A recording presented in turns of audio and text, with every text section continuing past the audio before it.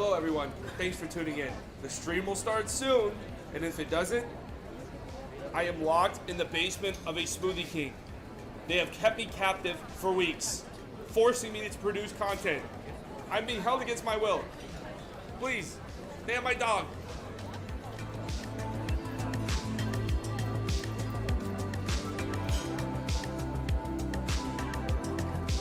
Welcome to Smoothie King, how can I take your order?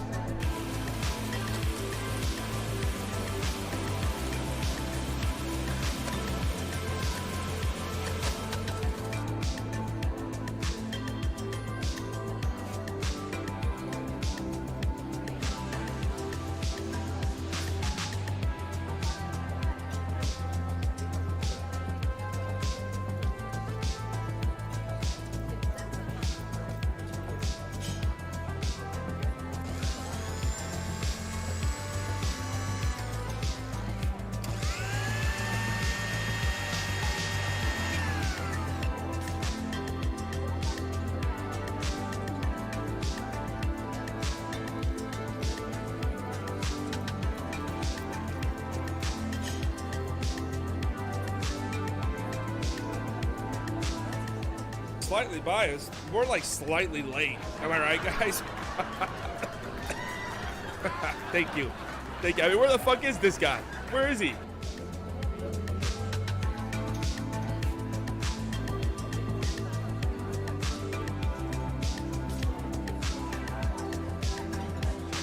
Welcome to Smoothie King. How can I take your order?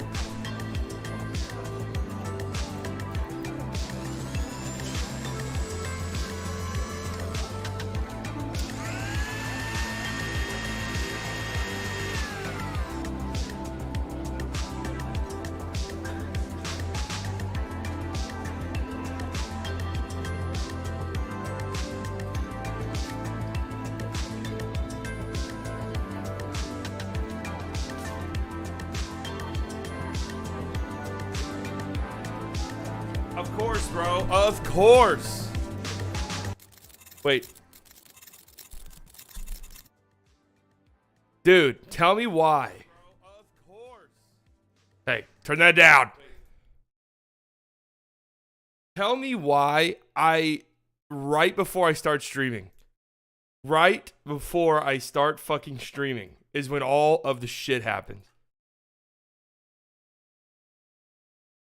Why?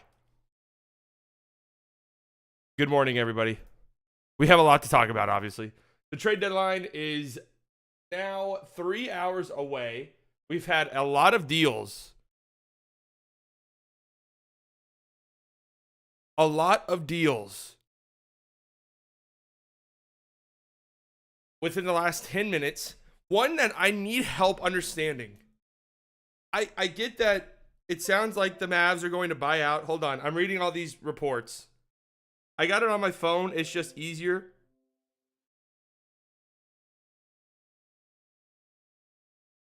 Okay, this makes a lot more sense. This makes a lot more sense. The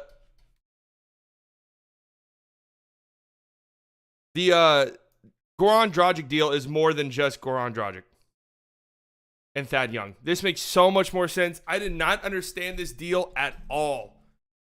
At all whenever it first came out. Because I was like, why are you trading a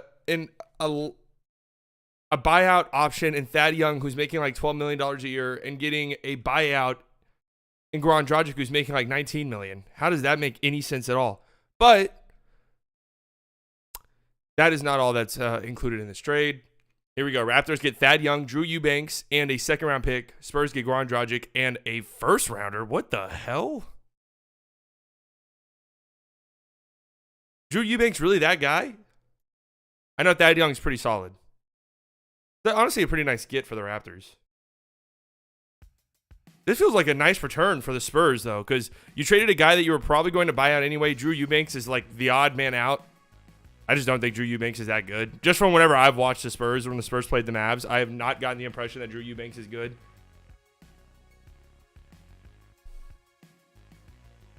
And you get a first? That's a big win. Okay, we need to somehow keep track of all the trades that have happened. But yes, obviously, Woj also tweeted that the Spurs are going to buy out. The Spurs are going to buy out Dragic. And, you know, the expectation is, of course, that he's going to be a Maverick. That's what people are saying, right? That's been the talk of the town really since the summer, since Goran got traded to the Raptors to begin with. So that'd be nice. I would, yeah, I'm all in for, not all in, but I would like a GoranDragic move for the Mavs. Obviously, it doesn't make us title contenders or anything, but it would just be a nice piece to have. Somebody else who could dribble, somebody else, a veteran. I go back to this. I don't know why this is always in my head. I go back to that game against the Suns in January. The Mavs had, what was it, like a 7-point lead in the fourth quarter, completely shit themselves in embarrassing fashion. Everybody's dribbling the ball off their fucking kneecaps, turning it over every other second. Having a guy like GoranDragic in that game would have been huge. A veteran presence down the stretch.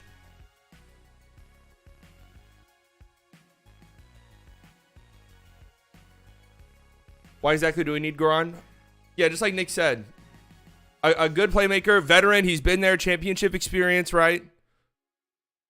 Dragic, what have I been saying? Dragic? Goran. What up, Pat?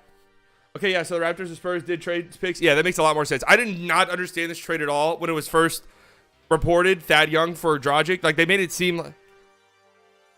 Dragic. They made it seem like... So that C in Slovenian is a ch sound, huh? They made it seem like... It was just Thad Young for Dragic. Goran. And I was like, this trade fucking makes zero sense. Like, this trade doesn't make any sense. Okay, yeah, there's a lot of James Harden news. I honestly think a James Harden move might happen here. What is this little thing? What is this? Voice mod. No, get the fuck out of here. Here's the trade deadline tracker. How up to date are they? Okay, pretty up to date. So we've had 3 trades today. No, just 2 trades today, but one of them was a 4-team trade. Thad Young, Drew Eubanks, 2nd round pick for Dragic, and a 1st round pick. We just talked about that one. That was the one we led the show off with because it pertains to the Mavs. Then we had this 4-team trade. The Kings. Listen, man, that game was fun last night. I'm gonna be honest. I feel like there are some overreactions to the Kings game last night. Their first game was Sabonis, obviously. Here we go. The Spurs, known for not making in-season deals. Okay, Markstein. You know, Markstein, I was this fucking close to turning off your notifications because you've just been tweeting some bullshit, man. You've been tweeting some absolute bullshit at this deadline. All right? I'm following you for news. I don't need this.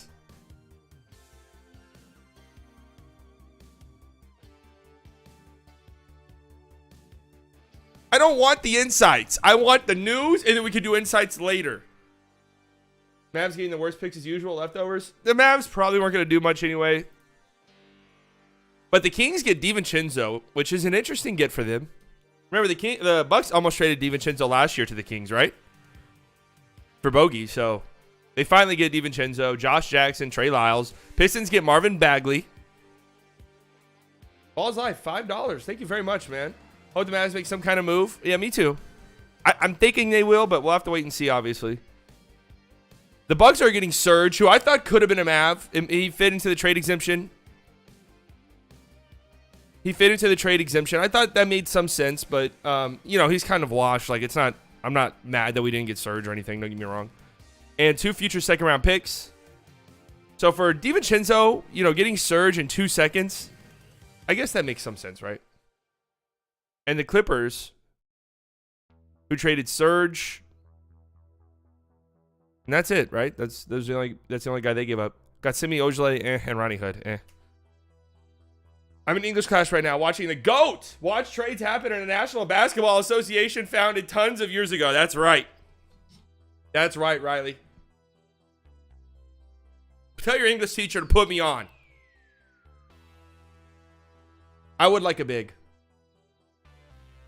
Rest in peace, Bagley to the Pistons. What, is it not happening? Or I need, you know what I'm going to do right now? You know what I'm going to do? I'm going to make a group. Let's go Markstein. Add to list.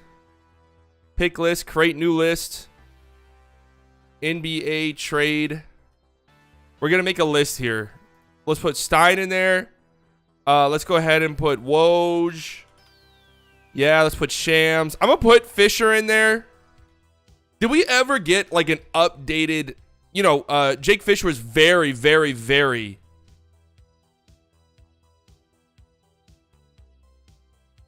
Where's Stein? Jake Fisher was very, done. We'll just have this. Boom. NBA trades. Boom. Here we go. Anybody else you think I should add to this? I'm supposed to be working right now too, Colton. I got stuff due by 5 p.m. Is there any possibility we get Miles Turner or TJ McConnell? I haven't really thought about TJ McConnell. Isn't he hurt? Miles Turner, I would say no. All right, so Fisher tweeted something very interesting out that caused quite the tizzy on Mavs Twitter. This is kind of a big development to me. Even if it is just rumors around the league, I don't think anything's going to come of this today. Two sources caution meanwhile that the expected GoranDragic buyout San Antonio may not be immediate in that Dallas. Okay, hold on. I'm going to have to read this. Hold on. What is Stein saying here? Two sources caution, meanwhile, that the expected GoranDragic buyout in San Antonio may not be immediate, and that Dallas, long considered the favorite to sign Dragic after the Raptors traded him, will face real competition to land him.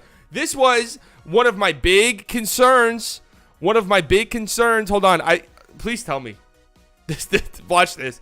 It's also funny because did Woj... Where's Woj? Is he not in here? How do lists work? Woj did mention that Milwaukee was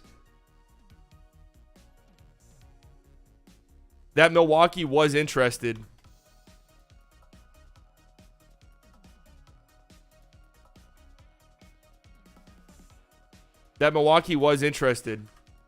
That reminds me of a tweet I sent a few weeks ago in the lead up to this deadline.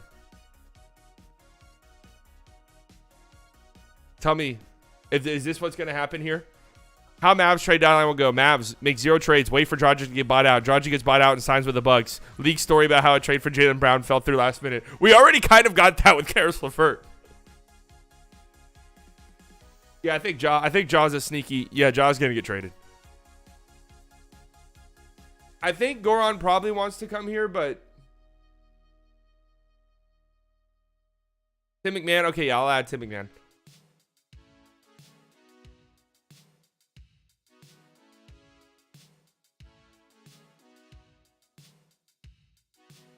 Come on, guys. That's why you follow me. I see into the future. Okay, but this caused quite the ruckus. Word first started making the rounds last night in discussion of a framework where Kristaps Porzingis potentially heads to Toronto has since circulated around the NBA front offices. There's, of course, mutual interest in bringing Dragic to Dallas. Unclear how serious talks are. So, the simple fact that is even something talked about is interesting to me. I don't think something like this would happen. Obviously, Goran just got traded, but I don't think if you're trading KP, you're getting more. Like, you need to be asking for Siakam. Straight up. I'm being honest. And then here's, of course, here come the Mavs beat writers. Why are you writing this? Think the Mavs can make a move for Alec Burks? Yeah, I would be in on Alec Burks. Can't lie, I have no idea why the Knicks would want to move him. No, the Knicks are a fucking travesty. They've got some interesting young players they need to make room for, like Quentin Grimes and stuff like that. So I could see it. Derrick Rose will be back at some point, too. All right, who should I add to this list? Tim McMahon. How do you add people?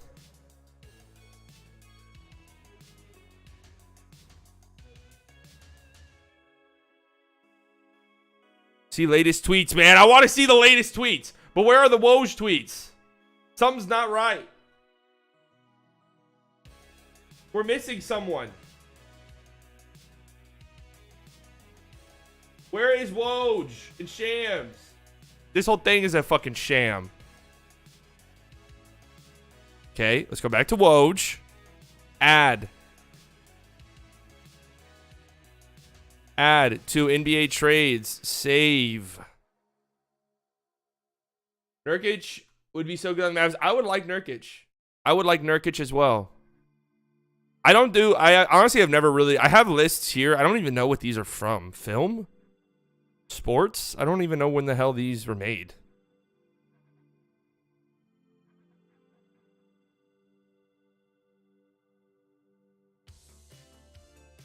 Add NBA trades. Let's go. Let's go. Let's go. Something big is brewing. I can feel it.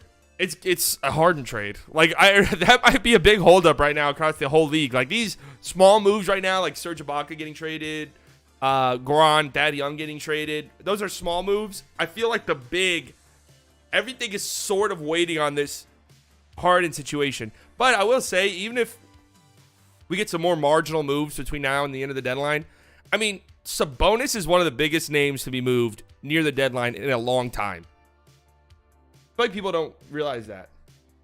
For the Pelicans, I would trade Zion before he gets worse. He's a bust. You'd be trading Zion at his absolute lowest. Who's the dude that always has the... Who's the dude that always has the Dame stuff?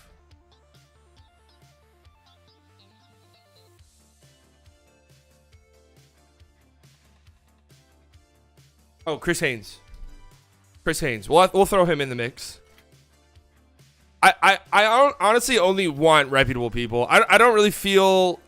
It is fun in the lead up to the deadline to like look at these like marginal accounts or like smaller local beat writers who are just pulling shit out of their ass. It's just fun for conversation's sake. But I have no interest in following their tweets today. None at all. Yeah, I like Dante. I like that move for the Kings. Kings definitely got better now. In the short term. Obviously, long term, do I think it's smart of them to move Tyrese Haliburton? Not really. I think it'd be easier to build around like a Tyrese Haliburton than a Sabonis, but we'll see. They look good. They look good last night. The ball was moving. I think a lot of that has to do with them being energized and, you know, everybody's been shitting on them. We just sort by new on Reddit, honestly. The problem with sorting by new on Reddit at times like this is you just see a bunch of bullshit. You see a lot of bullshit. Here's Scotto. Sources: the Charlotte Hornets and San Antonio Spurs have discussed a trade of PJ Washington, Kai Jones, and potential first-round draft pick for Jakob Poeltl. Yeah, Mavs don't have anything close to that. Is Michael Scotto... I've heard of him before. He's got 37,000 followers. Add him to the list, maybe? What do you guys think? Fuck it. Let's just add him to the list. That would be a great get for Charlotte. Wow. That would be a phenomenal get for the Hornets. That would be great. I would absolutely love this move for Charlotte. I would love Jakob Poeltl, but if it's PJ Washington, Kai Jones, who is what was Kai Jones in the draft? Like 13th, 14th, something like that. And a first round pick. Yeah, Mavs don't have anywhere near that. I think the Mavs could have flipped him in a second for Buddy. That is another thing too. Fisher, I think Fisher was saying that the Mavs were like very active last night trying to find a partner for Tim Hardaway. So the Mavs have been active. Hold on a second. I got to sneeze.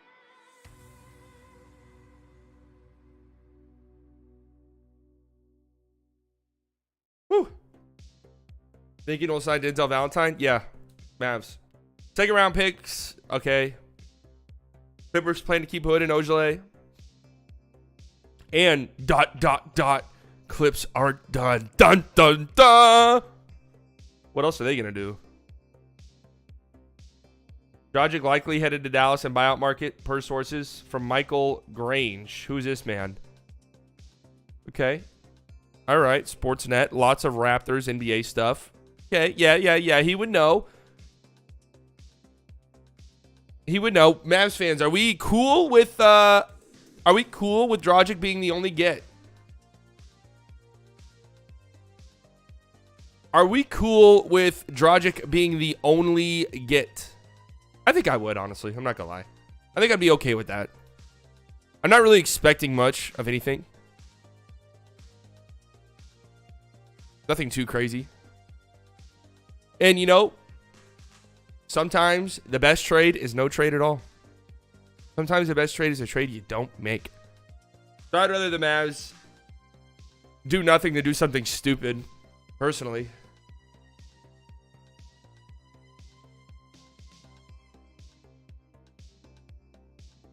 Sexton, I think they might try to keep Sexton.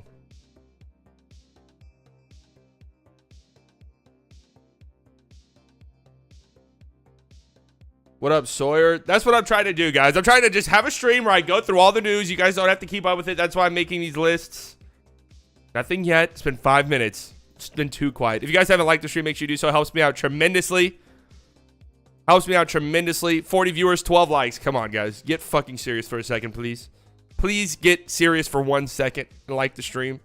Takes 0 time. I think depending on how this stream goes, there's an outside chance we hit 3,000 subscribers today, which would be cool. An outside chance. Oh, and also, I'm not streaming the Mavs game tonight, unfortunately. I'm not streaming the Mavs game tonight. Oh, yeah, okay. I did see a lot of talks about Cam Reddish, the Lakers really making a push for Cam Reddish last night. And, oh, I don't even remember who the fuck it was. Was it Bagley? Isn't that somebody? Ian Bagley or something? Isn't that?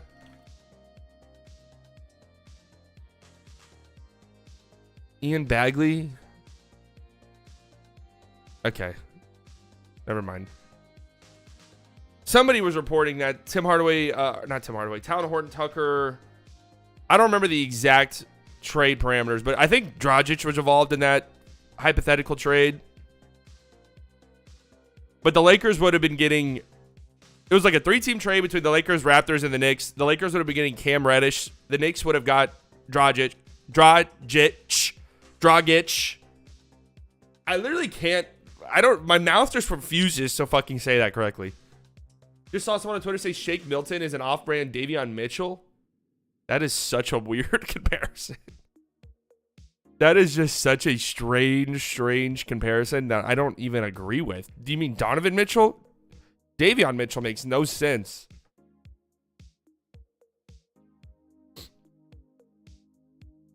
Feels like we haven't seen Sexton with this new look Cavs because we haven't. Really? I mean, when did he get injured? Pretty early. But it would be giving Luka another friend. Not sure I want that. Yeah, I'd be more of a mentor, though. It would be the best veteran presence.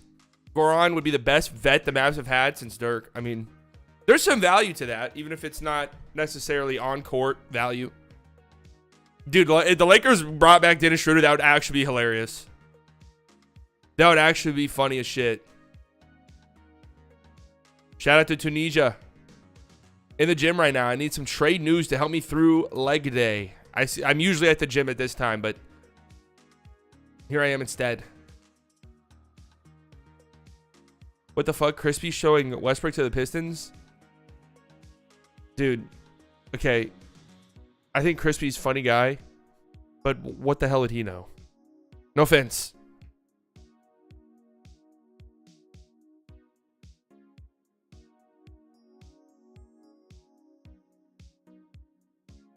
No offense. Toronto's created a $5.3 million trade exemption. Okay. Teams interested in Kobe White. I would actually like Kobe White. I'm going to be honest with you. I don't know what it would cost to get him. Why do teams care so much about not paying luxury tax? Why would you want to pay hundreds of millions of dollars for a team that you don't think is good enough? Yeah, billionaires aren't billionaires because they just willingly spend money on shit that probably isn't going to be worth it. Boy, the Mavs are looking to acquire Jordan McLaughlin. Oh my god, man. You just go on Basketball Reference and click random player. Every time in a stream, Riley just goes on fucking Basketball Reference and just clicks random player, right? You can do that. Can't you just click random players? Is that a thing they have?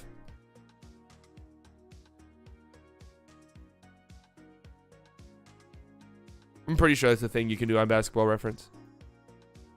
Always hated working legs, just zaps the energy straight out of you. I'm a fucking freak. It's because I have the upper body strength of a schoolgirl and the lower body strength of an ox that I always liked leg days. I hated upper body days because, especially if the gym was crowded, I would just look fucking pathetic. Lakers should try to trade Russ to OKC for some pieces. That's honestly something that I could see happening. Maybe not now, but in the offseason, like OKC, bringing Russ back, expiring deal. At some point, OKC's got to try. At some point, OKC's got to put forth some effort. Probably not going to have any new trades for a bit till closer to the deadline. Yeah, we're still 2.5 hours away from the deadline, so you notice it always seems like there's a flurry of trade. When there's one trade, it feels like there's two or three. That's what happened earlier. We got that 4-team trade and then the Goran trade literally back to back. I don't know why that is.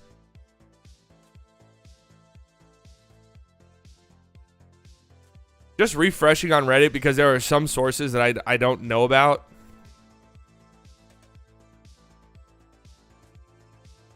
Yeah, there are. It's been rumored that the Lakers are interested in getting Schroeder back. Goran would hold Luka accountable. Not coming into the season out of shape, believe me. It would legitimate. Think about this. Think about the Mavs. I've talked about this before. Think about the Mavs roster construction. There has not been a legitimate veteran presence from a well-respected vet since Dirk. Think about it. Who has it been? James Johnson was supposed to be that guy. Think about that for a second. No offense to James Johnson. But that was the point of getting James Johnson. Was you were getting a dog, a vet, James fucking Johnson. No offense to him.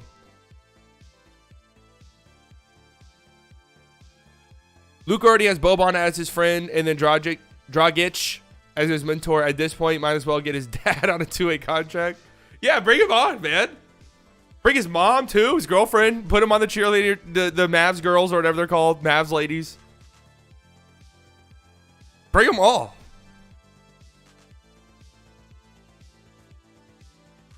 I think Alec Burks would fit really well in the Mavs. I'd almost like him better, but I don't want Buddy Hield. I just don't want that contract at all.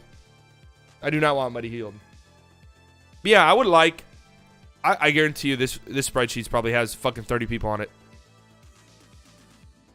Oh, really? Only 2 people? Oh, nice. Let's just look at Alec Burks. I really would like Alec Burks for several different reasons. Beef stew. Is he available? Oh, is somebody already on this? Okay, sorry. What about this one? Okay. Oh, would you fucking look at that? What the hell? What are the odds? What are the odds somebody was looking at Alec Burks right now? Twitter notification. Celtics are trading PJ Dozier and Bol to the Magic for a 2nd-round pick. What?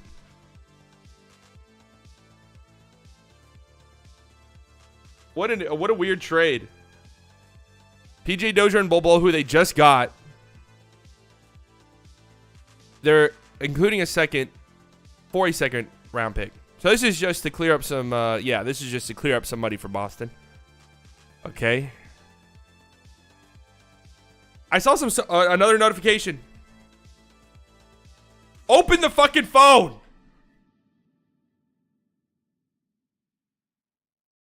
What was just tweet out the same tweet twice?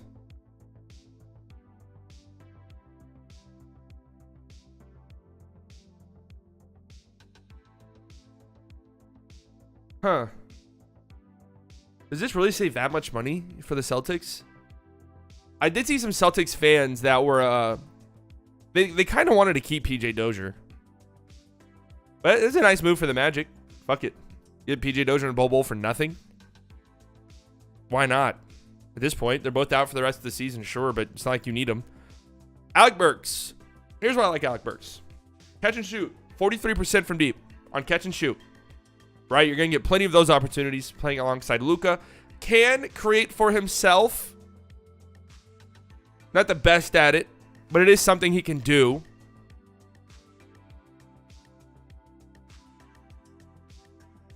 Probably misspelled someone's name. Dude, have you guys noticed? Woj just had some mistakes lately. Like, way more than usual.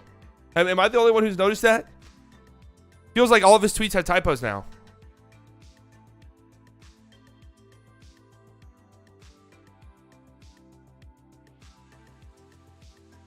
I don't like how they do the height at 78 inches. What the fuck? Am I supposed to do some quick math? What's 78 divided by 12? How am I supposed to know that?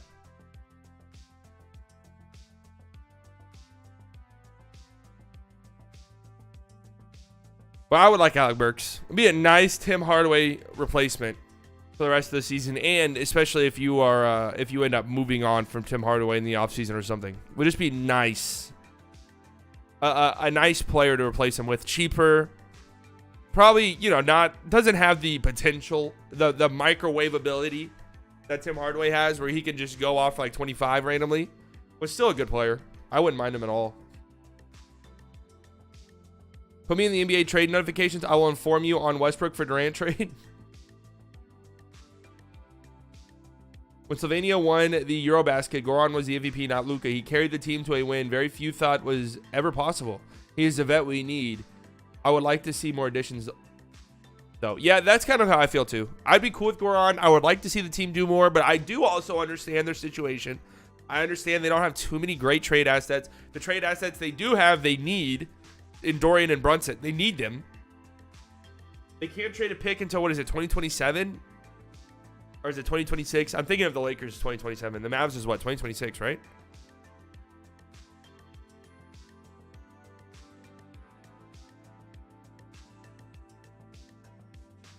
"72 inches is 6 feet?" Bro, there's no way Alec Burks is 6 feet. Okay. So I'd make him 6'6". Defensive role, wing stopper. Be a nice kid for the Mavs, if he's available. The trade in which he said the Pacers were trading Jeremy Lamb and Jeremy Lamb. Yeah, I remember that one too. That was one. Jeremy Lamb and Jeremy Lamb. The Pacers successfully cloned Jeremy Lamb, and they traded both of them. So what was the original trade for Bol Bol and PJ Dozier? What was the original trade?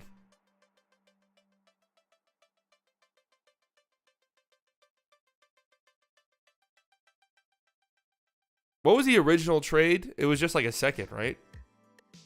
Or did they trade him? I don't even remember at this point. I don't see Bol Bol. I don't see Bol Bol turning into much, to be honest with you. I just don't see it. Do they have that trade, that original trade here? Oh, that's right. It was like a 3-team. Oh, okay, that's right. That's right. That's right. They traded Wancho. That's right. I forgot about that. They are just trying their ass off to fucking save some money. I'm not gonna lie. If Grant Williams is actually available, I would be interested. Okay, here, I'm editing this. I know somebody's on this, but it hasn't been changing forever. If actually, you know what? I'll be nice and consider it. Okay, there's a problem. You're the problem. Thad Young. A nice pickup. A nice pickup for the Raptors. Just some wing depth. They already have $1 billion, but get another one. Who was I just looking up? Who the fuck was I just looking up? Oh, yeah, Grant Williams. Grant Williams went from being one of the worst players in the league to being a decently good role player. But I am a little bit concerned that he would just revert back to sucking.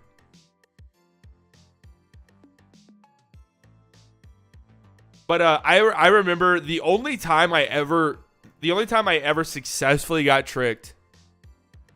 The only time I ever successfully, look at, he's shooting 43% on catch and shoot threes. The only time and 51% from the corner. The only time I successfully got tricked by one of the fake. You know how, like, at the deadline, as people sometimes fake, you know, fake Woj account. The only time I ever got tricked by a fake Woj account was somebody saying that the Celtics agreed to a rookie max extension for Grant Williams. And this was like a year ago, and I was like, what the fuck? I remember being like, dude, is Grant Williams, like, maybe I just don't watch enough Celtics games. That was the only time I ever successfully got tricked by a fake Woj account. I was in disbelief for probably a solid 10 minutes. I was like, dude, maybe I just don't get Grant Williams.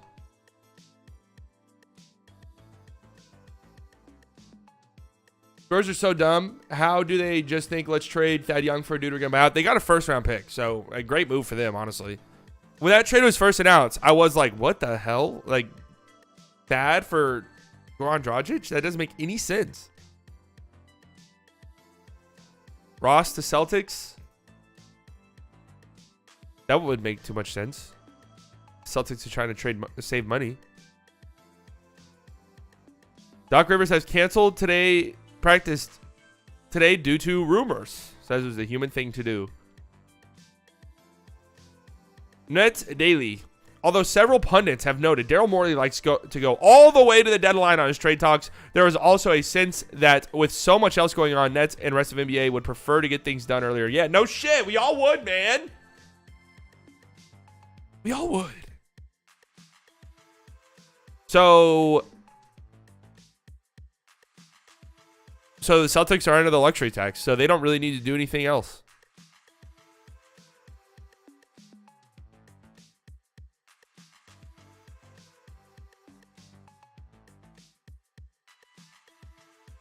Dude, I really thought it was real. I was like, Grant Williams and Max?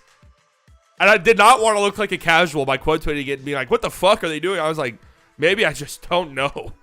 Maybe I just don't watch enough Celtics games. Hearing there are 3 or 4 teams that remain interested in acquiring Dennis Schroeder. One source says it's just about 50-50 as to whether something gets done. C's appear to have no plans to trade Josh Richardson. Yeah, it seems like they got out of the luxury tax and maybe they don't do anything else.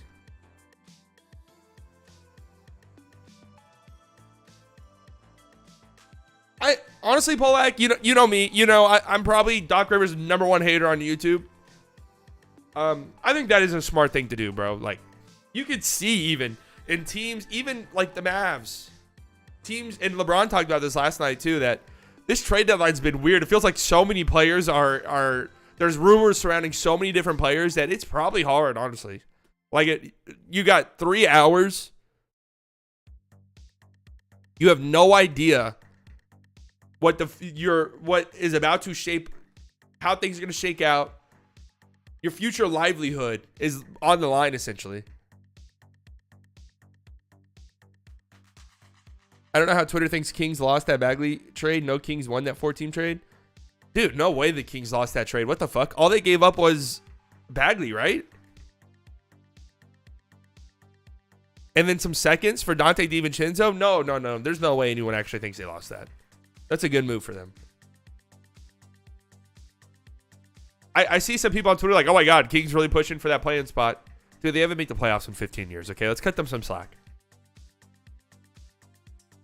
I keep laughing at that shit you say, and my coworkers keep looking at me like I'm weird. But hey, keep it up. Tell your coworkers to tune in, man. It's all right, guys. We're getting Giannis easy. Yeah, easy. What the fuck are the Mavs doing? Missing another trade deadline has become usual for the Mavs. They drive me crazy. They're still 2.5 hours. And it does kind of seem like the league is sort of just waiting on this Harden trade. What the hell's going to happen?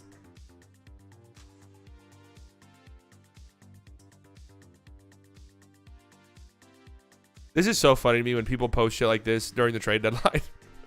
Best sleeper bets on Rookie of the Year. Let's see.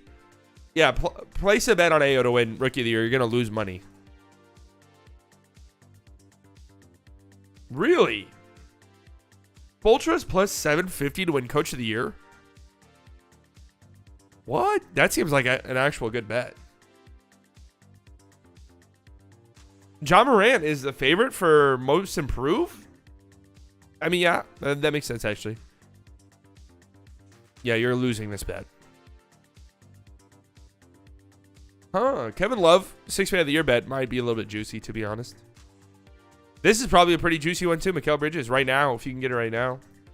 Just because Draymond's going to miss some more time. All right, we're 11 minutes from anything happening. Anything substantial. Had some rumors.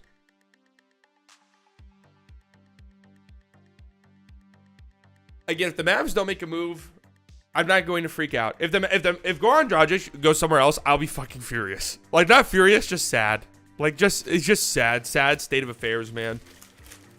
It won't be like I hate this team. It'll be like, oh, man, this team is just sad. When it comes to acquiring players, this team just they really are sad.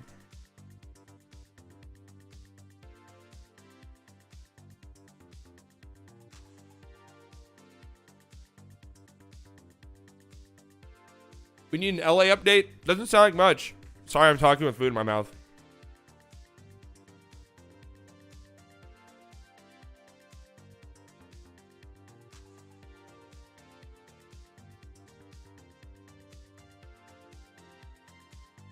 No, Goran's definitely getting bought out. Goran's definitely getting bought out. The question now becomes,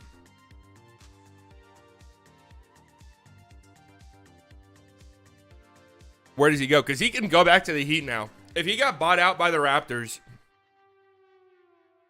he could not have gone back to Miami. But since he got traded,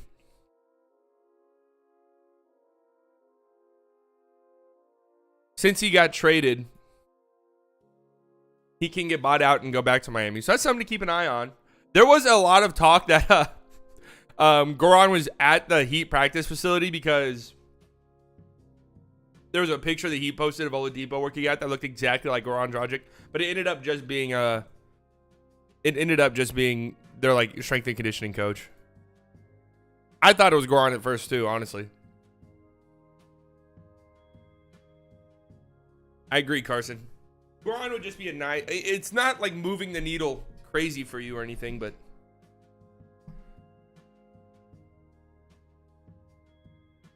Morant and the Grizz remind me of Mitchell and the Jazz last year. Great team that no one expects to go deep. I don't know who they remind me of. They seem legit to me. Like, they play good enough defense where it seems legit. That's kind of the thing. And their offense seems sustainable. I never thought the Knicks were sustainable last year.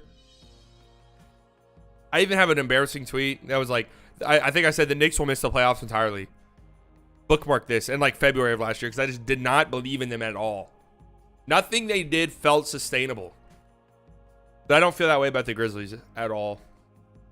Can you describe what a buyout actually means? Basically, a team just agrees to pay the rest of your contract just so you could go somewhere else. And typically it happens when a player wants to leave. A player's overpaid. Nobody really wants to trade for them. The team wants them gone just because, you know, either to do right by the player or just to open up roster space or whatever. So typically they negotiate and they agree to settle for less than the contract amount. So Goran's making $19 million. Of course, the Spurs wouldn't have to pay the entirety of that $19 million. It would just be whatever is left on the deal at this point in the season. But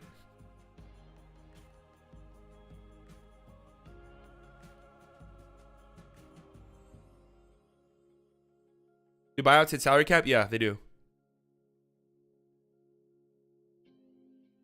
Or are you saying,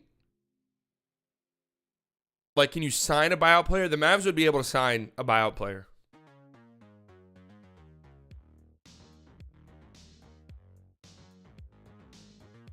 I'm losing my faith in the Mavs front office. They don't know how to finesse a trade and obtain assets.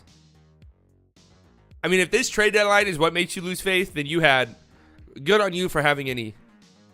This past offseason was kind of the nail in the coffin for me. Or really 2 off seasons ago. It was 2 off seasons ago when the Mavs really were in a pretty good position to do something. And did nothing.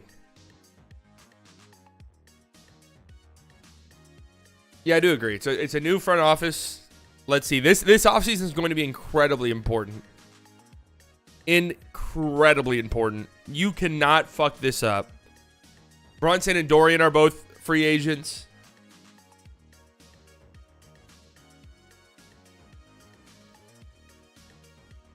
You have your draft pick. You need to hit on your draft pick if you're going to draft him. Etuan Moore is getting waived, guys. Was he traded or something? Honestly, forgot Etuan Moore was in the league.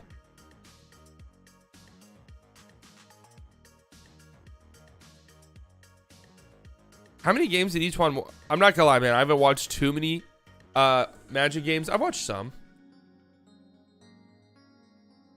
He's played in 27 games. Okay. Oh, no. He hasn't played in a single game for the Magic. Oh.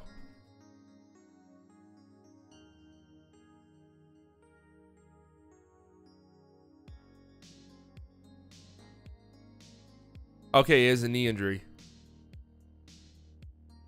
I was about to say, I honestly did not know Etuan Moore was in the league. Someone at Fox said the other day Siakam is getting shipped. Yeah, I wouldn't believe any of those guys either. Oh, that actually does remind me. While there's sort of a lull in the action, I do want to talk about a tweet that I saw. Dude, listen, I don't watch ESPN at all. Like, I'll watch their live games, obviously.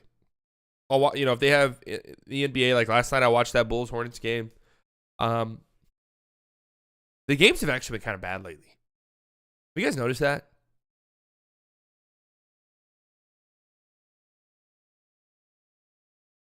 Have you guys noticed that the games lately have not been that close? Like both ESPN games last night were blowouts. The Lakers and Trailblazers game was madness. I hope you guys watched that. The ending of that game was insanity. But anyways, I don't watch any of their fucking talk shows. I think they're all horrendous. Horrendous. So when I see clips floating around, sometimes I can't believe it. That's how bad it is. Jaylen Rose is always on the money. Watch this. I couldn't believe how terrible this was. This honestly felt like a comedy sketch. They're talking about the Sabonis and Halliburton trade. Kings trade. When I saw it, I read it over and over and over. This is malpractice. This is NBA basketball malpractice. So first and foremost, obviously, he saw this on Twitter, undoubtedly, right? Saw this on Twitter. Everyone's talking about it, right? Let me get some clicks. Pile on the Kings, right? I didn't like that trade for the Kings. I do not understand why the Kings would trade Halliburton. This is the worst part right here. Right here. And Buddy Hield. Don't forget that. And Buddy Hield. And Buddy Hield. And Lamb and Justin Holiday. Dude, it's funny that they said this because I saw Kings fans that were actually excited that they did not have to give up a pick to get rid of Buddy Hield. Buddy Hield. He's saying that like Buddy Hield is some fucking all-star. Guy's a bad contract that they've been wanting to get rid of since literally before he signed the contract. Do you guys remember that? Like Buddy Hield wanted out of Sacramento. It seemed like Sacramento wanted to get rid of him before he signed his contract. Do you guys remember that shit? When was that? Like 2 years ago? He likes Sabonis. I do too. But the reason why this makes it more head scratching is you're a free agent after this year. So Jaylen Rose, keep in mind, man, Jaylen Rose is like the main piece of their like NBA halftime show. He's like one of the main contributors. Outside of Stephen A, who's on it now. This man just said that Domantas Sabonis is a free agent at the end of the season. As you can see, Sabonis has 3 years remaining on his deal. How do you get that wrong? That is literally one 10-second Google search. I don't understand how you get that wrong. And You know that, right? you know how You know that, right? Burton is second year. And you know how much Are you trying to win now? By the way, I'm the president of the Halliburton fan club. Yeah. President of the Halliburton fan club. Getting DMPs in Sacramento. So the president of the Halliburton fan club. No. Hold on. What is happening? Now the Halliburton fan club. Yeah. I'm talking about a dude that's getting DMPs in Sacramento. So the president of the Halliburton fan club, who assumably watches the games, just said that Tyrese Halliburton is getting DNPs in Sacramento. Which let's just go look, right? Let's just go look. Has Tyrese Halliburton ever in his career gotten a DNP? A DNP. A did not play. Coach's decision. Let's see. Game logs this year. Inactive, right? This is he just got traded. These aren't DNP. As you can see right here, 38 minutes, 37 minutes, 40 minutes, 34 minutes, 39 minutes. I don't see any DNPs. I honestly wish when you look at game logs that Basketball Reference would tell you why they didn't play. You know, like inactive knee injury or something. You know what I mean? Tyrese Halliburton came into the league and was getting 30 minutes immediately. Like, just so incorrect. Now he started to play, showed his promise. They gave him some minutes and they move him on a rookie deal. He scored 38 like 4 games ago. And Buddy Hield is a flamethrower. They gave Tyrese Halliburton some minutes. Dude's averaging 30 minutes a game since his rookie year. Conversation about made threes. What are they talking about? Top 3, top 5. Buddy Hield is always. Let me ask you a question. I'm being dead serious about this. Yeah. Should the league have stepped in? Yeah, they should have stepped in, man. No. Yeah. Because they'll maintain Sabonis bird rights. They probably figured that they could sign and trade him if he doesn't want to stay there, which now they'll have his cap relief, but they don't have the player. It's just a head scratch. Dude, what? I don't understand how nobody stepped in here.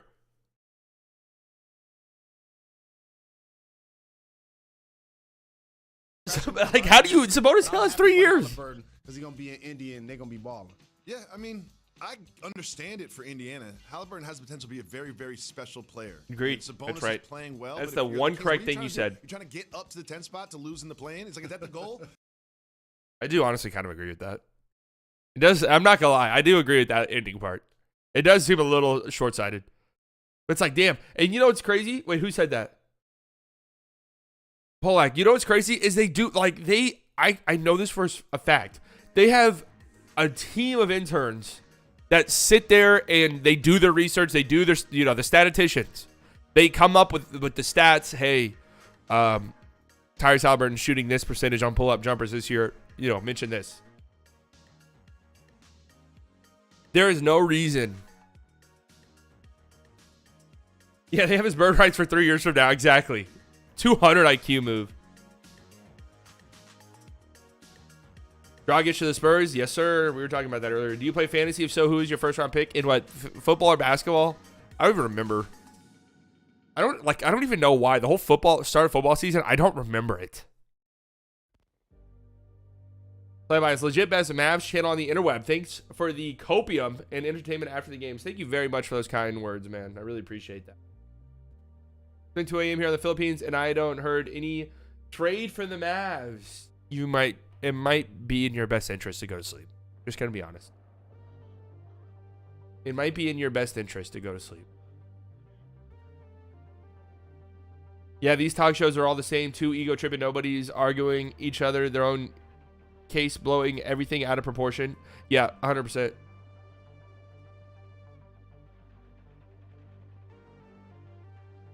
$100%. And it's a 24-hour news cycle. So in order to support that 24, what is this? When was this made? Oh, I remember what this was now.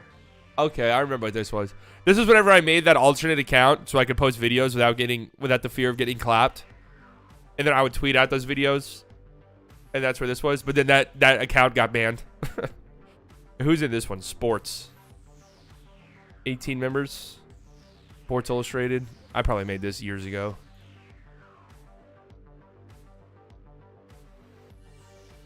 Oh, here we go. This is actually substantial. Brooklyn Nets and Philadelphia 76ers were engaged in trade talks this morning centered on James Harden. Dude, and then Woj was finally tweeting today. Windhorst. Should I add Windhorst to this list? Woj was tweeting earlier today, or Windhorst was tweeting yesterday that Harden wants out. Harden wants out. Harden wants out. Woj came out last night and kind of... He kind of gave a conflicting report. He didn't necessarily say that Harden didn't want out, but it was more so like, yeah, the 76ers and Nets really aren't talking. Then this morning he said, yeah, they are actually talking. Although Brooklyn Nets guard James Harden wants to trade to Philadelphia 76ers, he has resisted making that formal request out of fear of public backlash that would come with asking out. So this is better.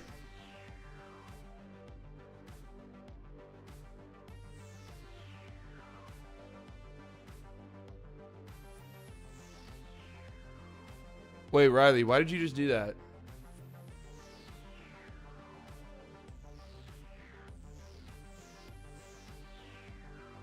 Why did you just do that, Riley?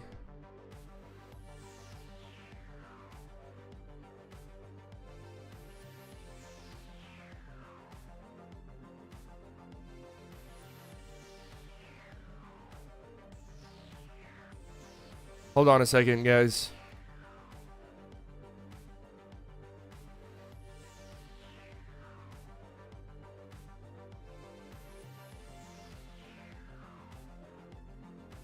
Did you see what he said?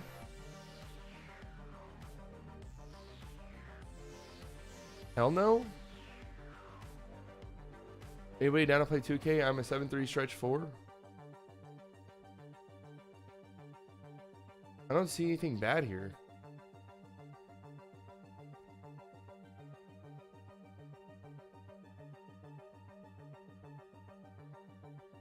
Did you see Jeremy Grant dealt? No, I don't think Jeremy Grant's getting dealt, to be honest with you. Doesn't really seem like it.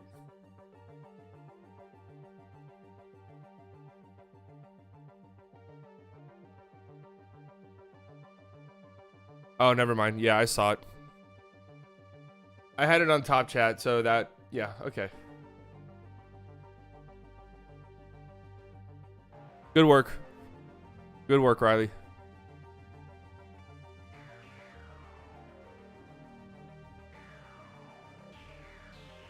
I had it on top chat, so I didn't even see that because YouTube hides that shit itself. Thank God. No one on ESPN mentioning how much everybody there overhyped Westbrook to the Lakers. There are still people who are like really defensive of Russ, and I understand it. It's like Russ is a lot of people's favorite players, a lot of people's favorite player, and damn, it's like it is sad to see, honestly. This man is an MVP. This man is an MVP. You know what I mean? So it is sad to see the decline, the slander. Collins and Clint for KP, Tim Hardaway Jr. more. I would do that in my sleep, like literally. I could be in a coma and I would still agree to that trade if I were a GM. Okay, I did want to read this. One, sources say the team spoke Thursday morning. One source said Sixers co-owner Michael Rubin is involved in the situation and that the Nets are asking for a lot. Who has the leverage here? Like, who has the leverage? Harden is a free agent at the end of the year. He wants out. By all, you know, he's probably not going to be a member of the Nets past this season. The Sixers are trying to trade somebody who doesn't want to be there either. Who has the fucking leverage? Steve Nash did say Harden's not getting traded, but that's just coach talk, man.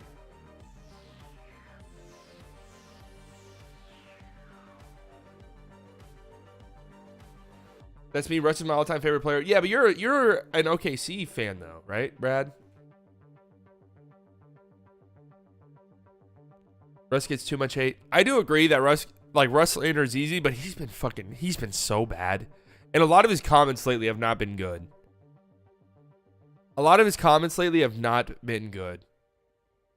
I have friends who love Russ. They love his hustle. I do admire Russ's motor. I will say that. I really, really do. Yeah, Wolves and Celtics talking about Malik Beasley and Marcus Smart. Beasley went off a couple nights ago. I think 2 nights ago, was it? They played the Kings 2 nights in a row.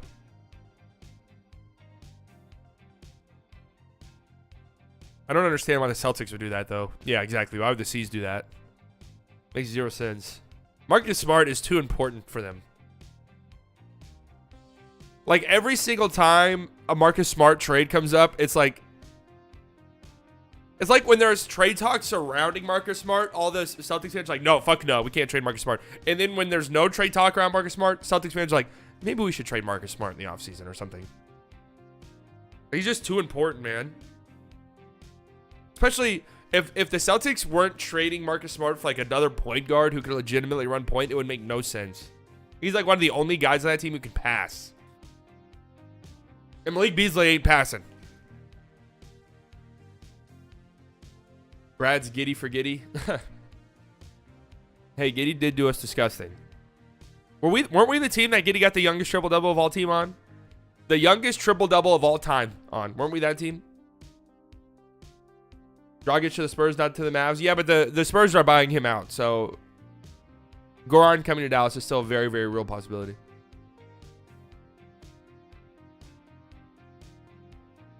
What up, James Harden? Let us know, man.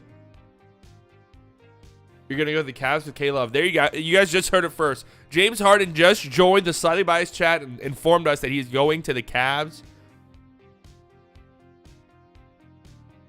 And not only that, but Kevin Love will make the defensive play calling. So Kevin Love is now the defensive coordinator of the Cleveland Cavaliers. Is there any franchise that would take KP? I tweeted this out, and I actually do kind of believe it. I think that this isn't even copium. I actually believe this. That Kristaps Porzingis trade value might honestly be higher than we think. I know that really sounds like copium for me, but I actually somewhat believe it to be true. I think the last hour I'm going to stand. I'm gonna raise my desk and stand. If Josh Giddey can become a somewhat consistent scorer, he's gonna be a really good player. He's already a good player, especially for a rookie, but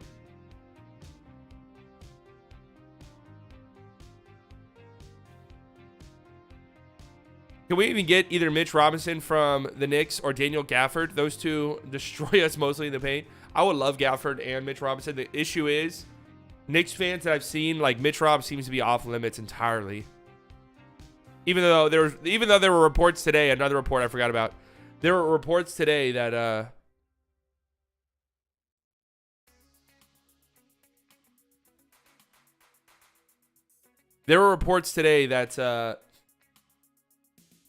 the Knicks were open to trade anybody. And I don't know. I would call about Gafford just to see what's up. Can't imagine it'd be too much, but I'm not entirely sure. As a Heat fan, I see Dragic to the Mavs. Miami has too many guards. Yeah, I think the Max Strus is becoming really good, kind of. You're 100% right. They had too many guards. And Oladipo's coming back soon.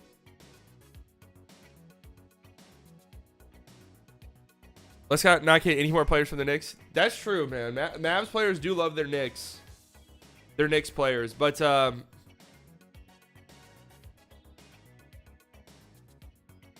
would take like an Alec Burks. Really, I would. I would gladly take Mitchell Robinson. I just don't think it's gonna happen. I mean, I would gladly take him.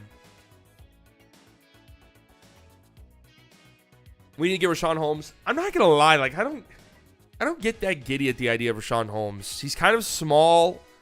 His big issue, he barely played last night. His big issue is he gets bullied by bigger bigs. I don't know what he's going to come in and do, honestly.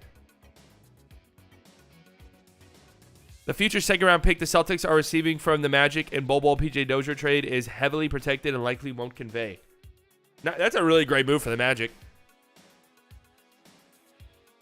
Less than 2 hours left. That's right. And remember, it's not uncommon for trades to get announced 10, 20, even 30 minutes after the deadline. Teams just have to send it in before the deadline. The Magic are waiving Michael Carter-Williams. Breaking news.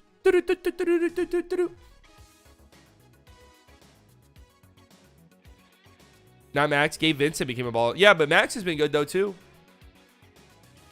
Feels like every time I watch a Heat game, Max Strus is like fucking 6 of 7 from 3. As a Slovenia, nothing would make me more happy than Doncic and Dragic teaming up. But in my honest opinion, it's not the move we need. No, I think it's a move. I think it's a good move. It doesn't make us a championship contender, but there's really no in-season moves, realistic moves that make the Mavs a contender, if we're just being honest. The Bucks got Serge Ibaka. They already have Bobby Portis. What the fuck are they going to do with Ibaka? It's some solid depth. I mean, they got him for next to nothing. Rodney Hood and Semi Ojeleye. Semi Ojeleye is probably one of the worst bottom 5 players in the league. No offense to him.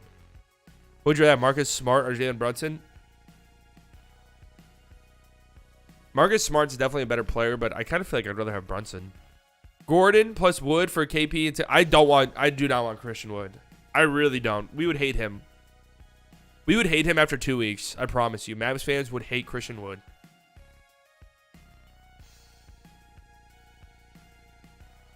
Any talk of the Suns doing anything, or are they set? They've been really tied to Eric Gordon. I keep seeing that. But outside of that, that's all I know. And then Jalen Smith, obviously, his name has been thrown out there forever. Moses Brown for a bag of Doritos. Heat wave flavor. I'm game for that. I might get traded to the Raps for Scotty, Siakam, and Fred. Wow. Even James Harden has no idea where he's going. Dame for Smart and Brown.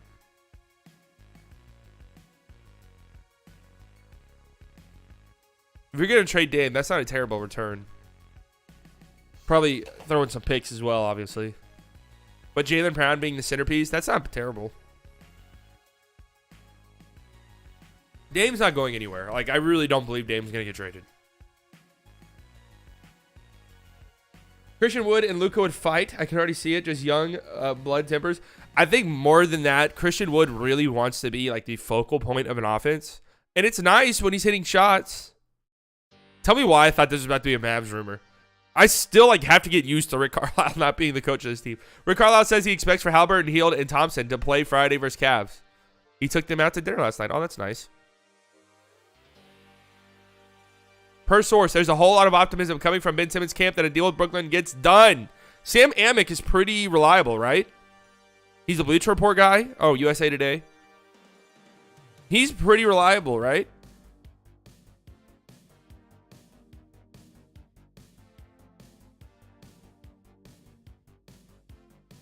Amick is a trustworthy one.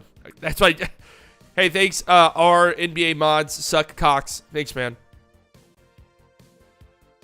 Shout out to my man Kevin Durant. I saw Lakers fans thinking they can trade Russell Westbrook and THT for Dame Lillard beyond delusional. I actually saw in their subreddit, and this was actually an upvoted comment. Fuck, who was it? Oh, that's this one is even worse, I think. That there was a possibility that Russ could get traded to the Nets for Harden because the Nets were scared of letting him walk for nothing. They actually believe that. God bless him, man. God bless him. Refresh your Reddit. Anything happen in 2 minutes?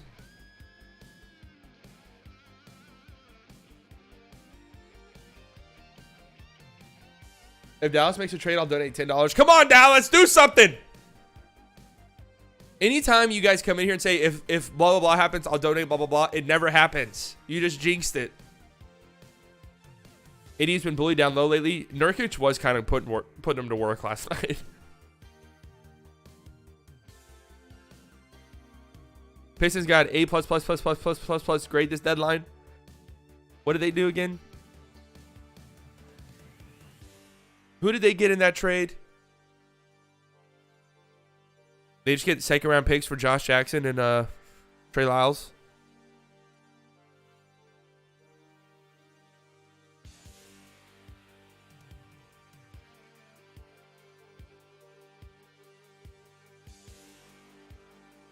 Who did they get? Oh, Marvin Bagley. That's right. Duh. What the fuck? I did like that trade for them. Whatever. It's, you know. They'll donate 20 if Dallas gets a big. No, well, they're not getting a big now. I tell you guys jinx it when you do this.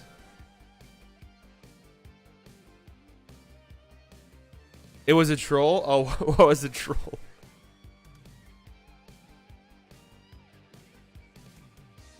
Yeah, the Mavs aren't doing anything major. I've accepted that, though. I've seen Wood play in person, and he's really not really that impressive. I think Wood might have an attitude problem and wouldn't fit with Kid's system. I mean, beyond the, I can't speak on the attitude stuff. I know that he's had his, his issues. But beyond that, I just think having a guy like Christian Wood who feels they need to get a certain amount of touches and shots is not what the Mavs. The Mavs don't need any guys like that. Like, the reality is our team is going to run through Luka no matter what.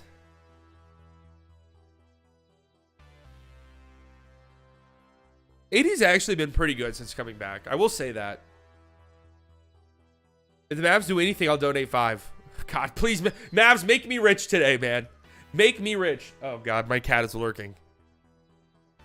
My cat is absolutely lurking, and I'm a little bit worried my feet are going to get attacked at some point. Yeah, I want to put my cat on my desk so he can hang out with me, but he rolls all over my fucking keyboard, and I don't want him to, like, in the stream or something on accident.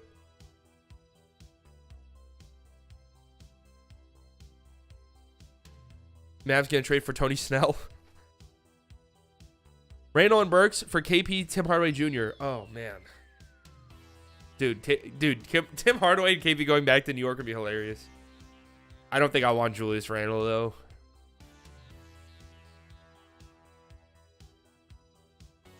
I don't think Wood or a guy like Sabonis would fit with us. See, the thing with Sabonis is, like, unless you make another move... It is weird because everybody talks about what you have to do to build around Sabonis is have a center who can play defense, stretch the floor. They had that with Miles Turner. I mean, I would obviously much rather have Sabonis than Christian Wood. Just a way better player.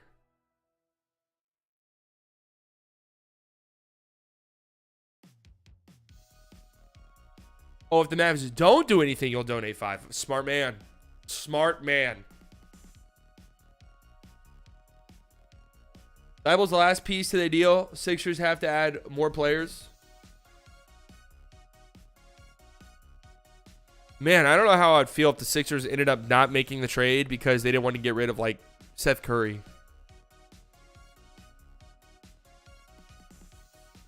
Ben Simmons, Seth Curry, a first-round pick is a Sixers offer. The addition of Matisse Thybulle could get it done. Seth Curry a first. Ben Simmons, Seth Curry a first and a second. I'm not going to lie to you. That's a good trade for the Nets. I think that you're downgrading a little bit, but long term, especially if you know Harden's leaving, that's a pretty damn good get for the Nets. Ben Simmons can play defense. You desperately need that. Seth Curry, a knockdown shooter. You desperately need that. Joe Harris is out. If they get Matisse Thybulle too, I would love that deal for the Nets. Really, I would. Who's winning Super Bowl? Bro, Julius Randle makes us contenders for what, the lottery?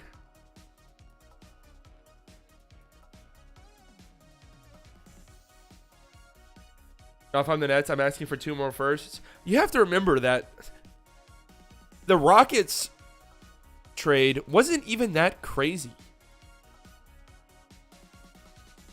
Like, this would be a much... Like, the Nets have less leverage than the Rockets had. And if this trade were to happen, their return would be much better than the Rockets' return. Much better. Oh, Twitter notification. Brooklyn? Oh my fuck. You son of a bitch, Jake Fisher. Wait, hold on a second. This is actually an interesting... That's my computer making sounds. This is actually an interesting tweet. That's my computer making sounds, guys. Brooklyn has called rival teams gauging trade interest in Matisse Thybulle, sources said. In the scenario, the Nets are able to acquire the swingman from Philadelphia. Holy shit, Mavs. Get on the phone right now, Mark. Get the fuck on the phone. This is interesting, though. If Brooklyn is at this point where they're asking about flipping a guy, the talks must be pretty substantial.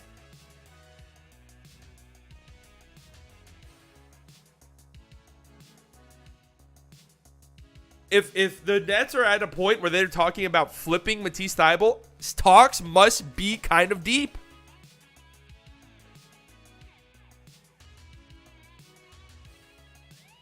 Sixers lose a ton of role players for this. I do agree, actually, Enrique. I wouldn't blame the Sixers for saying no. If it turns out that they wanted Thybulle, Seth, and Ben Simmons, really, just this year, I don't know. That's a tough one. You're going all in on it on this Embiid MVP season. In during a season where it looks pretty open. Like, just being honest, it does look pretty open. If the Mavs do nothing, there is more than a 50% chance that Luka will request a change of club within 2 to 3 years. We'll see. I don't think this deadline is making or breaking anything. Oh my God, another notification. Ben Simmons has been traded. Bruh. James Harden just got traded. James Harden just got fucking traded. This is not a drill. This is not a joke. James Harden is getting traded to the Philadelphia 76ers. Holy shit. This is not a drill. Shams just tweeted it. This is not a drill. Oh my God. This has to be the most insane trade deadline trade of all time. It has to be. Oh my God. Call your fucking grandma right now. Shams. Breaking. The Brooklyn Nets and Philadelphia 76ers are finalizing trade sitting James Harden for Ben Simmons, Seth Curry, and draft picks. That's all they got. That's all they gave. That's all it took. Ben Simmons and Seth Curry. They got James Harden. Holy shit. Holy shit. Holy shit. Call your grandma right now, man. Nets are including Paul Millsap. Oh my God.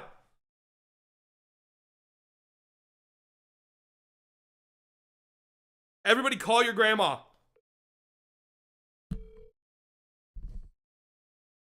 Good morning, Conley Bach. Grandma, you're on live. I'm on live streaming right now. Oh, okay. The Brooklyn Nets just traded James Harden. Do you believe that? Really? What is your opinion on it? I don't really keep up with it that much, to be honest with you. But a good move or a bad move? Probably a good move. You heard it here first, ladies and gentlemen. Enjoy the rest of your day, Grandma. Love you.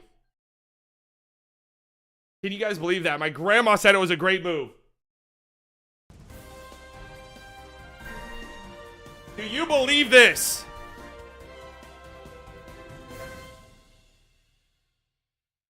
I cannot believe that this actually happened.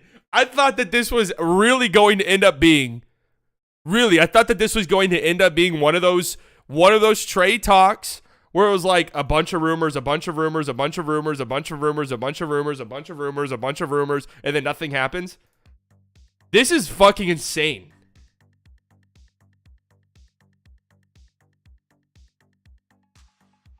You just call your grandma? Hey, listen, man, I'm a grandma's boy. I call my grandma every day.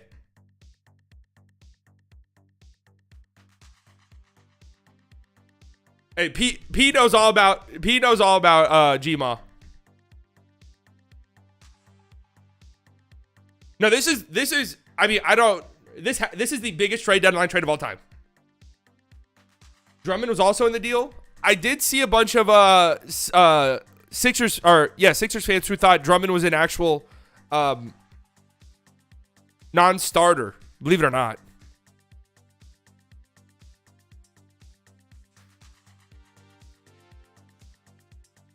Holy shit, man.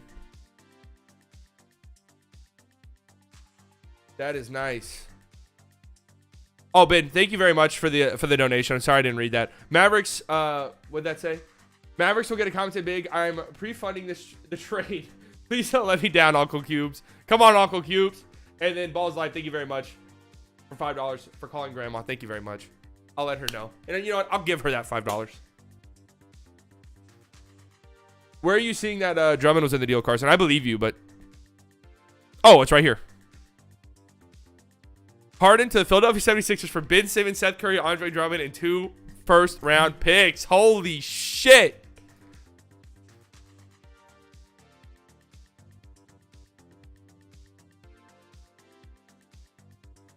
Holy shit, man.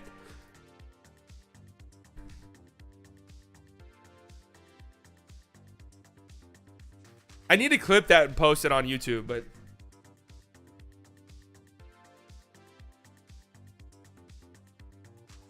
Holy fuck.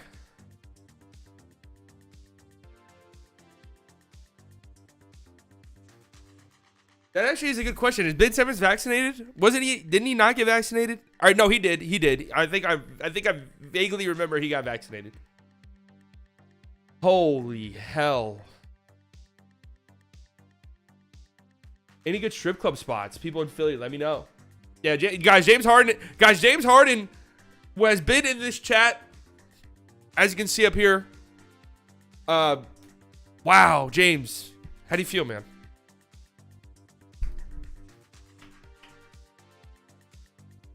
This is no joke, the biggest trade deadline trade ever. Like it is. Right? I'm not gonna lie to you, man. I sort of feel those picks are kind of weak, honestly. An unprotected 2022, that's literally going to be like a 28th, 29th, maybe even 30th pick. And a 2027 protected first. Those are kind of some picks.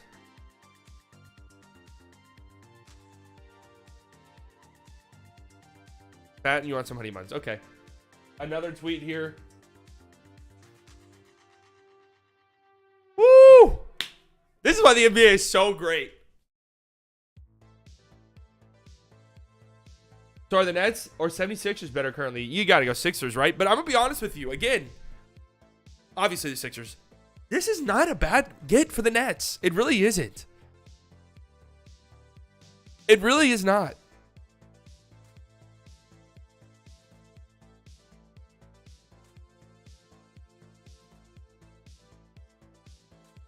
This is not a bad get for the Brooklyn Nets.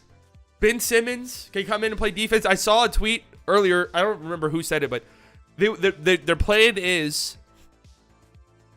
It kind of seems like this trade was agreed on. You know what I mean? And it's just been working out the details. But it sounded like they... One, I saw a tweet today that said the Nets didn't want to do this unless they knew Kyrie was going to stay. So I wonder if there's any update on that.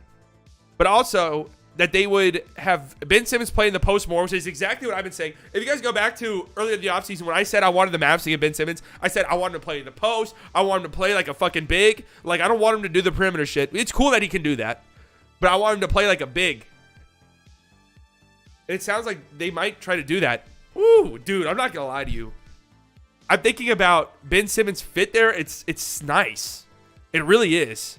You really don't need him to do any scoring if Kevin Durant is healthy and Kyrie's playing. You need him to do zero scoring. Just play defense, right? Operate out of the post. He can pass out of the post. I think the Sixers probably won the trade. Yeah, keeping Matisse is pretty big. I mean, really, you gave up Andre Drummond, who's your backup center, and Drummond's been good for them. But Andre Drummond is their backup big, and you could replace that. In fact, they're probably going to make another move, I would have to imagine, to get another backup big, right? Seth Curry, just, Ben Simmons hasn't been playing for you at all this season. So I just think you're upgrading Seth Curry to James Harden this year. You kept Maxey. You kept Tyrese Maxey. You kept Thibault. Woo! Exactly. Just play D, run the ball. That is it. Now, will he agree to that? We'll see. This could honestly be.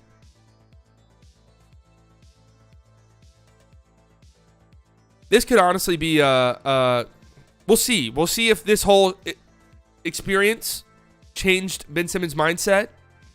But damn. Damn, they play in a month? What's your opinion on Seth Curry versus Jalen Brunson? Brunson is a better fit for Luka. Just because Brunson creates his own offense. Maybe if the team was a little bit different, it'd be different, but the Mavs need somebody else who can create their own offense. Damn, that is a crazy trade, man. Holy shit.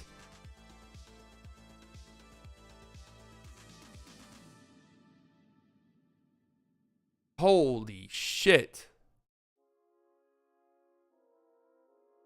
Sixers fan here. Ben Simmons as center would be really good, except he has no post moves and can't rim protect, but nevertheless still the best option at this point. I think more like a 4.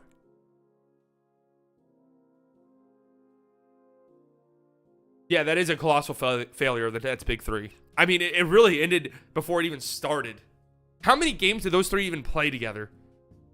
Let's go to Stat Muse. How many games did those three even play together?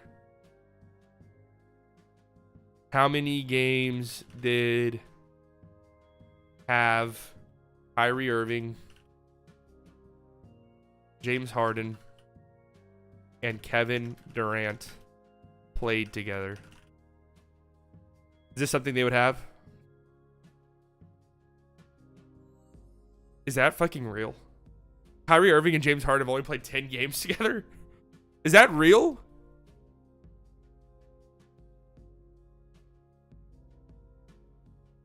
That can't be right.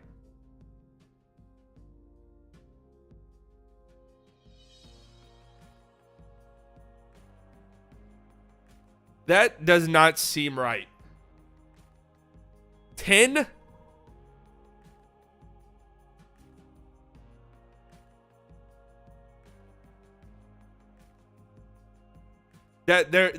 No. There's no way that's true.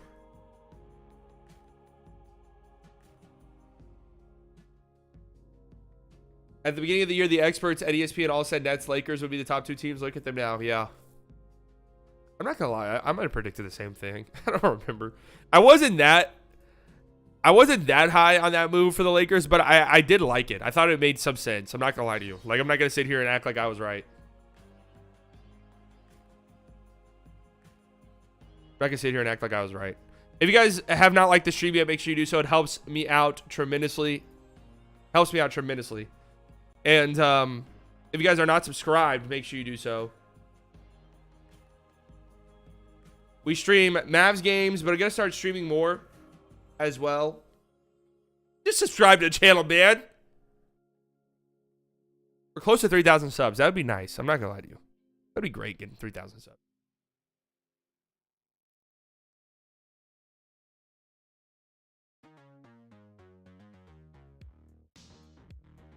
They really only play 10 games together?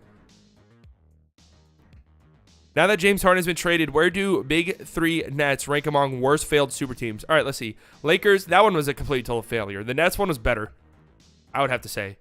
2014 Nets, that one was worse. 2004 Lakers, that one was probably worse too. Oh, another tweet.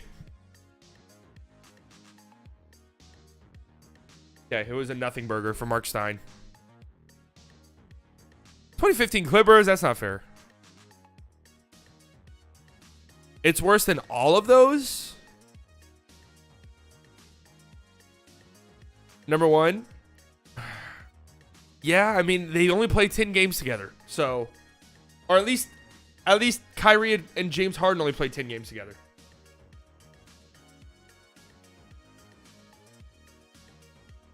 Will Ben Simmons actually play? Markstein just tweeted. We're getting some tweet notifications here.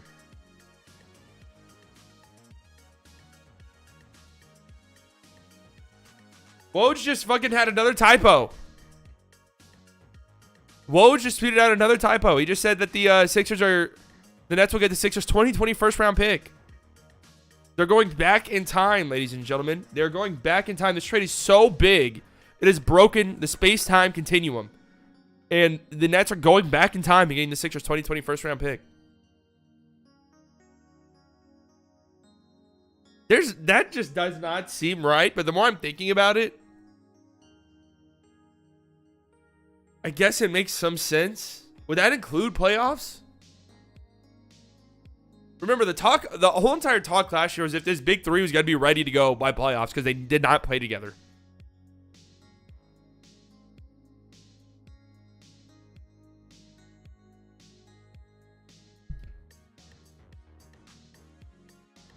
Jesus.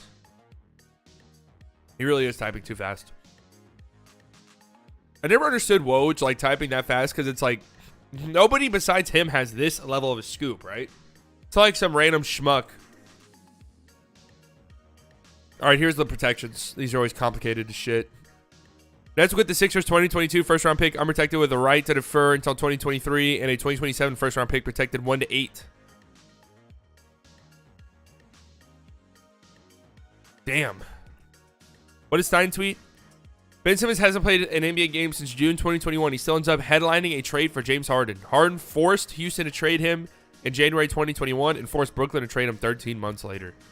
Wow. And presumably, the Sixers are going to throw him $50 million a year, damn near $250 million in the offseason. What'd you miss? Quite a bit, man. Quite a bit. Yeah, the trade opened the Spider-Verse portal. Aren't the Mavs making moves? Patience. We still got an hour and a half left, guys. Still got an hour and a half left. The big move has happened. The big move has taken place.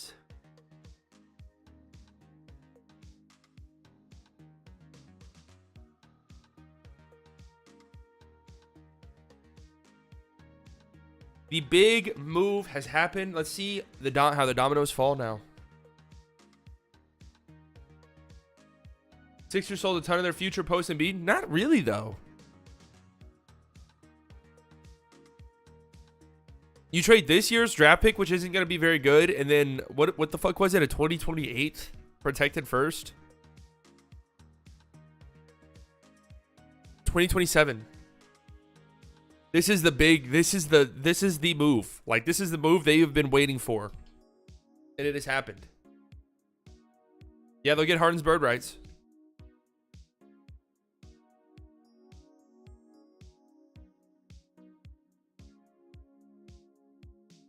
Brooklyn's new starting five: Kyrie, Seth, Ben Simmons, KD, Drummond. That ain't bad. To be honest with you.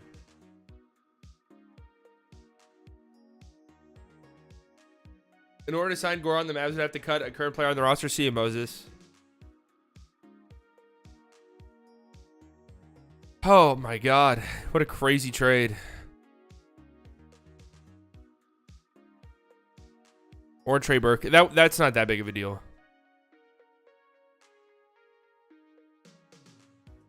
Five-year, $269 million deal, man. A $61 million cap hit in year 5. Holy shit. Guys are going to be making $100 million at some point a year. Ben Simmons will continue to work with his therapist to get mentally ready to play in Brooklyn. It's a work in progress.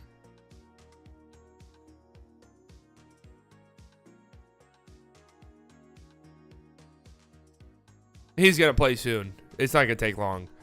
Oh, I forgot that.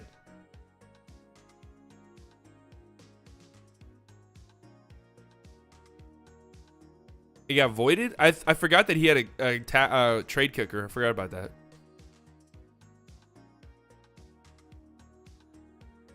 Getting Seth Curry is nice, too. I don't hate that deal, truthfully. The Lakers have not made any trades. We still got an hour and a half left. There's definitely going to be more moves.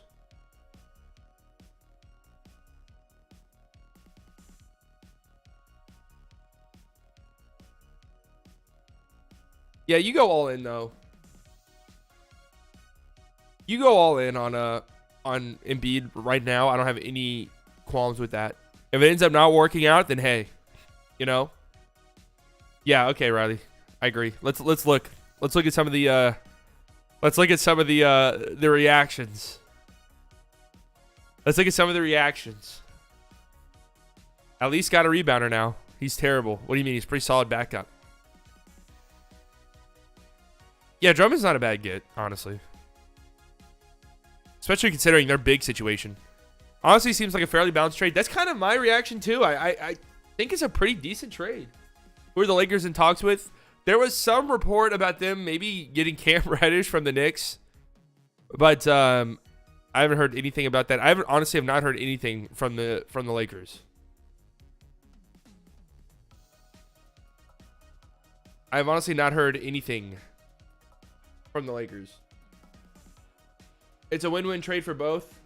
I do kind of agree. I think for trading somebody who wants out and who's going to leave, that's a pretty nice return, man. What a shit trade. We had to make it happen if Harden wanted out so badly, but couldn't even get Thibault.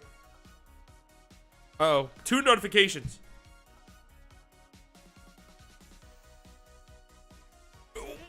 Someone's got to explain this fucking trade to me that just happened. Someone's got to explain this one.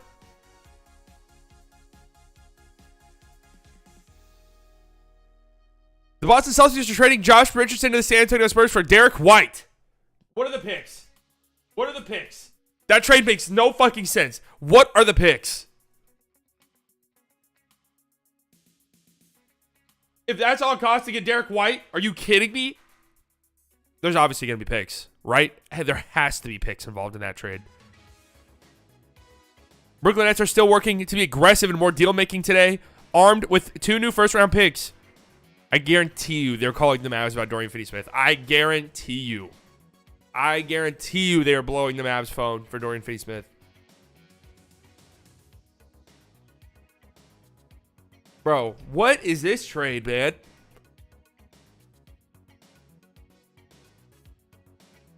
I gotta be careful scrolling through replies because you'll see a dick. Probably like 6 or 7 tweets down, there'll probably be a dick.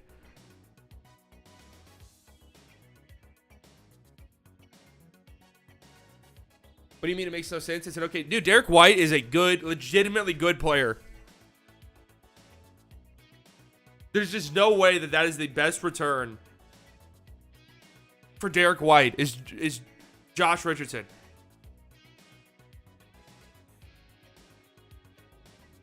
Just no way.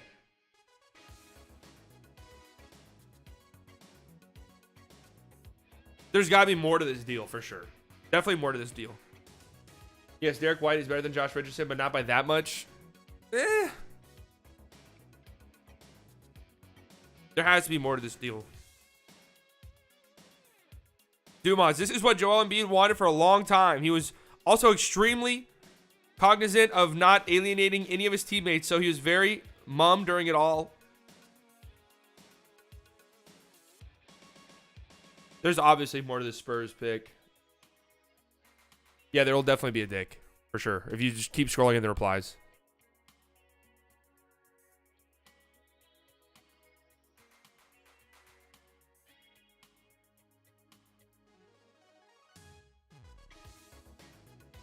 All right, Woj also tweeted, Celtics are acquiring Derek White in a trade.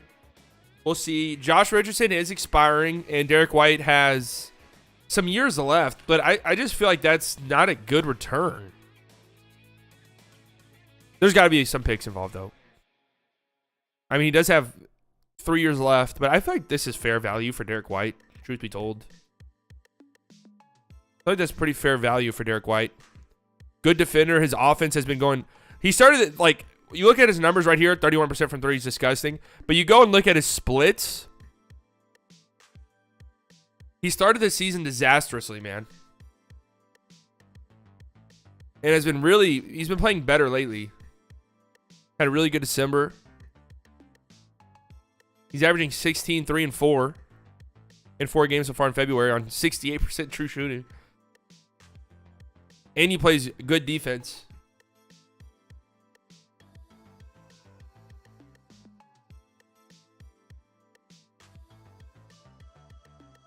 I mean, Derek White is a better player than Josh Richardson, for sure.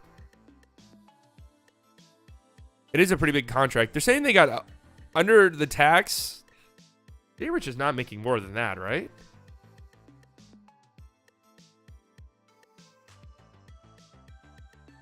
Josh Richardson making more than 15 mil?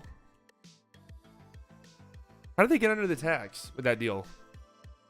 Looks like the Mavs will only get Dragic. Do you have any other rumors? Here's the thing about the Mavs. I will say this, and I will give them the benefit of the doubt. The Mavs are typically Boston's trading Josh Richardson and a first-round pick. Okay, that makes a lot more sense. That makes a lot more sense.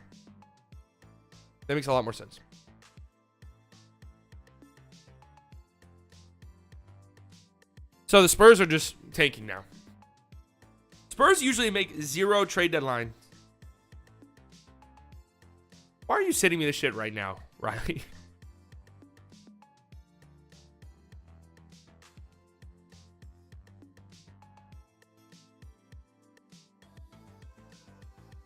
But the Mavs are typically very tight-lipped.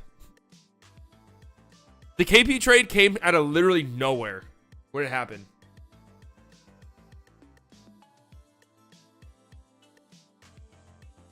All right, the reactions to this are a little bit boring. I'm not going to lie to you. I was kind of expecting more crazy reactions, but maybe at this point. Wait, what was the mock trade that they had?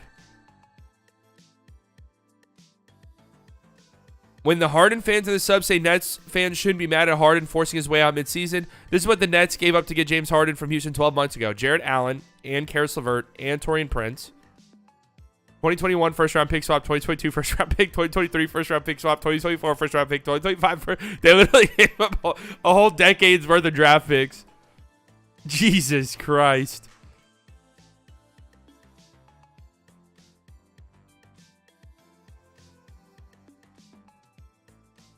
Clippers are interested in Tim Hardaway? Where are you seeing that? Anything new? Anything new?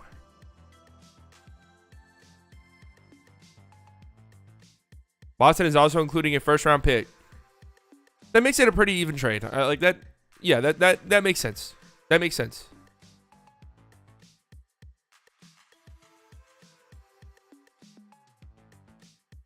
I agree. Good trade for both teams. Yeah. I agree. Worth the pick. Spurs get a pick back. They get off of a 4-year contract. They get an expiring in return. Good trade for both sides. Well, pick swaps, 3 first, really? True. I can't imagine a scenario where those swaps happen. But you are essentially giving up your entire like draft to the Rockets, because if for some reason the Rockets end up being great and you start sucking, they have your draft for the next decade. KP and Tim really do have horrible contracts though. Tim's. I said this before Tim even got hurt, that by the end of the year Tim will be considered one of the worst contracts in the league. Clippers in Indiana want Tim potentially. Look at Joel's Twitter. Romeo Langford is in that Richardson deal. I'm not that big of a believer in Romeo Langford, but, you know. Joel Embiid. Oh, my God. Jesus Christ. Oh, he's not holding back 80 punches, huh? Wow. Wow.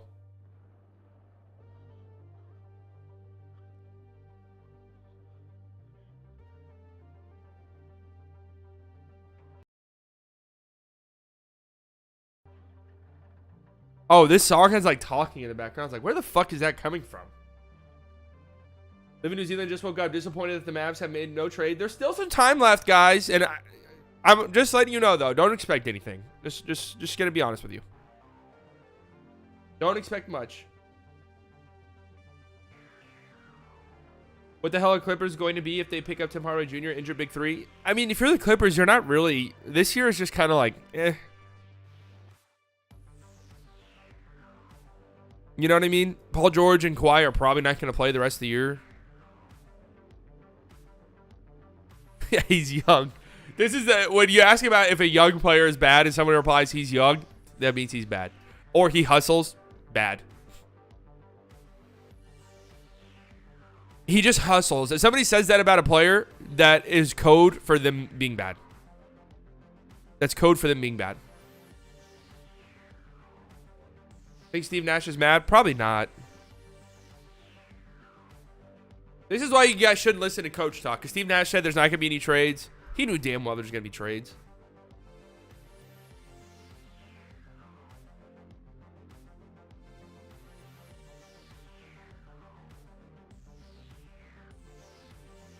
And the Nets kept Patty Mills. That was something I saw tossed around last night. Was Patty Mills being involved in that?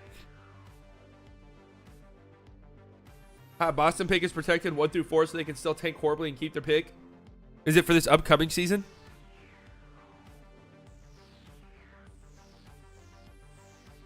Four trades from the Spurs. They usually do 0 trade deadline moves. Like they are like notorious for never trading in season. Covington in a second for Tim Hardaway. Would that work contractually? I would do that. I think you almost have to get that Tim Hardaway contract off the books. It's going to be bad.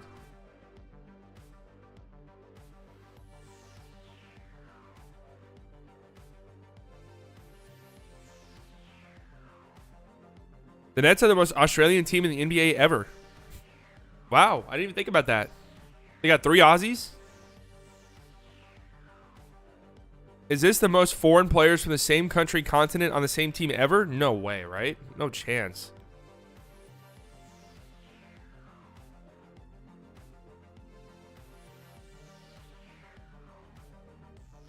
We could trade them Josh Green for Patty Mills. Actually, that wouldn't make sense. Patty Mills is Australian. They already informed Harden going deaf a couple days ago. That's why that tweet of him being quiet for fan base shit. The only question was who's coming. Yeah, I agree. There was probably like an understanding between both teams that, hey, we're going to make a trade. We just have to hammer out the details here.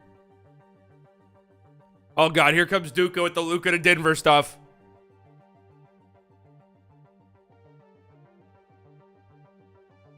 The Mavs always suck at the trade deadline. Trade deadline, free agency. I mean, don't expect much, usually ever. And you won't get disappointed. It's a Mary J quote. EMJ quote.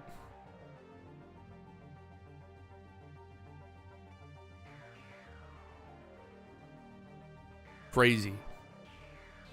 Crazy. I always think it's funny whenever like people post this on Reddit 10 minutes after a trade's been announced. Like, damn, I wonder if anyone's seen this. Like, this guy was probably like, damn, I wonder if anybody has seen that James Harden got traded. I mean, let me just post it.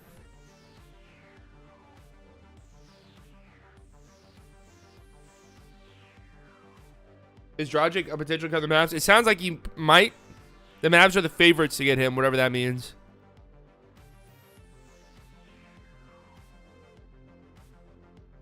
Some big trade. I mean, Harden obviously is a massive trade, but Derek White's a pretty big move. Let's just get a refresher of what's happened today because the James Harden trade scrambled my fucking brains.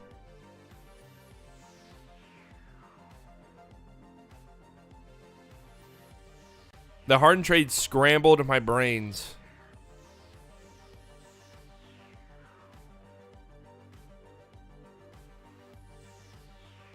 Magic got PJ Dozier and Bol for nothing. Nice get for them. Kings get DiVincenzo, Josh Jackson, Trey Lyles. And only give up Marvin Bagley. And a second round pick. I like that for them. Pistons get Marvin Bagley for next to nothing. I like that for them. Bucks get Serge for literally next to nothing. I like that for them. Clippers are just getting off of Serge's contract, I guess.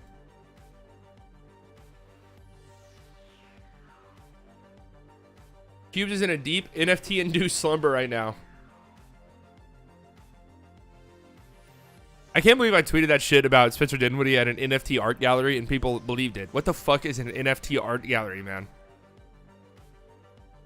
Thad Young, Goran.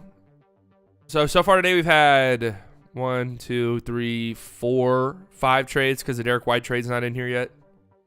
5 trades so far. The Spurs have been involved in 2 of them.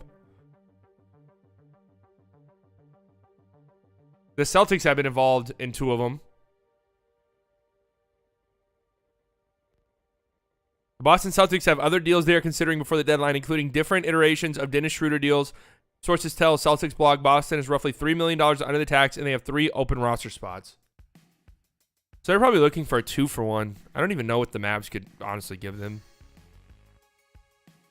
Like, are they trying to fill that the roster spot with just random guys or legitimate guys? Because we could give them, like, Trey Burke and fucking Moses Brown. You see the Kings regret for passing Luka? Oh, yeah, of course.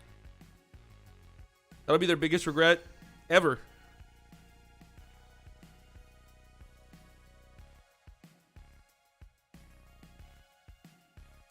Maybe. Mavs with no trades. Still an hour left, guys. Still an hour left. There are some like teams that are just very suspiciously quiet.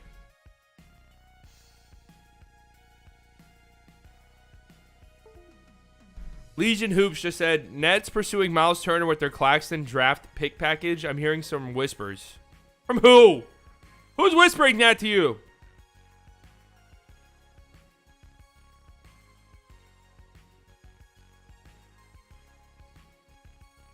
just scrolling Twitter, just seeing if I missed anything. Stephen A. Smith said, this could potentially go down as the worst day in the career of Daryl Morey. Why? The Thunder have done nothing, just like the Mavs with trades anyway. I mean, what would the Thunder realistically do? Trade Ty Jerome? Did you guys see Ty Jerome get a 24-second shot clock violation by himself last night? Did you guys see that?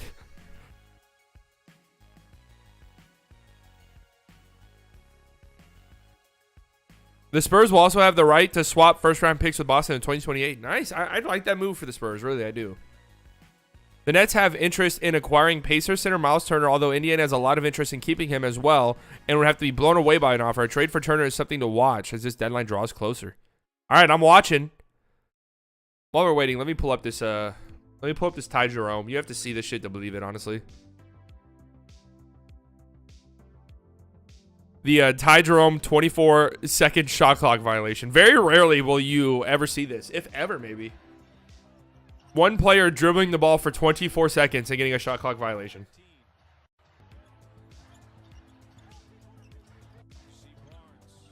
Good possession.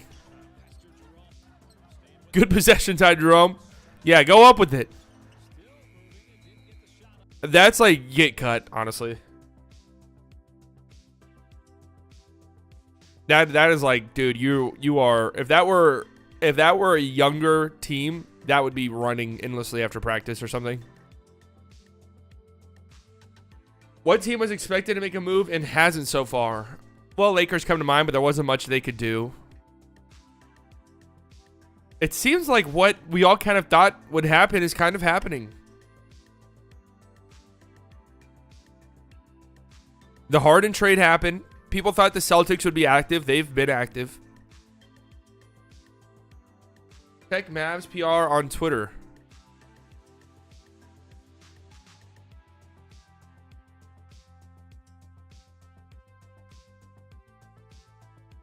Dallas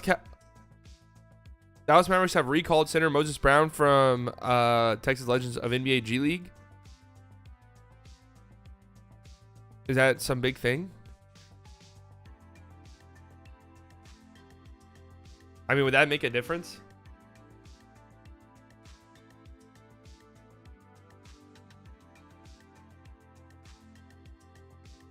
Are they just trolling here? Cuban orders PR team to release anything. I don't think this matters. Only move they make in a day? Yeah, probably. Like, I don't think this relates to a trade at all, right?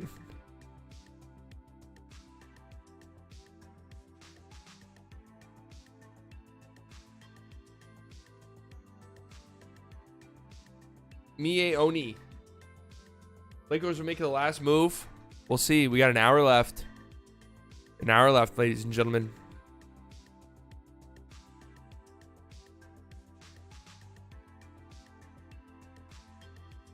This is another aspect. Like, people were saying that the Nets should just like tank this year. The Nets don't have their picks. Hold on, let me get off of my main Twitter account because I don't know what some of the people I'm following are talking about. You never know what you're gonna see. I've seen people like retweet literal murders, and then I've unfollowed those people immediately. You think the Mavs are getting Moses Brown? They just called him up from the G League.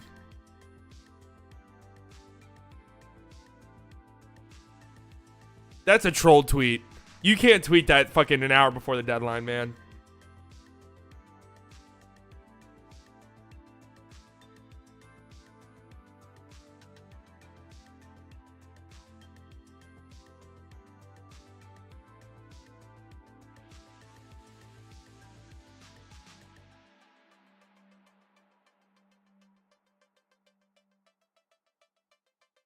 Some people are mad.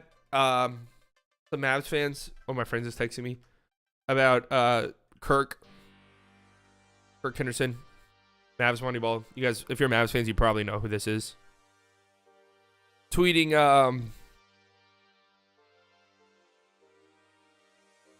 don't know what the fuck that video was. Where's the tweet? Where's the tweet? Where's the tweet? Where's the tweet? Where's the tweet? Where's the tweet? Where's the tweet? Where's the tweet? Where's the tweet? Where's the tweet? Wait, what was this? Deleted. Deleted. What was that? Buyout guys don't usually affect teams on the court, so any hopes to have of Dragic coming back to help Luka, or come back to helping Luka grow as a professional? This isn't necessarily true. There have been some buyouts who have had legitimate impacts, but I do agree. Like, it would be nice to have another ball handler, but I've even said this a million times, even today on stream. The real benefit of getting Dragic is for the leadership, the veteran presence, having someone alongside Luka who could help him. That's really it. You're not getting like a legitimate game changer on the floor. It's more so everything else that goes along with it. Sixers just made a huge mistake. Nets just made a steal of a deal. Is this the talking point for all the talking heads? Stephen A said it's the worst day of Daryl Morey's career. Now Skip saying this. Why would it be that? You got rid of Ben Simmons, who you didn't want anyway. Seth Curry, you essentially just upgraded him to James Harden. And then you gave up your backup center, which you could replace. Now, of course, yeah, you got to give James Harden $260 million. So that is where it comes into play. But you're going all in on Joel Embiid. I don't think that's a bad move at all. Luka looks up to Goran, really respects him. Yeah, that's the appeal, right? You're not getting much. Brisk is Brisk. You're a Nets fan, right? We do have some Nets fans who come and watch the channel. What can the Mavs get for Tim Hardaway Jr. in a pick? I wonder how true those reports are that they almost got LeVert for that. But I can't imagine much, man. Tim is not an appealing contract right now. Tim is not someone who teams are probably jumping up and down to get.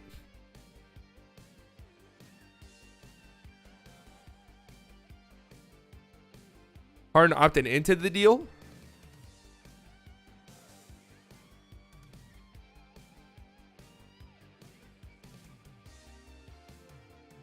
Huh.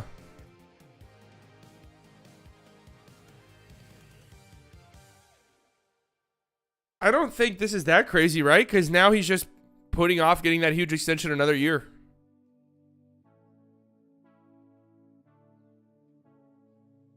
Troy Craig is on the move?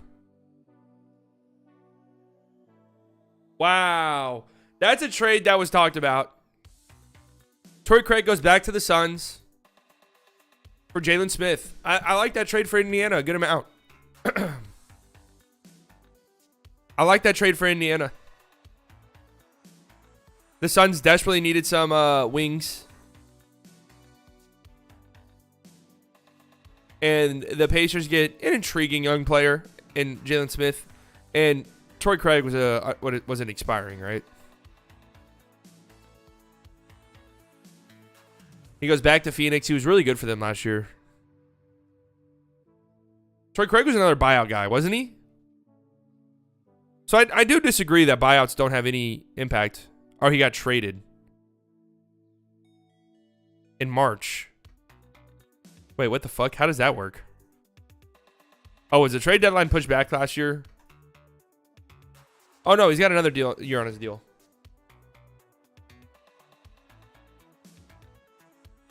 Mainly a Harden fan, though. Why does that make you sad, though? Harden probably has a better chance to win now than he did.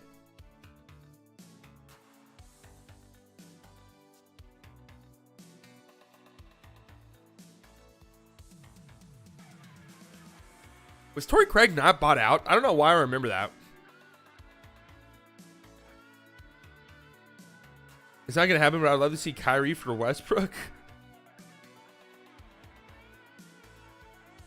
That's definitely not happening. Mark Cuban owns Luka. Cuban is new Don King in the making. Oh, my. We need to get Seth for Tim Hardaway Jr. That's not happening. James is older than Ben Simmons and more prone to injuries lately. I mean, it's definitely a little bit risky. It's definitely a little bit risky giving James Harden that much money at this stage in his career, especially considering there has been a pretty noticeable dip in his play.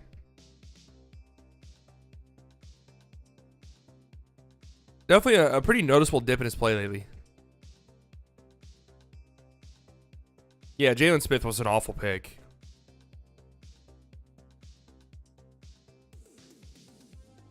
But a pretty nice return. I mean, that's a nice get for the Suns. They desperately needed some wing depth.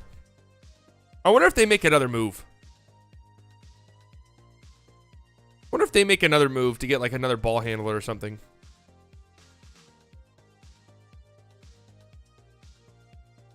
That's true. The Nets do have 2 firsts. All right, we are in the final hour, ladies and gentlemen. The final hour. I'm raising the desk. I'm raising the desk.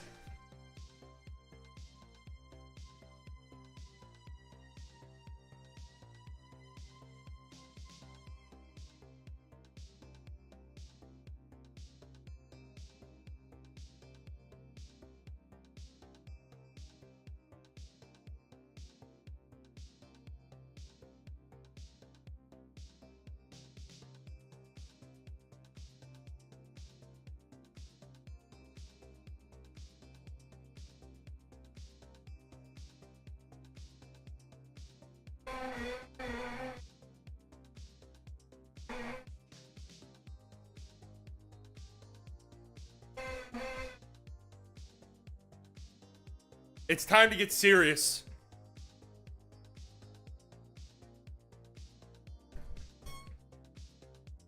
It's time to get serious.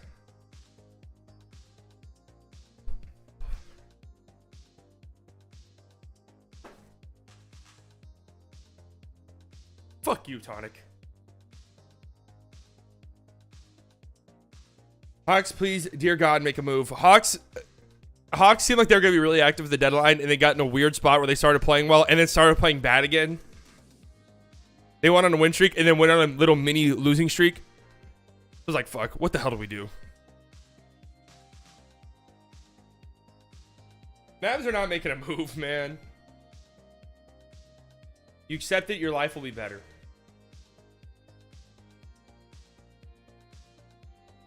I got all this shit tangled. Any of you guys play Lost Ark? I've been playing some Lost Ark.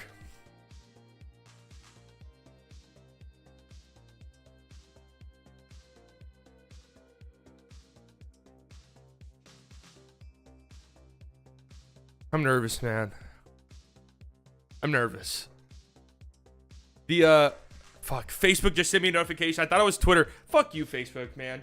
Why do you send me notifications?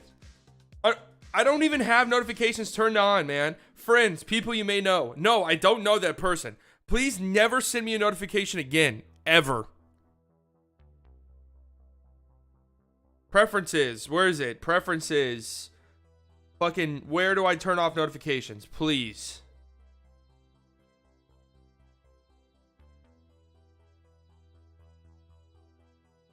Yeah, I play on EU servers. It's super fun. 20,000 player queue? I haven't had an issue with player queues yet. But I've gotten on at weird times, to be fair. Yeah, I played Red Dead 2 a long time ago.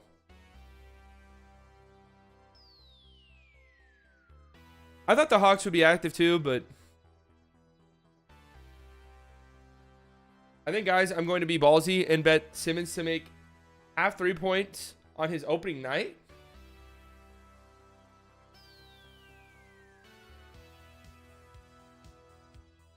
Teams are, yeah, suspiciously quiet. This was what happened in the lead up to the Harden trade too. It got very quiet around the league.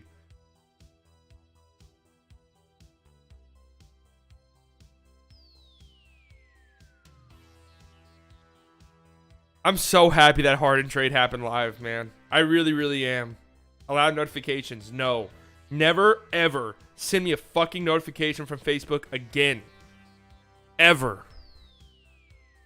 Washington, what? Fuck.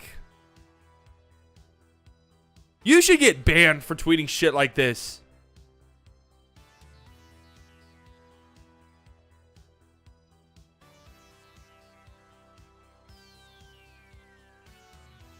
Did anything come from this situation? I forgot it even happened until just now. Did we ever find out like what the fan was saying? That the Grizzlies would be more active? I didn't think the Grizzlies were going to do anything. You got KD and Kyrie and Seth Curry. Why the fuck would he shoot? It would just be kind of funny if he did, though.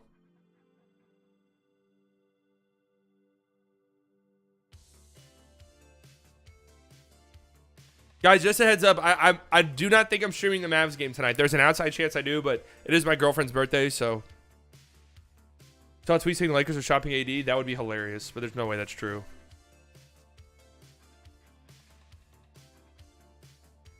After that loss last night to that Portland team, they should be shopping everyone now.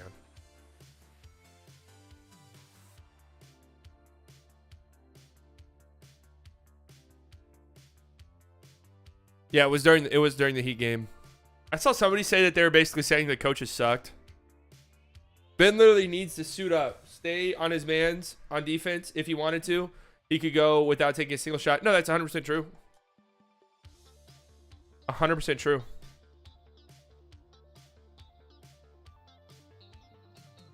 We don't need this open anymore. I can't believe this is real. 10 games.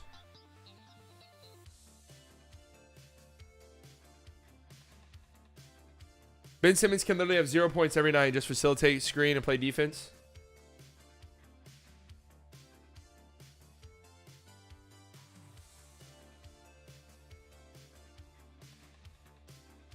You're right.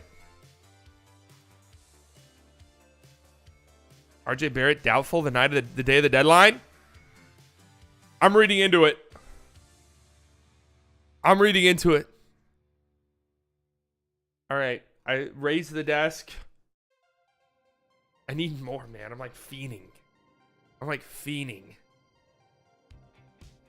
I kind of wish that Harden trade happened right at the last minute when like everyone's like, damn, kind of a boring deadline, I guess. Boom, Harden trade. Now it's like the Harden trade happens and now you need more.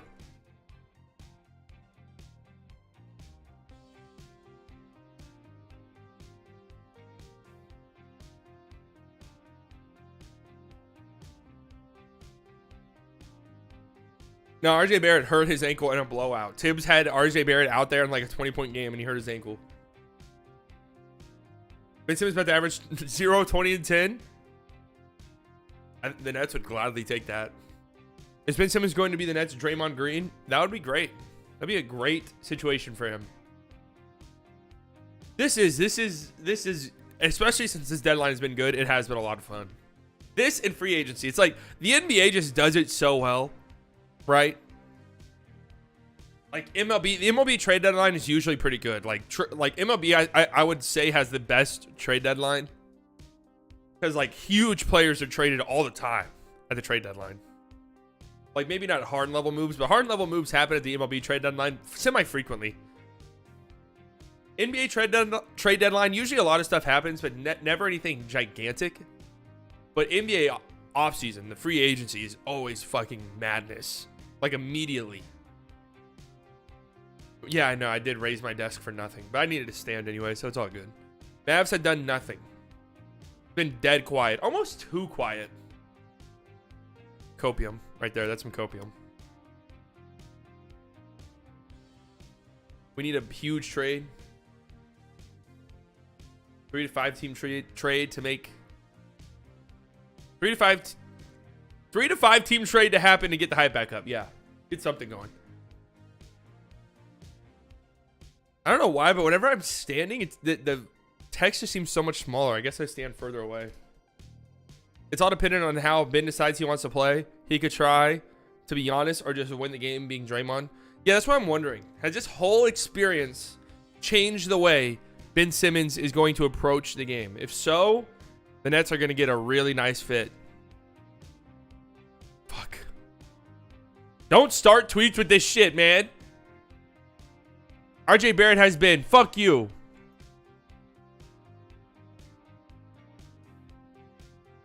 So I guess Nico will continue the Mavs tradition. Looking like a quiet deadline for our boys in blue.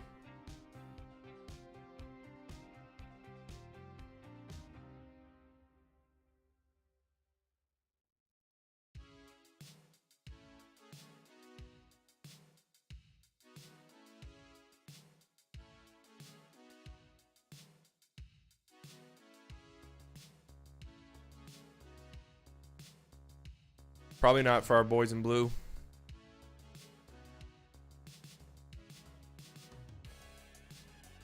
Among numerous players on the Rockets roster that rival teams have made inquiries about ahead of the 3 p.m. Eastern trade deadline for Jason Tate. What? Why would they trade him?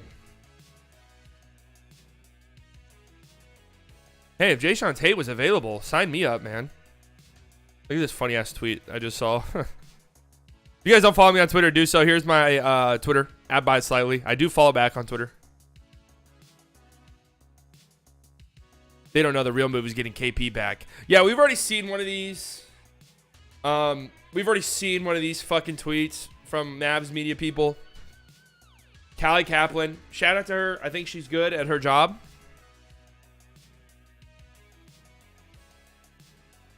I think she's good at her job.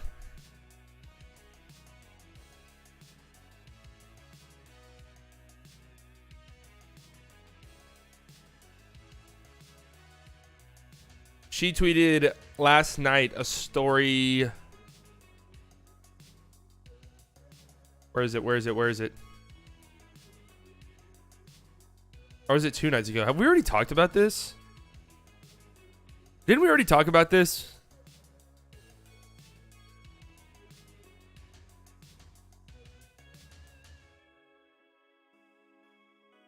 I don't remember where it was. Was it this long ago? Why do I feel like this was last night? But I guess not. Maybe it wasn't Callie Kaplan. Now RJ's out. Oh, well, he gone. RJ's actually legitimately hurt. Wait, where was that fucking... Where was that trade? Where was that tweet? I quote tweeted it. I remember. Man, look at all... These are all great tweets, man. These are all great, elite tweets. Fantastic. Fantastic stuff. Just great tweet after great tweet after great tweet after great tweet after great tweet after great tweet after great tweet. When the fuck was this tweet? Did I literally imagine this tweet happening?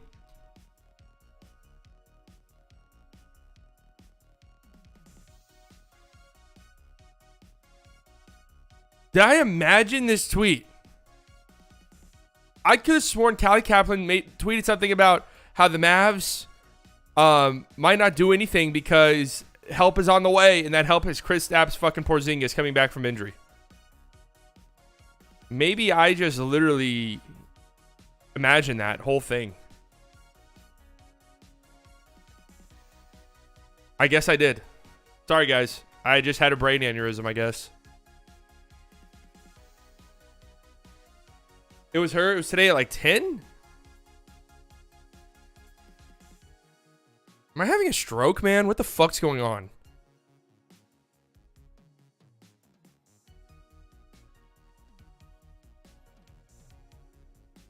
I swear to God it wasn't today. You didn't make it up? I saw it too? I'm feeling a little crazy right now. I'm not going to lie to you. I'm feeling a little... Interesting outfit here from Kristaps. Oh, yeah, here it is. Here it is. No trade deadline traction. Mavs best playoff upgrade for Luka Doncic may already be on the roster. Boo! Boo! Boo! Boo! That's me throwing a tomato. Boo! Boo!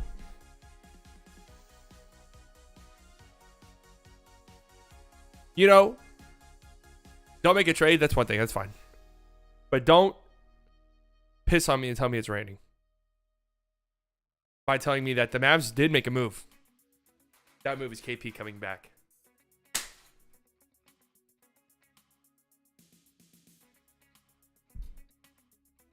With the deadline clock ticking down, Cavs remain active, really. They're still looking at various options to improve their roster, and Boston's Dennis Schroeder remains a possibility. Okay, keep an eye on that. Adrian Wojnarowski on NBA Today. Harden has essentially forced his way out of his second team in consecutive years. He's been paired with a lot of stars in this league, and he gets a new one, Joel Embiid. If Harden does not win a ring in his career, his legacy is shit. Like, I'm just going to be real with you. I've been told by a number of parties, okay, NFT All-Star, this fucking profile picture, take this with a grain of salt. I've been told by a number of parties that the Nets are working to move Nick Claxton ahead of the 3 p.m. trade deadline. Claxton has missed the Nets' last 2 games with left hamstring tightness, and the Nets just acquired Andre Drummond and are expecting LaMarcus Aldridge back.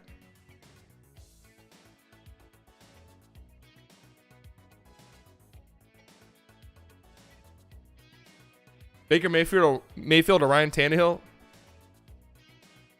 Tannehill. Mavs are waiting for 2030? Yeah, just wait. When LeBron James Jr. hits unrestricted free agency, that's when the Mavs are pouncing.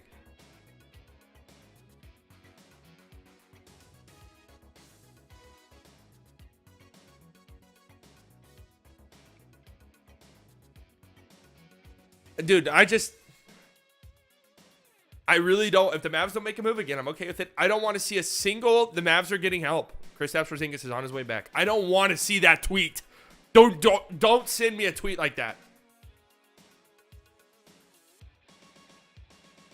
If the Nets got Miles Turner too, that would be insane. That would be crazy.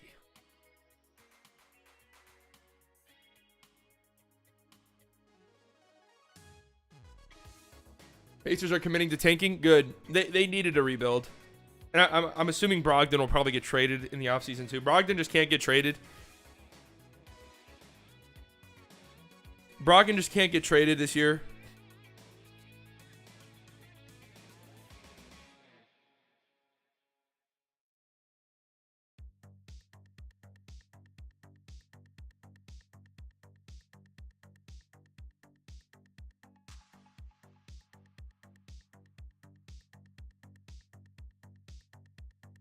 All right. Anything? Hello, guys. Hey, guys. Trade deadline's in 40 minutes. Hey, NBA teams. Trade deadline's in 40 minutes, guys. Don't know if you forgot. Woj legacy is on the line. Who's the GM for the Nets? Who is it? I don't remember. I'm honestly bad with the GM names. Windhorse owns a Woj. That's true, man. Woj came out and shit all over Windy. Just shit all over Windhorse. His colleague, his coworker. He said, I don't know what the fuck you guys are talking about, man. Harden's not going anywhere. Wow.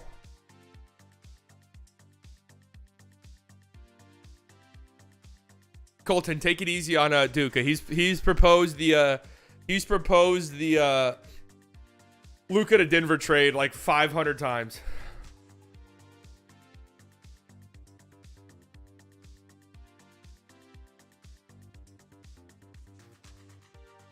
Man, Woj must really feel the pressure because all of his tweets have been typos. Man, he's looking over his shoulder. Mavs have a fucking traded player exemption. They better use that shit. And it better not be on Dennis Smith Jr. I wouldn't even mind that at this point. Just gonna be real.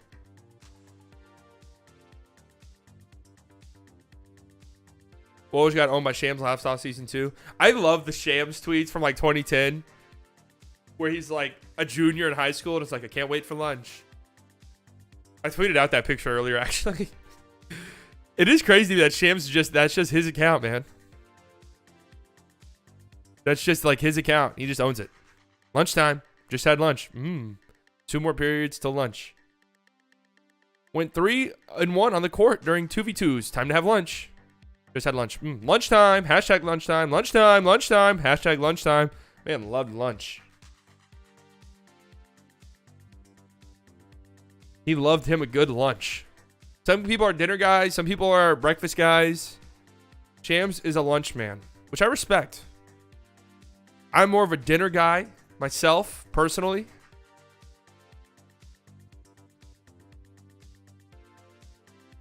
Trade exemptions do expire, yes.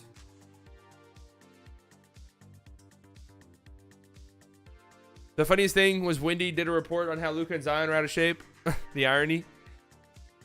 I'm not one to talk. Yeah, just a dude tweeting about loving lunch, man. That's what Twitter is all about. That's what Twitter's all about. That's how Twitter was in 2010, though, too. 2010's Twitter, among being a cesspool, was also very much like like a different version of Facebook. People tweeted shit like that. People tweeted like, hey, man, just had breakfast. Or it'd be some shit like, oh, don't want to go to school today. Like, that's what the tweets were. 17 minutes since we've gotten an update. Oh, Shams is live. I'm not going to lie to you.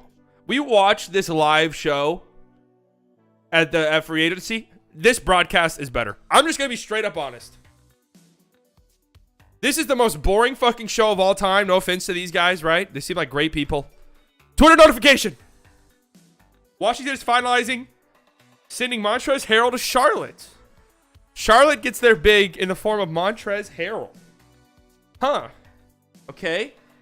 Thought they'd go the more traditional center path to get a legitimate rim protector, which Montrezl Harrell is not.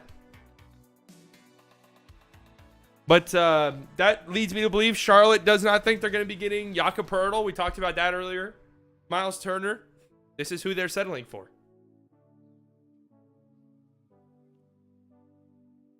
Harrell's been all over the place. How many different teams has Montrezl Harrell been on now?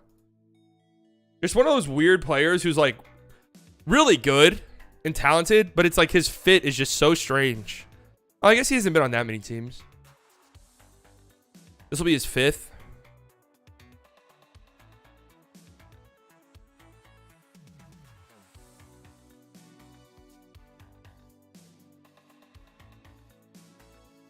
But that, dude, offensively, the Hornets are already one of the best teams offensively, where they average 113 points a game or something like that. They just got a lot more fun to watch. They're already one of the most fun teams to watch. They just got a lot more fun to watch with Montrez. LaMelo lobbing it up to Montrez. Woo! Mavs doing something or not? Yeah, they already did. They called up Moses Brown from the G League. For Vernon Carey and Ish Smith. Ish Smith is going back to Washington, guys. Ish Smith is back in Washington. Who the fuck is Vernon Carey? Who is Vernon Carey? I watch an ungodly amount of basketball. I honestly have never heard of Vernon Carey. Okay, 4 games. 4 minutes. Okay. Seems like a great guy. God bless him. Good luck in Washington. What if a Beal trade happens? Beal is out for the rest of the season and is an unrestricted free agent at the end of the year, assuming he opts out, which he will. So, can't imagine too many teams are lining up to trade for that. Just came back home. How's it going? How many blockbuster trades did we make? Did we get Siakam? Mavs traded for Pascal Siakam, Anthony Davis, and Kyrie Irving. Just fucking madness. They did it.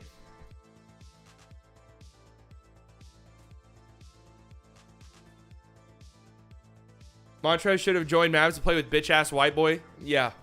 We know that Luka has some very strange connection with players that he's had a beef with.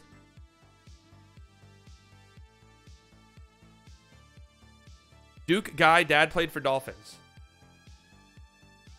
Well, I wish him the best of luck. I literally don't watch a single second of college basketball outside of March Madness.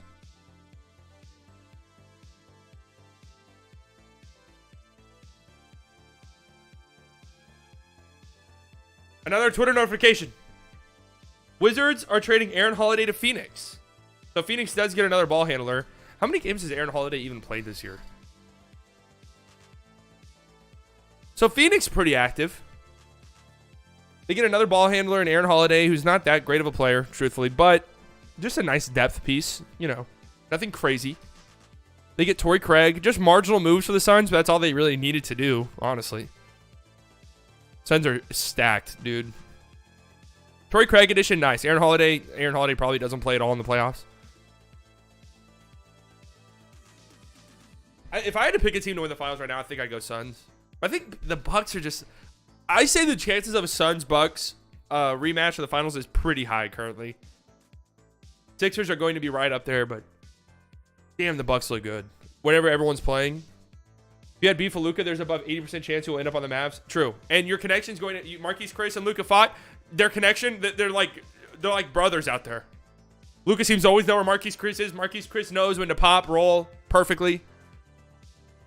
I poop green sometimes. Is that normal? Yeah, that's okay.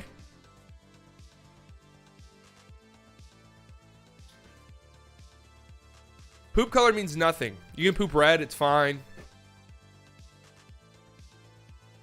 Harden in Philly. Ben in Nets. Bad job. Philly will play and play in? No chance, man. No, the Jazz. No, the Jazz aren't doing shit. Okay. 1:34 minutes. Yeah, Warriors too. Warriors too. Suns are just, I don't know, man.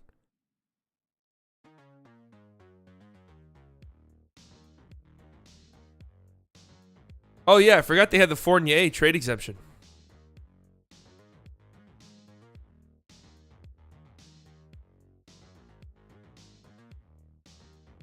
I mean, if I'm the Lakers, I'm selling, not buying. They don't have anyone to sell. Nobody wants anybody on their team. Like, no one wants anybody on their team at all.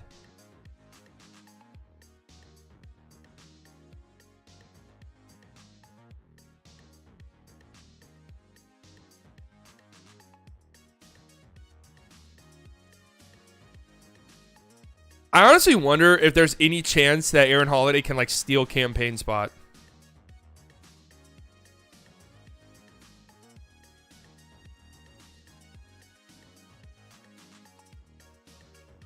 If the Nets play like we think they could, they just steamroll this shit, I think.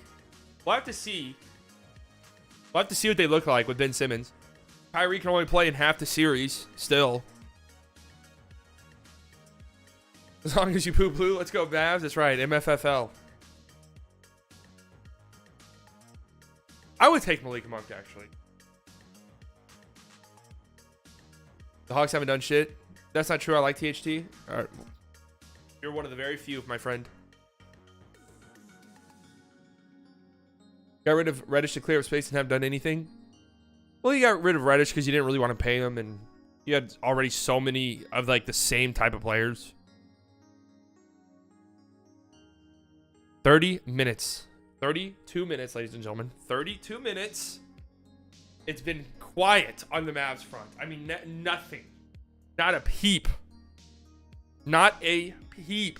Is Dragic getting bought out or what? Aren't the Spurs rebuilding? Yeah, he's getting bought out. That's pretty much already been confirmed. But the thing is, when's the buyout deadline? Like, that might not even happen right away. Let's see.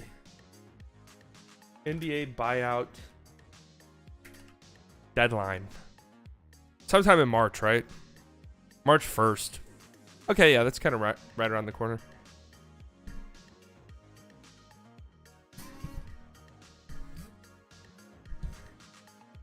Okay, I'm back. Any other trades since Derek White trade? Yeah, some marginal stuff.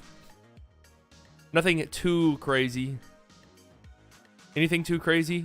I mean, I would say Montrezl Harrell's the biggest one. Montrezl Harrell got traded to Charlotte.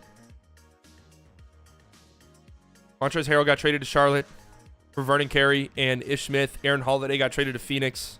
Completing total fire sale in Washington. Torrey Craig got traded to Phoenix. Jalen Smith went to Indiana. Pretty nice get for Indiana, to be honest, all things considered. It was Reddish versus Herder, and we made the right choice. Herder or Hunter?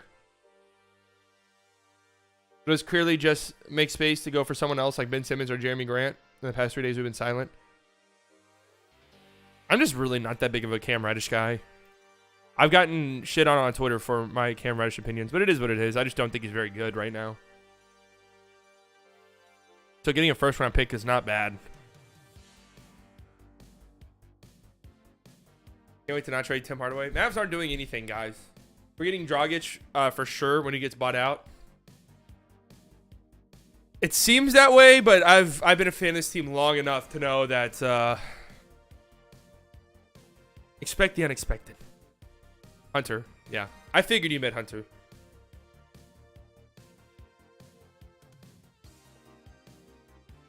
I mean, it's just like Cam Reddish wanted to be the guy. He won't be a guy anywhere. I don't even think on rebuilding teams would Cam Reddish be the guy offensively. If Cam Reddish bought into, yo, you know what? I'm going to be a 3-and-D player, and maybe at some point in my career I could turn into like a Wiggins type player, then that would be cool. Like an elite 3-and-D guy. But him wanting to ISO, all of this shit, does not fit him. Why are the 76ers so desperate? They paid way too much for Harden. Did they? Ben Simmons was gone. They gave up a first this year that's going to be nothing, and a first way down the line. And they gave up Drummond and Seth Curry. So if you're like, obviously Ben Simmons is a big trade piece, but this year they're already one of the best teams in the league. Ben Simmons hasn't played at all. So you're basically just replacing Seth Curry and Drummond just from this year's team with James Harden. That's huge.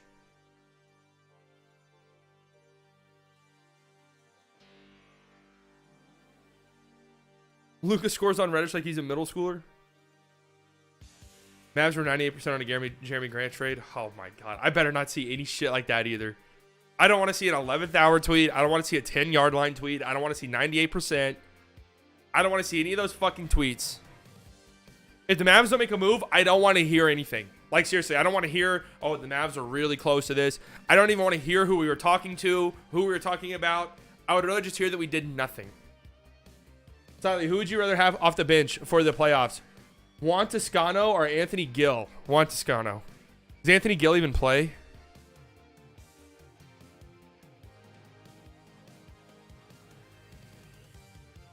Is Anthony Gill still on the Wizards?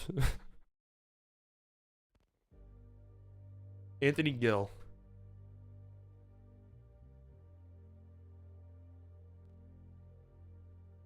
$21 games played, 5 minutes a night. Hey man, 18 PER. All-star stuff. Two great guys just won the championship, Drew Holiday and Giannis.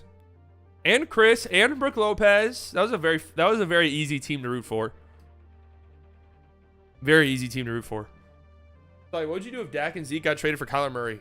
I don't give a single fuck about the Cowboys. And I'm not showing this fucking Captain Morgan ad for free. I genuinely don't care.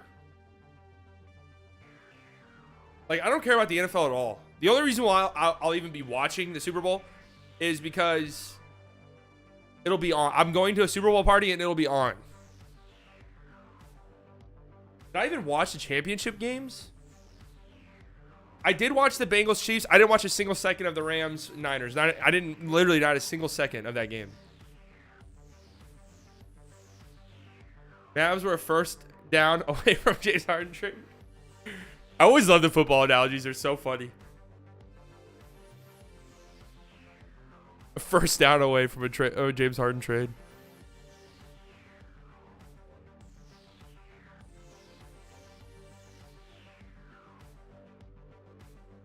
All right, we are.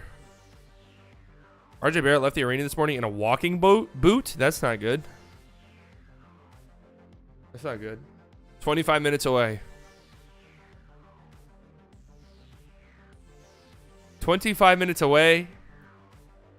I think we're in you know, the area where guys they're going to be making marginal moves, and that's it. I don't see a big trade happening anymore. The Harden trade was it. I don't think we're getting another big trade. I don't think we're getting another big trade.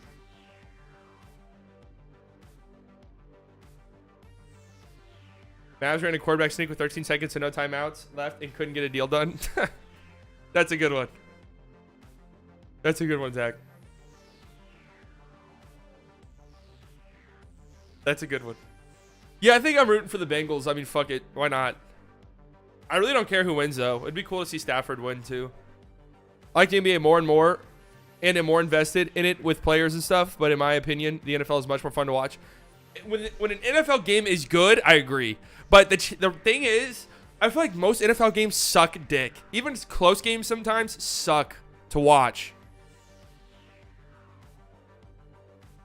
You know?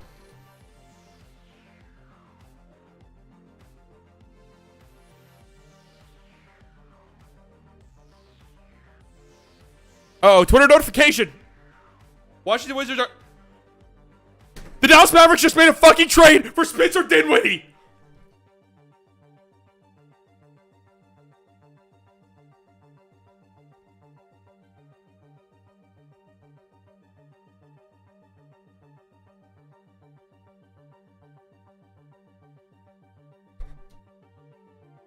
I just fell down on my knees. Oh my god! Oh my fucking god! No! Do my eyes fucking deceive me?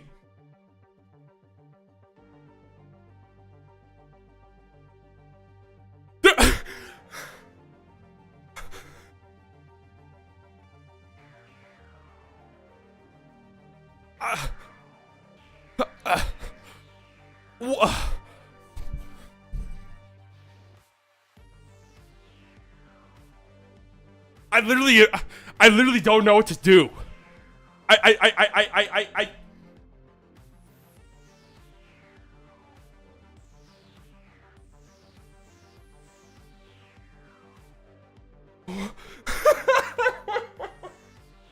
What the fuck? Kristaps Porzingis to the Wizards for Spencer Dinwiddie, man. What the fuck? What the fuck?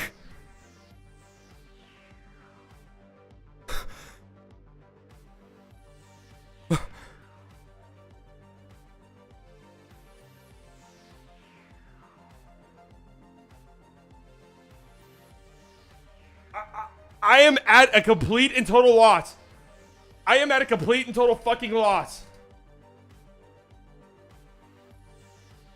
I am at a complete and total loss. There's got to be more to this trade. The Mavs got worse in this trade. I'm just going to be straight up honest with you. I know I said I want Kristaps Porzingis gone. I can't believe he's actually gone. Getting Spencer Dinwiddie back is insane. And Davis Bertans. I don't think I like that trade at all. Holy shit. I got what I asked for, and I don't think I like it. I actually think I hate that trade. I actually think I really dislike that trade. Dinwiddie's got 3 years left, 17, 18, 18. What is Davis Bertans' contract is a literal fucking shitfest.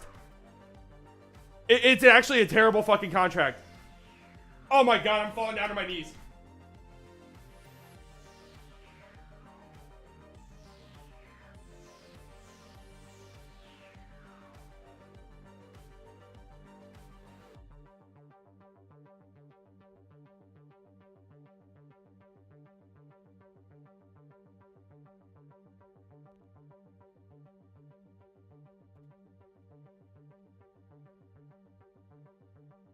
There has to be more. There has to be more. There has to be more, man. The Mavs got worse in this trade.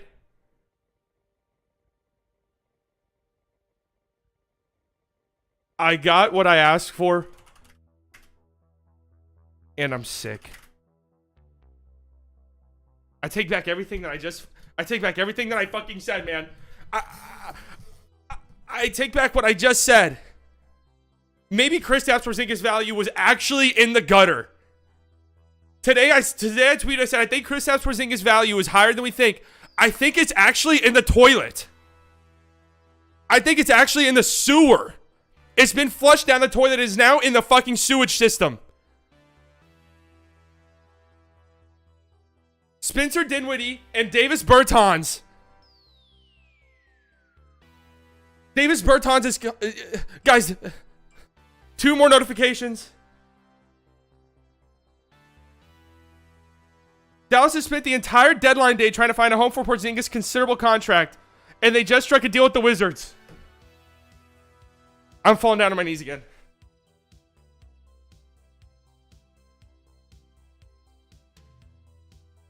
Look how bad he is, man. Look how fucking bad Davis Bertans is.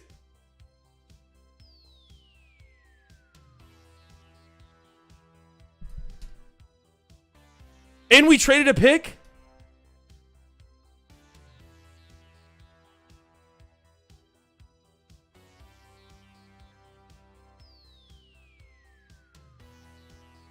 This is... I actually think, guys, this is a disaster deal. Really, I do. It happened.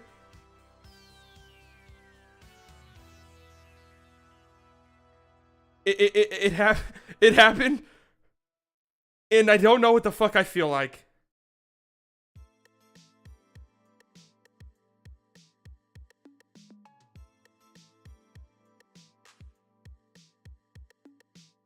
Hey, listen, man. Yeah. I know. KP's ongoing injuries. I fucking understand that. Spencer Dinwiddie is literally getting ran out of town by his own team. His own fucking teammates don't want him on the team anymore. And Davis Bertans is a literal garbage. There is a running joke on this channel. Every time I watch a Wizards game on this channel on stream, Davis Bertans is literally like 0 of 8 from the fucking field. Every single time. Every single time I watch a Wizards game, there is a running joke. The man is 0 of 9 from the fucking field.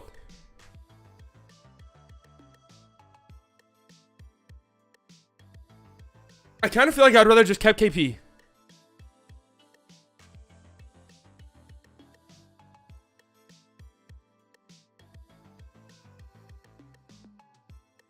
Because it's not like you're getting cap relief. You're actually setting yourself up worse for cap, because KP, at least his contract expires in 2 years, and even then, he does have you got 2 years after this season left on the KP deal. A player option here, so if KP goes off next year, maybe he opts out. That's probably not happening. Bertans is a year longer, and so is Dinwiddie's, right? So is Dinwiddie's.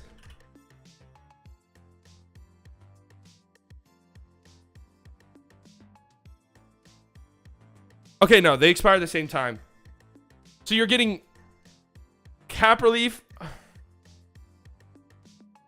You're not even getting cap relief. You're not even getting cap relief at all.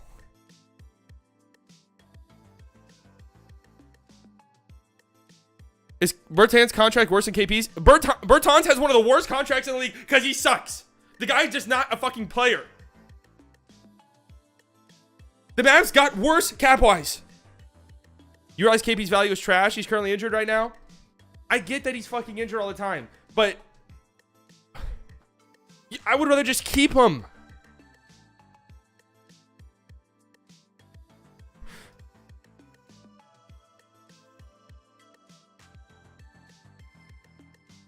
I mean, Stein is in a roundabout way shitting on this too. Where did my list go? How do I get the list? Okay, here it is.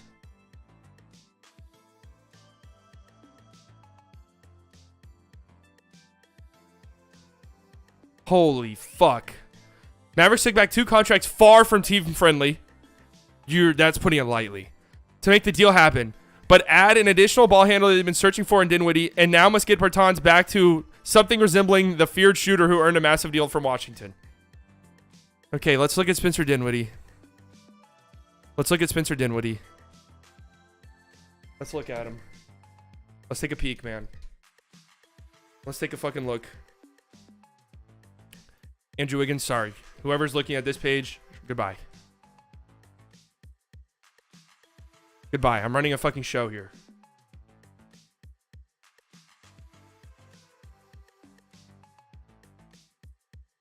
Any other news? Are the Mavs getting anything else in this?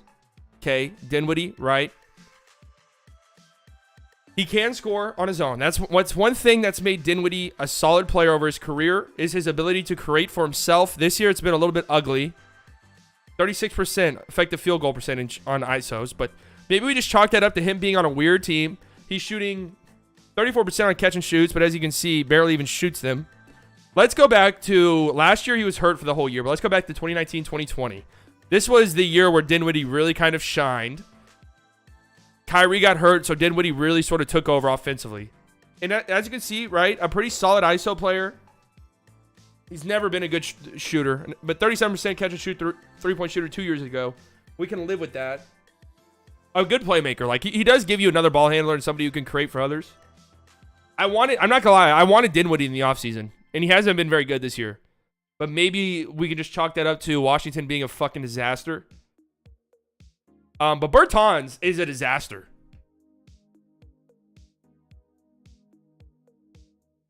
Bertans is an absolute fucking disaster.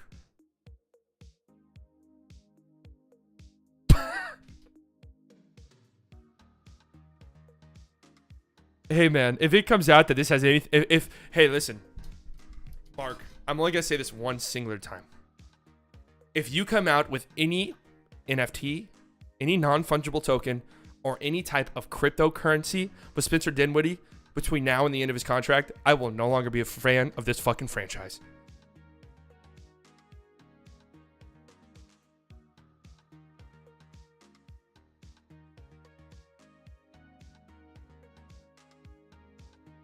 This is just a weird trade. A weird trade. Is something going to come out about KP being injured or something? Or KP being like a locker room cancer or something? Like the team just wanted KP out the fucking door?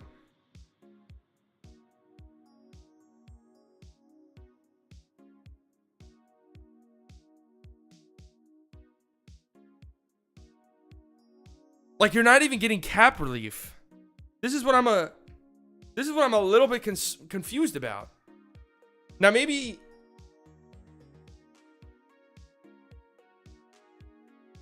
there's something that's going to come out. Mavs optimistic they will re-sign Jalen Brunson. Okay. Okay, that's true. You do get an insurance policy in case Brunson leaves, but he's also a unicorn because you hardly ever see him. That's the problem with Kristaps Porzingis. He's also that joke's been made 55 million fucking times, but it is true. Well, I don't even know what to say. I'm honestly at a loss. Because, I mean, I embarrassed myself today. This shit is so funny. I tweeted this out as a fucking joke.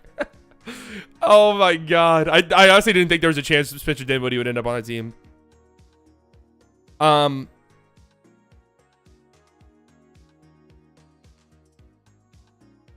What did I tweet out?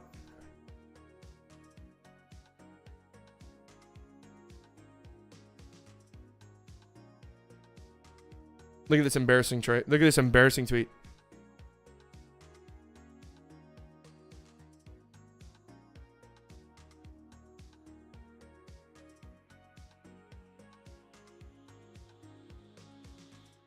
Yes, but Dinwiddie understands Ethereum. Yeah, that's 1,000% it, probably.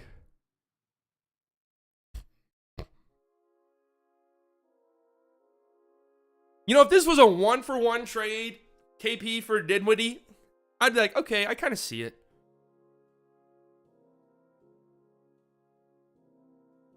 Bertans is such a bad contract. I don't even think that's a movable deal. Holy shit. I'm going to miss hating on KP, not going to lie. This is a huge trade. I have to just think about it. Mavs regular season record when they play together. They've only played half their games together. 67-43. What about without?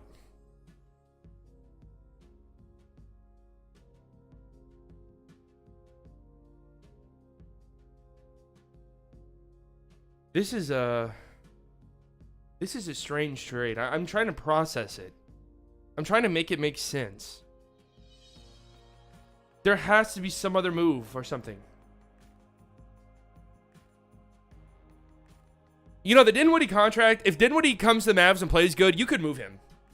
Like, Dinwiddie's not going to be some unmovable guy. Bertans is trash. Yeah, could we not have gotten Rui or something?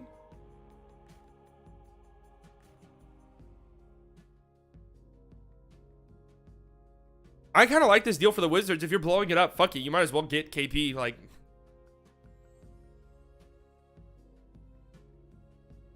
holy shit.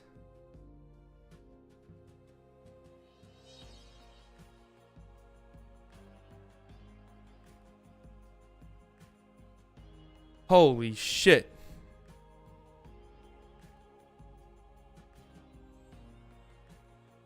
Denver Nuggets are one of the teams in the mix for Smith. Who's Smith? What's Smith? JR? What? Oh, they're going to trade Jalen Smith. Okay, interesting. Is there cap relief if we waive Bertans? Fuck no.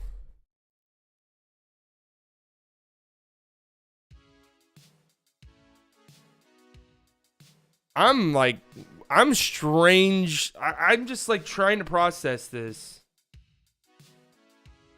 The Mavericks had been actively exploring trades to move both Tim Hardaway and Kristaps Porzingis contracts. Apologies to those who don't believe reporting deal frameworks provides future context, but fans deserve to know other options that were on the table.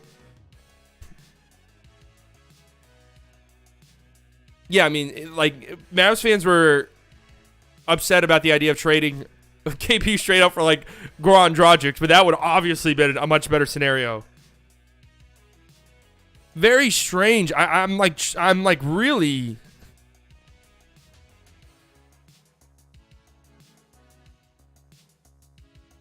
Oh, man. $16 million a year till 2025. Everybody's fucking tweeting this, bro. NFT art. Wait, who's this? NFT art gallery. Oh, shit. People actually believe this now. People actually believe this. That's honestly funny as shit. You know, if it was just Dinwiddie, I could easily talk myself into it. Easily talk myself into Dinwiddie. Dinwiddie and then like an expiring or something. I could easily talk myself into that. I mean, I would actually probably be like, fuck yeah, that's cool. Now let's go get another big. Bertans throws a fucking wrench in the whole thing for me. It's the Bertans one where I'm like, what? That contract is horrible. Is Davis Bertans a Nike athlete? Davis Bertans, there's no way he has any type of deal with any type of fucking shoe manufacturer. Who the hell's going to go to the rim now? Well, the good news is the Mavs know how to win without KP because he never fucking plays. What is the Mavs subreddit saying about this? We have to go look at the Mavs subreddit right now. This is all happening in live time, guys. I'm sorry that my thoughts are incoherent. My thoughts are incoherent all over the place. I'm trying to process this.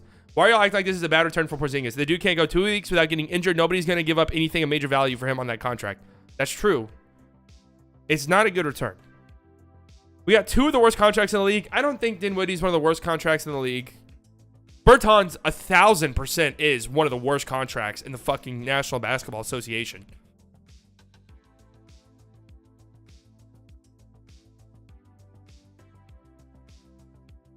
Yeah, and then you have Bertans on the books for longer than KP. You don't even get salary cap relief.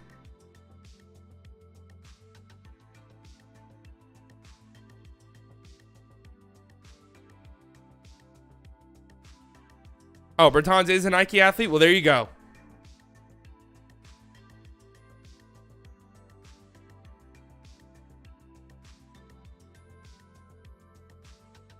So is there...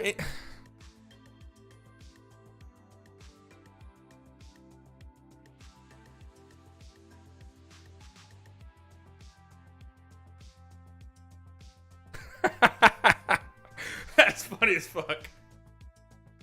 That is funny as shit. You know, Dinwiddie, I could talk myself into.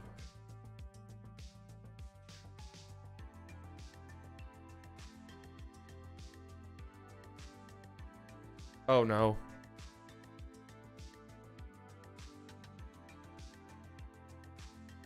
Oh, no. Oh, no. It honestly is so funny that this happened. It honestly is so fucking funny that this trade actually happened, man. Oh my god. This is why you guys follow me, bro. This is why you guys follow me.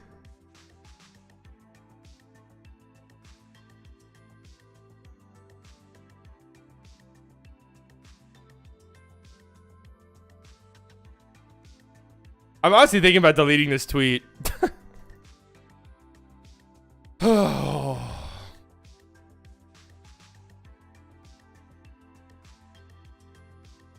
Let's see what my timeline's saying.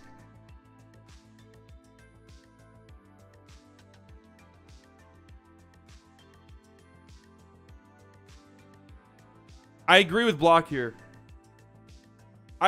You could talk me into you could talk me into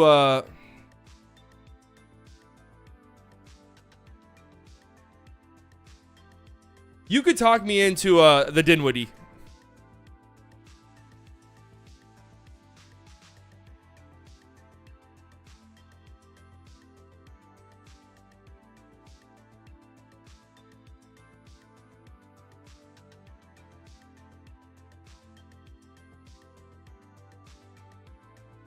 How the fuck do you spell inconsolable?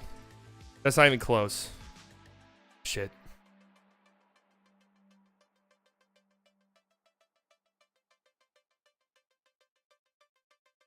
Oh my god.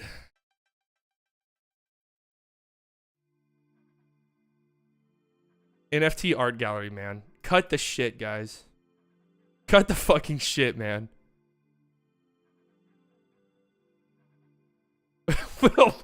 Like fucking Wilbon, bro. Like Michael Wilbon.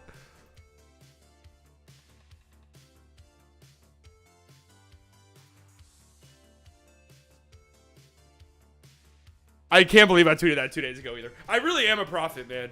Really.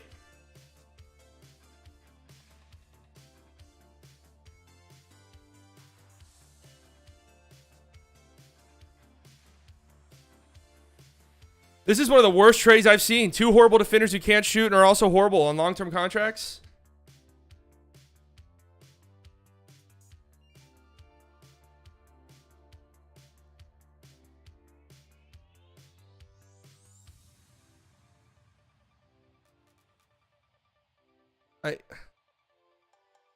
NFT art gallery.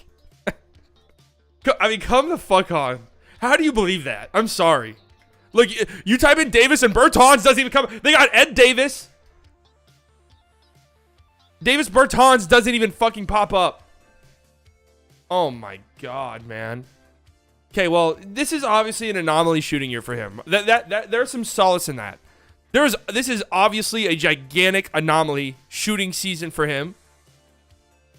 I know he was a disaster in the playoffs too, right? Yeah, he was. I remember this shit. Look at his fucking playoff numbers, man. Oh my Christ.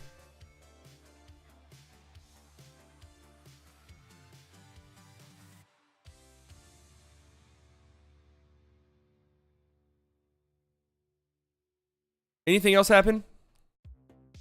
1 minute until the deadline. Daniel Tice to the Celtics. Daniel Tice has been on the Celtics how many different times now? 40?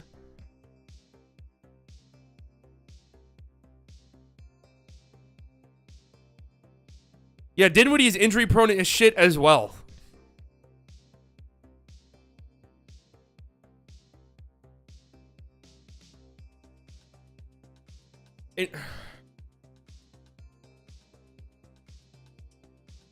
That's one of the worst trades I've ever seen. I'm gonna be just.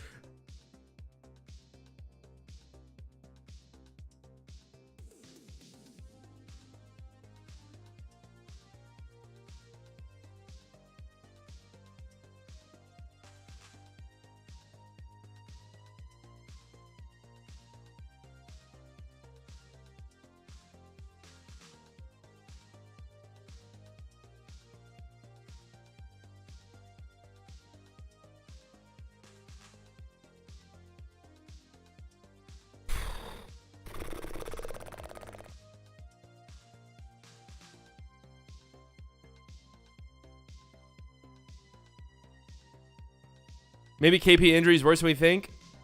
Maybe.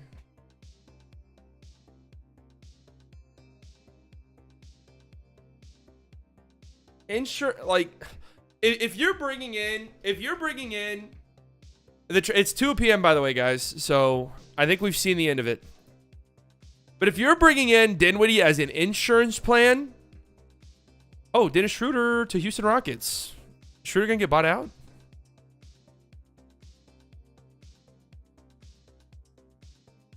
If you are bringing in Dinwiddie for insurance for Brunson.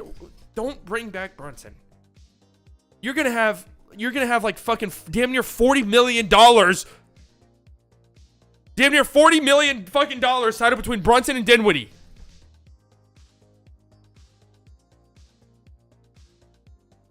Someone's gotta.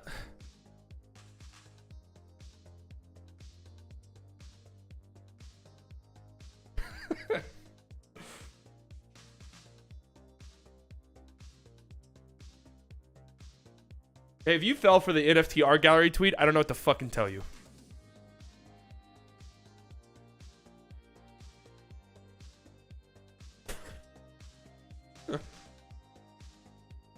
Oh, man. Let me try to process my thoughts right now. I'm going to try to do a quick reaction. Okay?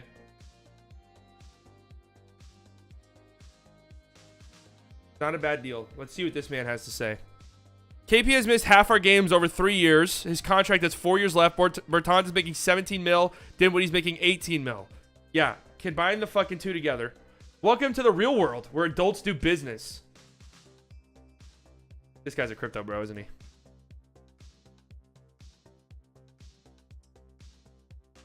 This guy a crypto bro? KP was never worth a max contract coming off that injury. Donnie's hard on for big white men has been creepy at times. I was on the KP hype train, but his last bone bruise was the final straw. He played great in games this year, but we have Luka Doncic, and you will win many titles with Luka on your team, so as long as you don't surround him with G Leaguers. Dinwiddie and Bertans were both very good players 2 to 3 years ago. Why is their stock fallen? Bradley Beal just isn't the same player as he used to be. He's a chucker. And Wizards fans are against giving him a supermax. I can get behind this idea. This is what I was saying. I could get behind Dinwiddie. Because Beal's been fucking garbage this year. Dinwiddie's role has been reduced to rubble.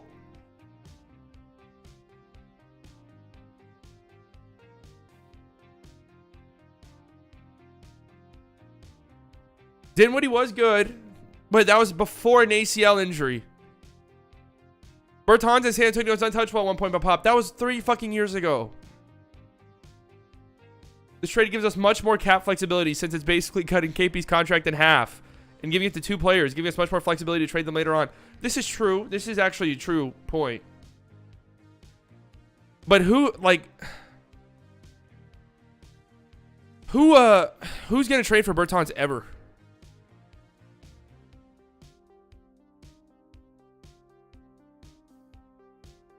Who's going to trade for Bertans ever? I guarantee you the Wizards are literally having a field day. Let's see what the Wizards are saying. Let's see what Wizards fans are saying. No way we got Porzingis for Dinwiddie. What the fuck? And we lost Bertans.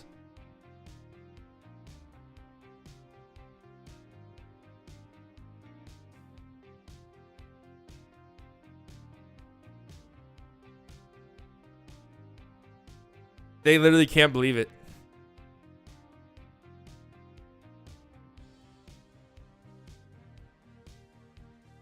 They literally are at a loss. They can't believe it.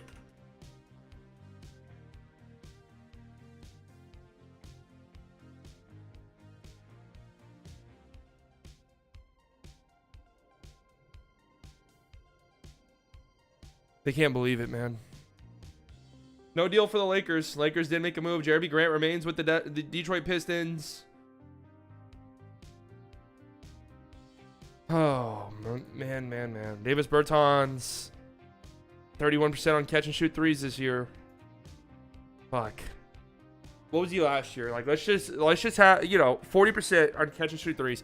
Let's just have some copium down year for Bertans. I don't see any realistic way production for Bertans is good enough to warrant his contract no matter what. No matter what.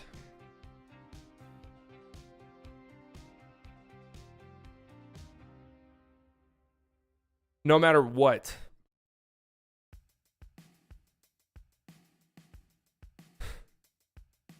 Do I delete this tweet, honestly?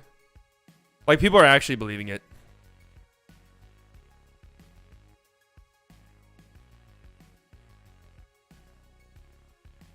Like, it was funny at first, but it was just going around Mav circles and it was a joke. Moses Brown waived. Yeah, that makes sense. You had to get rid of somebody. Or I actually thought Moses Brown would be the one gone for Marquise Chris, to be honest with you. There goes Moses Brown. Mavs fans are probably going to freak out about this. I literally don't care. Moses Brown's terrible. I don't understand why people are freaking out about this specific move about Moses Brown. He's not fucking good. Well, I mean, do you even get Goran now?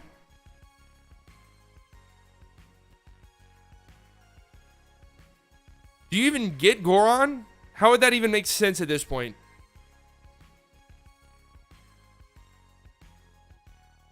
You have no doubt in your mind KP is still a Bav if this bone bruise shit does not happen.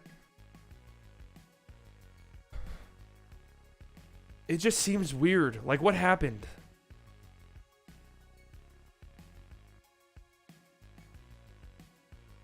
I'm deleting this tweet. It's funny as fuck, right? It's a funny tweet. It's funny that people believed it. But it's now at the point where people are like tagging Mark Cuban, telling him to sell the team and shit. I'm gonna delete it, but I am gonna take a screenshot of it to save it forever.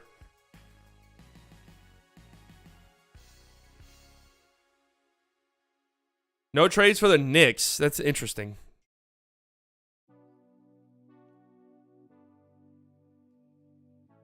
No trade for the Knicks, which is interesting.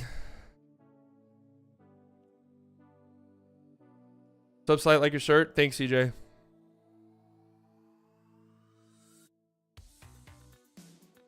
Let me. So is there no other? There's nothing else. That's it.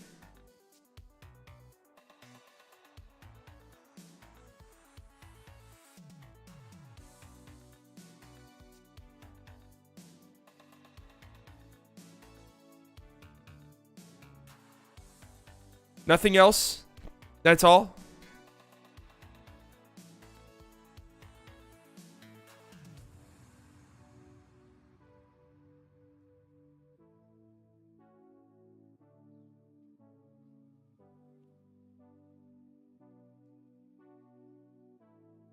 All right, this tweet is getting deleted. Is Beal a free agent after this year? Yeah, maybe he wants to come and team up with Bertans. Maybe he wants to come team up with Bertans. You know, come back and join. Hey, Bradley Beal. What the fuck? This is so weird.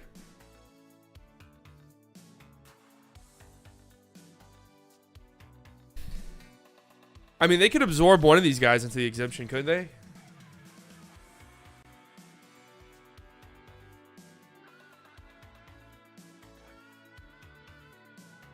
Hey guys, I'm really quickly trying to gather my thoughts here. My brain is it's fucking scrambled. It's fried right now. It's fried right now. I'm trying to process this. I tweeted this as a joke, a complete and total shit post a few days ago. Say Michael Wilbon on PTI. Why the fuck would Michael Wilbon? People are believing this tweet. Right, whenever I originally tweeted, it was just like the people I followed, the Mavs fans, thought it was funny. It was obviously a joke. Michael Wilbon just now on PTI. Mark Cuban and Spencer Dinwiddie were spotted being buddy-buddy at an NFT art gallery over the weekend. The fuck's an NFT art gallery? Doesn't exist. I don't know, right? I don't know anything about NFTs. They're weird. And the Mavs actually traded for Spencer Dinwiddie. And more than that, the Mavs traded Kristaps Porzingis for Spencer Dinwiddie. I can't believe this shit. Another dumbass tweet of mine. I tweeted this today. Today, I think KP's value around the league is higher than we think. The reason why I thought that is because there were rumors that the Mavs were talking to Toronto last night. I was thinking, fuck GoranDragic. This could be for like Pascal. Maybe KP's trade value is not what we think it is. I was right. It's not what we think it was. Because it was somehow lower. Somehow lower. I thought KP fished his trade value out of the toilet, but it turns out it's in the fucking sewer. It's been flushed. It's sitting at the bottom of the sewage system. This trade, this is going to come so hypocritical of me because I've been saying I want KP gone, trade KP, whatever. I want KP gone, trade him. Slightly Nostradamus, that's true. I want KP gone, trade him. I actually didn't think the trade would be this bad. I'm gonna be real.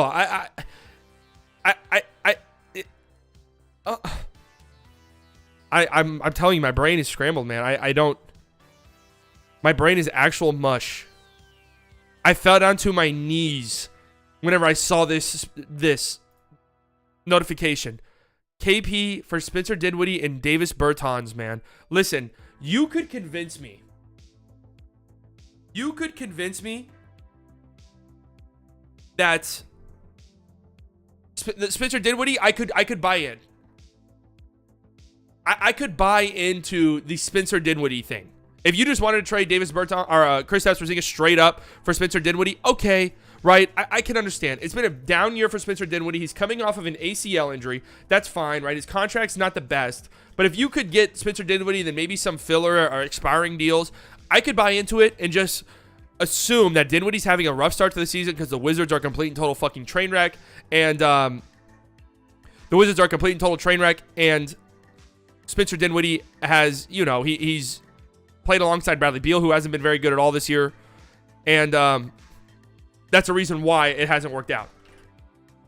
But to add Davis Bertans is honestly kind of mind-numbing to me. I don't understand it. There's a running joke on this channel. There's a running joke on this channel about how terrible Davis Bertans is. Because every time I would watch a Wizards game, the man was like 1 of 6, 0 of 8, 1 of 5 from 3. It feels like I never, ever saw Davis Bertans have a good shooting game. And this year, he's been abysmal. I mean, he's out of the rotation for the Wizards. Out of the rotation. And it's not like this is a JJ Redick type move last year or something where you're getting back some, expiring deal, whatever. Davis Bertans' contract is one of, if not maybe the worst in the league. It is horrible. It is a worse deal than KP's. You got 3 years left after this, making around $16 million a year. That's really bad, guys. That's really bad. Again, he's pretty much, if we just go to game logs, he's damn near out of the rotation entirely. Damn near out of the rotation entirely for the Wizards. He's shooting 31% from 3 this year. This is a knockdown three-point shooter who made a bag, honestly. I mean, just robbed the Wizards for his shooting. And this is what I brought up, right? This is his numbers from last season, where he was a 40% catch and shoot three-point shooter. We will take that. That would be nice to have. If Davis Bertans, again, if we just chalk it up to, dude, the Wizards were a fucking joke, right? The Wizards, they're just spiraling out of control. So maybe it's just the players there are just kind of checked out. It's a bad situation. Bradley Beal has been kind of a ball hog. Maybe that has something to do with it. So maybe he can get back to this. I still don't even think that justifies this contract, but whatever, right? As you can see, I mean, he's a career 40% three-point shooter. A couple years ago, his first year in Washington, he shot 42% on 8 attempts. Damn near 9 attempts. But we're talking 2-3 years ago now. If Bertans does not come close to this level, you have quite possibly the worst contract in the NBA. And then you have Spencer Dinwiddie, who, let's go back to Dinwiddie. Last year, obviously, he was hurt, so I'm not going to count that. 2019, 2020, he was legitimately good. Dinwiddie is not a good shooter. He's not a good three-point shooter. The only, you see right here, 30%, 27% on pull-up threes. But he did shoot 37% on catch-and-shoot threes 2 years ago, right? If you're playing alongside Luka, you're going to get a lot of catch-and-shoot opportunities. So there is that. He's a pretty good isolation player. He's good at setting up teammates. That's why I'm saying if it was just for Dinwiddie and maybe some more contract filler, okay, maybe I could get talked into that, right? Maybe I could be like, yeah, that's fine, right? Like, it was just time to move on from Kristaps. Dinwiddie's contract is smaller, easier to move, whatever. But adding Bertans changes things. And the Mavs gave up a pick. The Mavs gave up a pick in this trade. Whenever it was coming, I was like, no, just wait. The Wizards have to be sitting at first. Wizards have to be sitting Denny or Rui or something.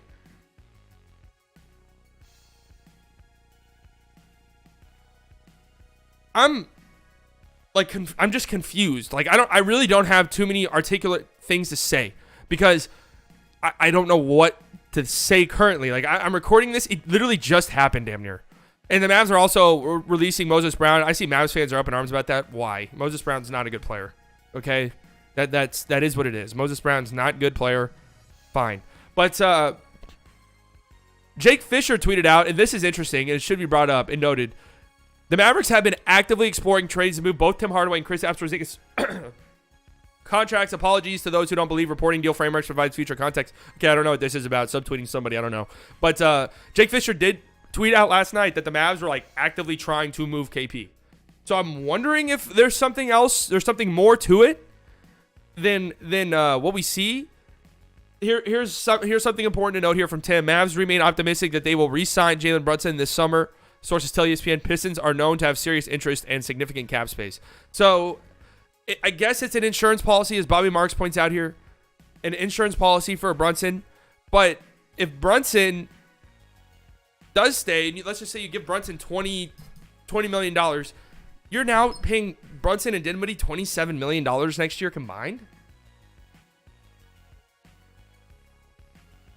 I don't understand that. Even if it is an insurance thing. I don't get that. I don't understand it. Again, if it was just Dinwiddie, I think you could talk me into it. I really do. In fact, if it was just Dinwiddie, I'd probably support the trade. Just full stop. I'm going to be honest. If it was just Dinwiddie, I think I would support it. But Bertans, I'm like, what? What? Hey, listen, there's a lot of people on this channel that said if so-and-so gets traded, you're donating money. Oh, okay, Tonic. I didn't even see that. Okay, I see it now, Tonic. Thank you. Yeah, now I wonder, does this take the Mavs out of the Dragic sweepstakes? And listen, I'm okay with, again, KP has missed half his games since coming here. So it's not like you're losing a lot. Mavericks record without Kristaps Porzingis. It's not like you're losing too much. Mavs are all time. Why would I search that? Why would that be what I'm interested in seeing? 13-8 without KP. Now it's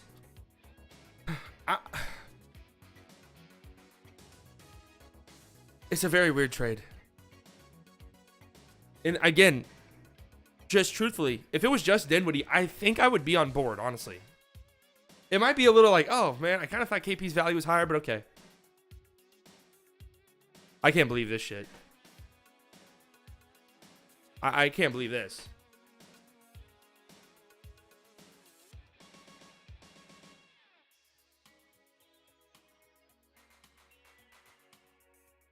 Who's our center? We're going to be rolling with Dwight Powell. Mavs are going to be rolling with Dwight Powell.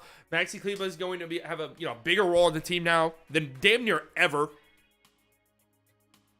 Bertans is going to play small ball 5, I guess. Bertans small ball 5. Fuck it. I don't know. The reason why I'm like, it's so ironic I'm doing all this because I literally have been saying how much I want to trade Kristaps Porzingis, but I can't believe this is what the trade was. Like part of me saying trade Kristaps Porzingis was me thinking that there might be some value to get in return. But this one is shocking, man. It really is. I don't hate trading KP at all. Like, I'm gonna be real. That's not the thing for me. KP is not reliable. He's a max contract guy. You can't count on him to be on the floor. I don't mind trading him at all. I've been fucking advocating. Probably one of the biggest people advocating to trade him. How tall is Bertans? Guys, I was joking about the Bertans center thing. If Bertans is your center, literally, you are probably picking first overall in the draft. Bertans doesn't even play center. But it's just, you're not getting any salary relief. In fact, the salary you got is worse. It's worse. Bertans and Spencer Dinwiddie combined make more money than KP. Dinwiddie's deal runs as long as KP's, and Bertans runs a year longer. So you're not getting salary relief. You're actually getting less salary cap relief.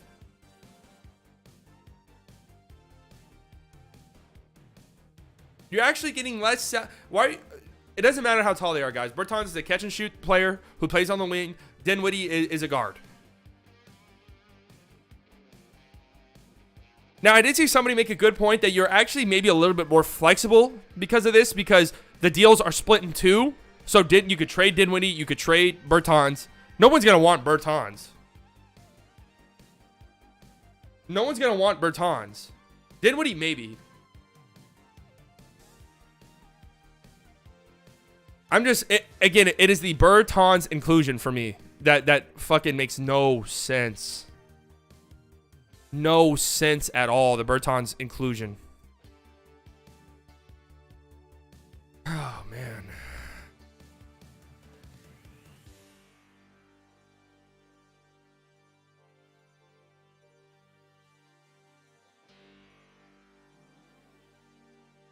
When did Enes Freedom go to the Rockets?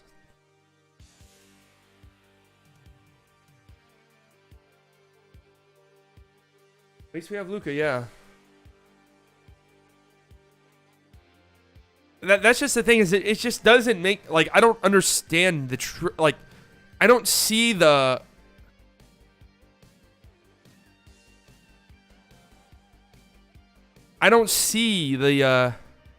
oh no. Oh fucking no way, bro.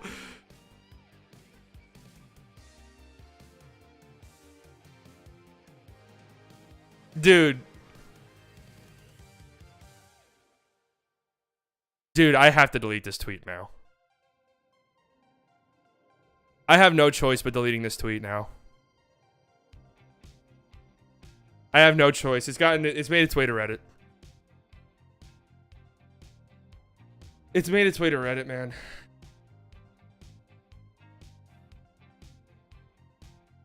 NFT art gallery, bro.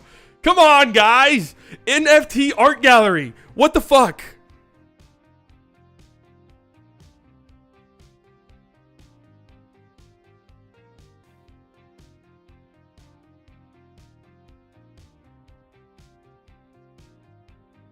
Oh, man.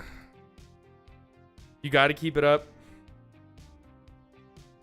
I just don't understand, because I did this with my Dwight Powell one too. I tweet directly under it. This is not a real tweet.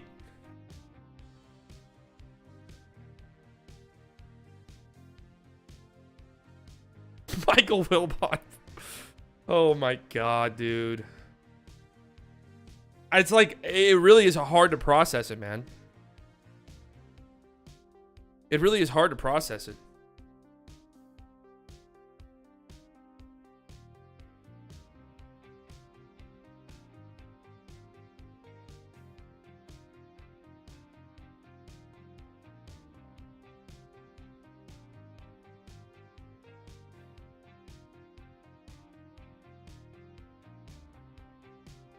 Dude.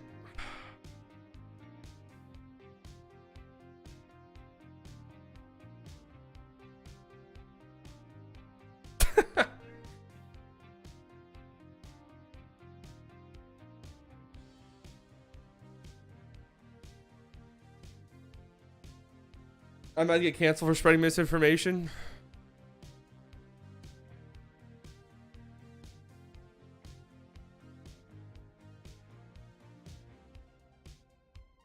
You will trade on Twitter. Listen, whenever I first made this tweet, it had like next to nothing. Funny that people went back. Who was the least excited when Luka hit the amazing baskets? Hold on. I have to. I'm like, literally, my brain is not operating. I can't explain it. I can't explain it. I can't explain what's currently transpiring with my brain. It's like not properly functioning. It's hard for me to form any coherent thought. Oh, nice. And this stream got fucking hit for copyright. Nice. For what? What could possibly have been fucking copyright on this? Okay, let me go back to Let me try to figure out when this trade was made. What do you guys think? Okay. All right. When do the sunglasses come off? To watch. I want to see precisely when this happened.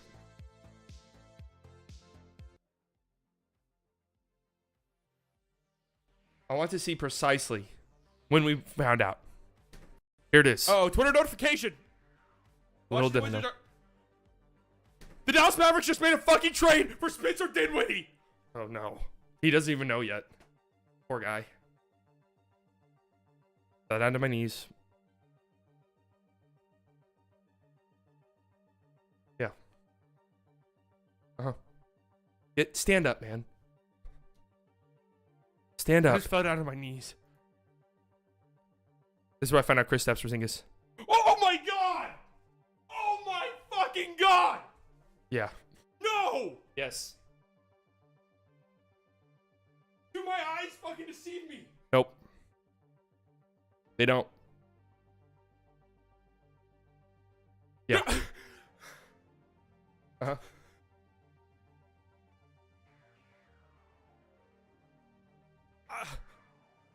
I literally couldn't form a sentence. This is not a joke.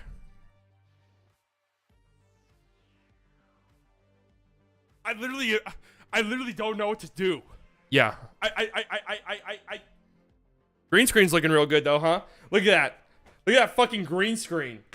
Piece of shit. Lighting's terrible.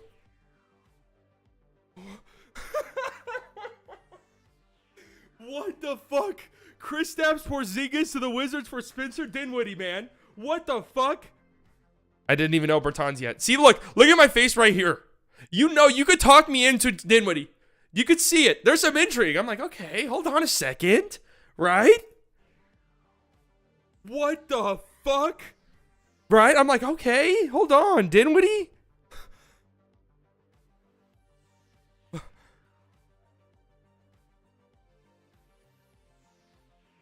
Hold on, Dinwiddie, you could talk me in. I am at a complete and total loss. I am at a complete and total fucking loss. The Mavs got worse in this trade. I'm just going to be straight up honest with you. I know I said. Yeah, they did. I Even with Dinwiddie, they would have got worse. I can't believe he's actually gone. Getting Spencer Dinwiddie back is insane. And Davis Bertans. This is when it happened. I don't think I like that trade at all. Nope. Holy shit. I got what I asked for, and I don't think I like it. Yeah. I actually think I hate that trade. Uh-huh. I actually think I really dislike that trade. Dinwiddie's got 3 years left, 17, 18, 18. What is Davis Bertans' contract is a literal fucking shitfest. It's actually a terrible fucking contract. Oh my god, I'm falling down to my knees.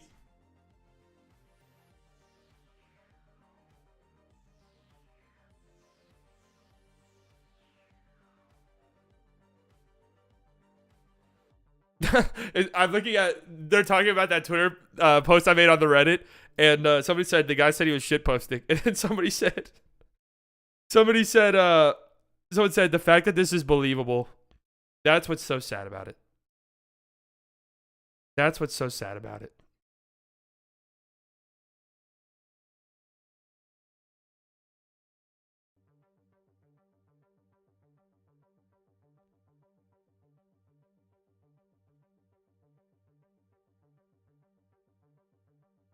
There has to be more. There has to be more.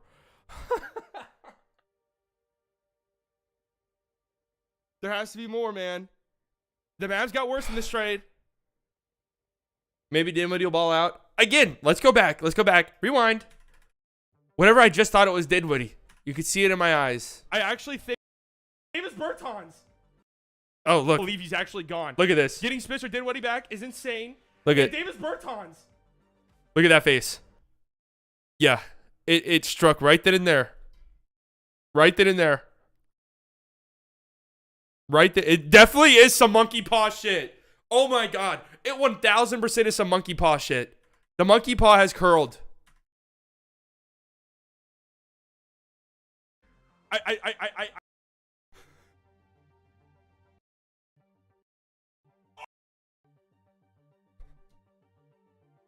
I just fell down to my knees. I thought it was gonna be for Tim originally. I was like, oh shit, Tim for Dinwiddie. Okay, like we're moving. I was like, damn, that's not bad. Whenever the KP news hit. Oh my god! Oh my fucking god! No! Do my eyes fucking deceive me? What does monkey paw mean? I really can't describe it, but it's like, this is an example of monkey paw. I want the Mavs to trade Kristaps. I want the Mavs to trade Kristaps. I want the Mavs to trade Kristaps. They trade Kristaps. And it's a terrible trade like this. That's the monkey paw curling. Just do. What the fuck? Kristaps Porzingis to the Wizards for Spencer Dinwiddie, man. See, you could see in my eyes, man. I could get behind Dinwiddie. What the? I don't love it, but I could get behind it. Mavs got worse. There's the Bertans news. Getting Spencer Dinwiddie back is insane. And Davis Bertans. I don't think I like that trade at all. Oh. There's always a catch. Fuck. Hey, listen. If you guys are new to the channel, make sure you subscribe. Okay. Stream all the time. Close to 3,000 subscribers too. So that would be crazy. I don't know what the fuck we're going to do at the center position, man. I have zero idea what the hell we're going to do at the center spot, man.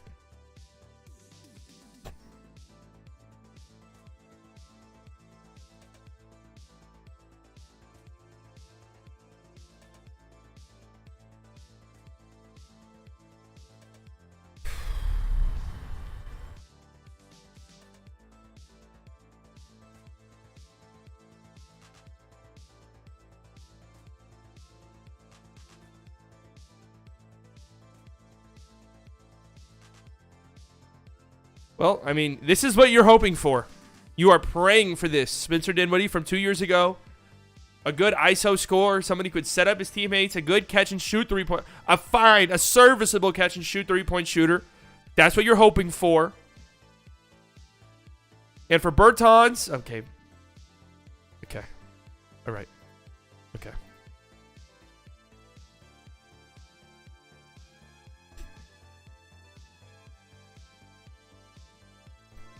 For Bertans, this is what you're hoping for.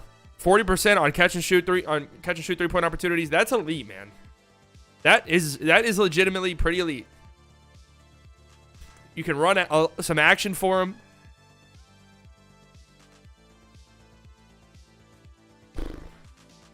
Not a good defender. Dinwiddie's not a good defender. I just don't truthfully understand the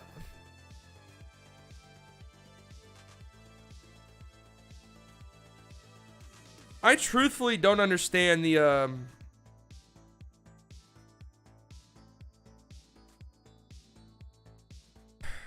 don't understand the Brunson insurance part. That one doesn't make much sense to me.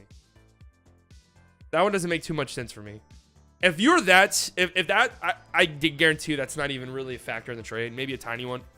But if you're that concerned about losing Brunson, then you should have traded him. Is Ben, KD, and Kai a big three? It's a good question. I would like to say yes. 3 all-star level players.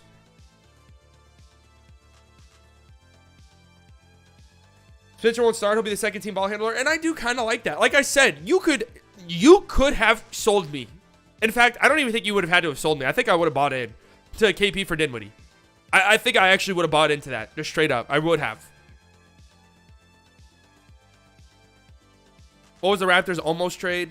There was some talk about him for KP for Goran, but I don't even know how like legitimate it was.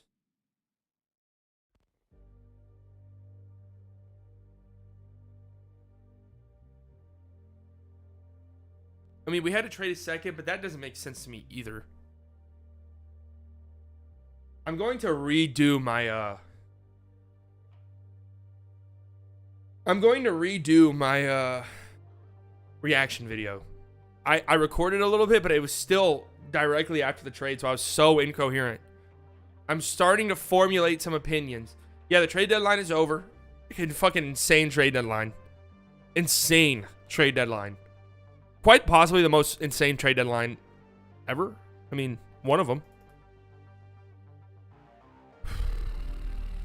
See, like, everybody's adding Mark Cuban and shit. Should I delete this? What do you guys think?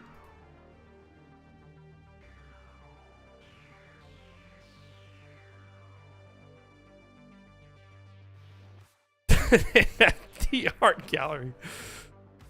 Oh my god.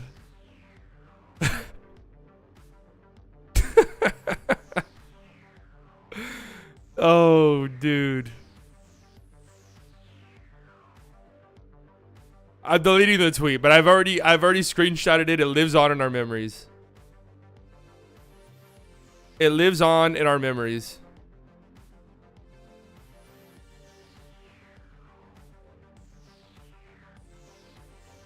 I'm just looking at the replies.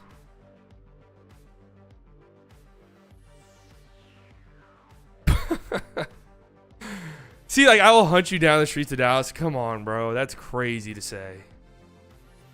That's crazy to say, man.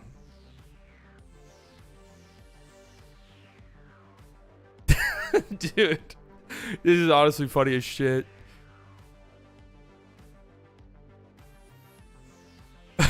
Michael Wilbon. Oh, Christ. I wonder how many people are gonna like talk about this. I guarantee you there are like wizard podcasts that are mentioned this. If anybody notices, please let me know.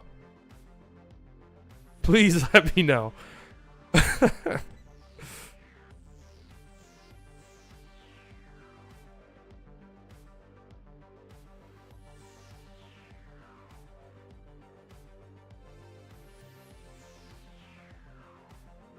Never delete those, never. I mean, people are like literally sending Mark Cuban death threats off this fucking tweet, so I am gonna delete it. Tampering, that's funny as shit. Fuck is an NFT art gallery? Bro, that's the funniest shit of all time to me, bro. How do you fall for that? Come on now. The fact that it's even possible to fall for this, though, is the fact that it's even possible to fall for this tells you everything. Tells you everything.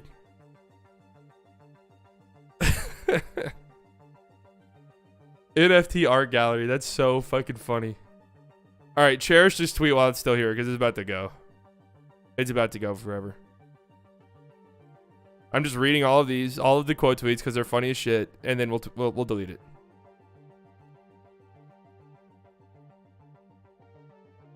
Non-fungible tampering. That's pretty funny.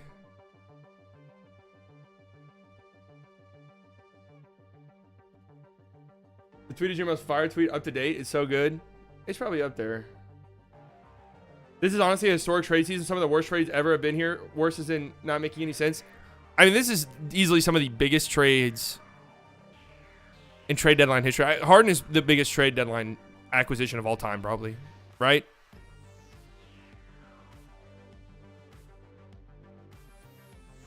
NFT art gallery. The internet. Did I already look at this one? Oh, Chicago actually has NFT art galleries. And they're just sitting in front of TVs. Someone's got to explain the fucking NFT shit to me, man.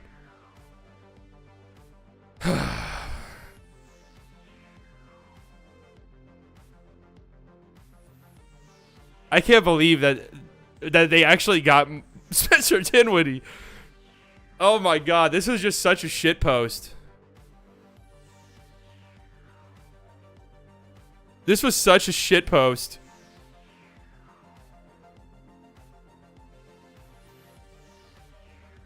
How many minutes is Dwight gonna play now? Fucking 50.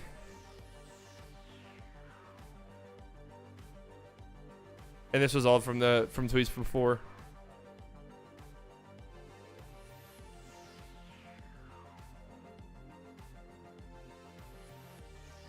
Fuck, man.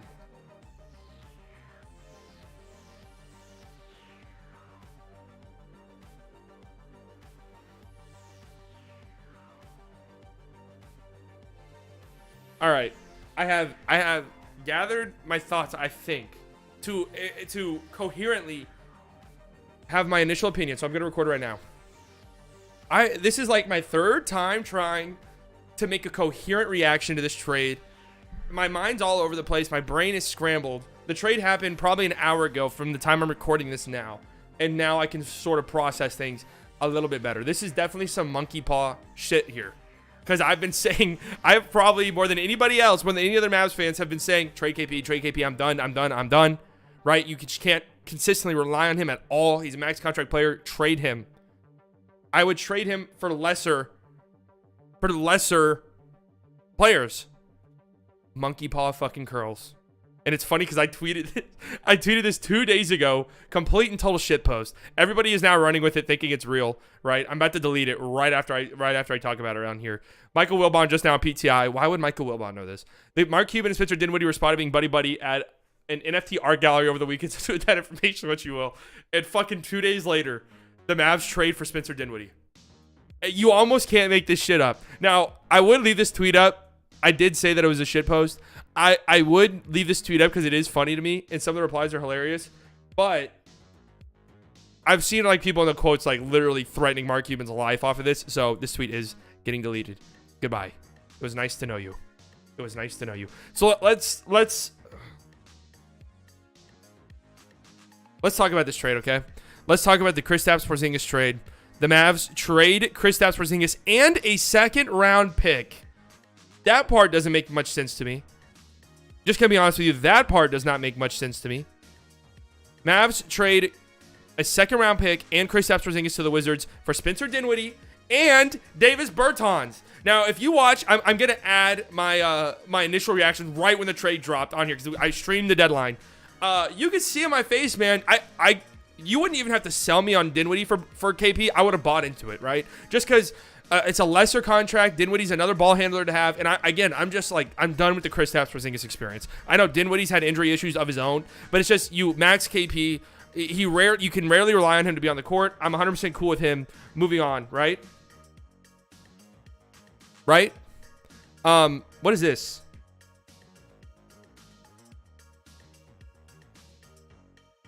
I'm 100% cool moving on. But Spencer Dinwiddie and Davis Bertans, and you can see in the reaction, whenever I fucking saw Davis Bertans, my mood immediately changed. Because now I'm left wondering, what is the purpose of this trade? Outside of just getting rid of KP. It makes me wonder if there's some more underlying things happening where the team feels like they have to move KP now. Maybe is it a locker room issue? Is the knee injury worse than we think? And the Wizards are like, fuck it, we'll just bring him on, even if he maybe misses the rest of the year or something. I don't know. It didn't seem like the knee injury was that bad. But you're getting rid of KP. Now, we looked at this. The Mavs are 13-8 this year without KP. We know the team plays without KP all of the time. So we know they can win without Kristaps. First playoff series against the Clippers in the bubble, KP was honestly great, got hurt, missed the rest of the series. You could definitely make the argument the Mavs win that series with KP. Last year, playoffs against the Clippers, KP was absolutely horrible. You can make the argument that if KP just plays good or normal, then the Mavs maybe win that series. So 2 years in a row, it's hard to like shit on him for injuries, but that's just who he is. Where KP either not being able to stay on the floor or not being good when he's on the floor has hurt you desperately, really, really bad in the playoffs. But Dinwiddie and Bertans is shocking to me. This contract is horrible. This is one of the worst contracts in the NBA. You go look at his game logs, you'll notice he is completely out of the rotation. Completely out of the rotation in Washington. If you want to say, oh, well, that's because they knew they were going to trade him, no fucking chance. There's no way the Wizards thought that they actually had a chance to trade Davis Bertans. No chance. No chance at all. You see all those DNPs? Like, he's just not in the rotation. He's shooting 31% from three this year. And that's what he's got paid for. And he got paid a bag, man. This is a big contract. This is a big contract that Davis Bertans got to be terrible at shooting. Now, if you want to say, all right, it's not the end of the world for Davis Bertans, here are his numbers from last year. 40% catch and shoot, three-point shooter on high volume, 39% total. He's a good shooter, right? His career has shown that. A couple years, his first year in Washington, he was shooting, 41% from three on like 9 attempts? I mean, he is a sniper. So you're maybe hoping that this has just been a weird fucking year for the Wizards. You know, Bradley Beal's been the whole team as a whole has been up and down. So maybe Bertans just isn't working out. Maybe a change of scenery is nice. But even then, because really all Bertans does is shoot. So I can't even justify the $16 million price tag for Bertans at all. And it doesn't make sense because this contract, the Mavs aren't getting, I'll talk about this more in a second. The Mavs aren't getting any salary cap relief here. That's what's kind of weird to me. They're not getting any salary cap relief. In fact, they're taking on more salary, which doesn't make any sense. Now, over here is Spencer Dinwiddie. I have his numbers pulled up because Dinwiddie hasn't been very good this year either. Again, you want to chalk that up to, dude, the Wizards are just a mess. Okay, fine. Last year, obviously, was the ACL year for Dinwiddie. 2 years ago, Kyrie gets hurt. Dinwiddie has a bigger, more of a load offensively. Right? Am I thinking of the right year? I know Dinwiddie's dealt with his injuries as well. So it's not like you're trading for reliant guys, right? He's only has one season playing more than 70 games. So Dinwiddie, a few years ago, Kyrie gets hurt, and that was really Dinwiddie's shining moment, right? He's pretty good in isolation, good at creating offense for himself. Not a good 3-point shooter, but you can see here in his best season, 37% catch and shoot. Pair that alongside Luka, we can live with that. We can live with 37% catch and shoot. Right, and he's good at getting to the rim and is good at creating offense for others. There is that with Dinwiddie. So you're hoping that Bertans goes to his last year's form, or maybe even 2 years ago. You're hoping Dinwiddie goes to how he looked 3 years ago. It's hard for me to say the team got better. I don't think the team got better. Me wanting to get rid of KP is me sort of acknowledging that this is not a championship team and wanting to move on from KP. These moves obviously don't make the Mavs a championship team. They definitely lower the ceiling of this team. Maybe you can argue that it raises the floor a little bit because KP, it's just so hard to rely on KP to be healthy. But damn, man, we look at Dinwiddie's contract. We already knew Bertans is getting $14 million or $16 million a year over the next 4 years, this season included. Dinwiddie 17, 18, 18. 17, 18, and 18. So combine those two. These two are making more money than KP. And you have the extra year of Bertans. So this is the year 2023-2024. This is the year that KP expires. This is the year that Dinwiddie expires as well. But Bertans, you got an extra year. So you're not getting any salary cap relief. In fact, you're getting less salary cap relief, which makes no sense. Here's Stein. And Fisher tweeted this out too, that the Mavs were really looking for a trade partner for KP. Like that was the big thing for them. He tweeted it last night about the Raptors. People shit all over him and it ended up being true. Here's Stein. The Mavericks took back 2 contracts far from team-friendly. That's putting it lightly. To make the deal happen, but add an additional ball handlers they've been searching for in Dinwiddie, and now must get Bertans back to something resembling the feared shooter he was when he earned the massive deal. That really is it. And Bobby Marks tweeted this out, that Dinwiddie addition gives Dallas an insurance policy in case the free agent Brunson gets a little pricey. I don't think this is why they made the deal. I don't think like Dinwiddie being an insurance piece for Brunson was really that big of a factor. But, this is head-scratching for me, man. Truthfully, this is a little bit head-scratching. If you're this concerned about Brunson leaving, where you're willing to take on bad contracts for an insurance policy, you almost have to trade Brunson. If it's that much of a concern for you. Because Brunson can up and leave for nothing. There are teams that have cap space and will be willing to spend a decent amount of money to get Brunson. If you're this concerned about losing Brunson that you're willing to bring on Bertans and Dinwiddie, again, I don't think this was the motivation behind the trade really. Then you should have been shopping Brunson, and they might have. But Tim tweeted that the Mavs remain optimistic they will re-sign Brunson. So if you do re-sign Brunson, you're gonna have 3 very capable ball handlers on the team, combined making like fucking $60 plus $70 million when Luka's rookie max kicks in. God, it's hard. It's hard for me to really like process this trade right now. That's really what it is. Stein put an abrupt end. Like all of these rumors over the past couple days about the Mavs, taking some calls for KP. That to me made it seem like they were gearing up in the offseason to move on from KP. I did not expect the KP trade today at all. At all. And I was joking on Twitter, another fucking great tweet of mine, right? I am a prophet in many ways, but I'm a prophet in many ways, but a complete and total cold take artist in others. Where I said, where was it? Hello? How many times did I tweet today? Jesus, why do you guys follow me? I think KP's value around the league is higher than we think. I tweeted that hours before this motherfucker got traded for Davis Bertans and Spencer Dinwiddie. His value wasn't what we thought. I thought that KP fished his value out of the toilet. I thought he fished his value out of the toilet. I thought he did. Instead, it got flushed and it's sitting at the bottom of the fucking sewage system. Oh, man. It's just a weird trade, right? It's definitely some monkey paw shit. I've been begging for KP to get traded. And he does. And I'm like, what? I just like can't even...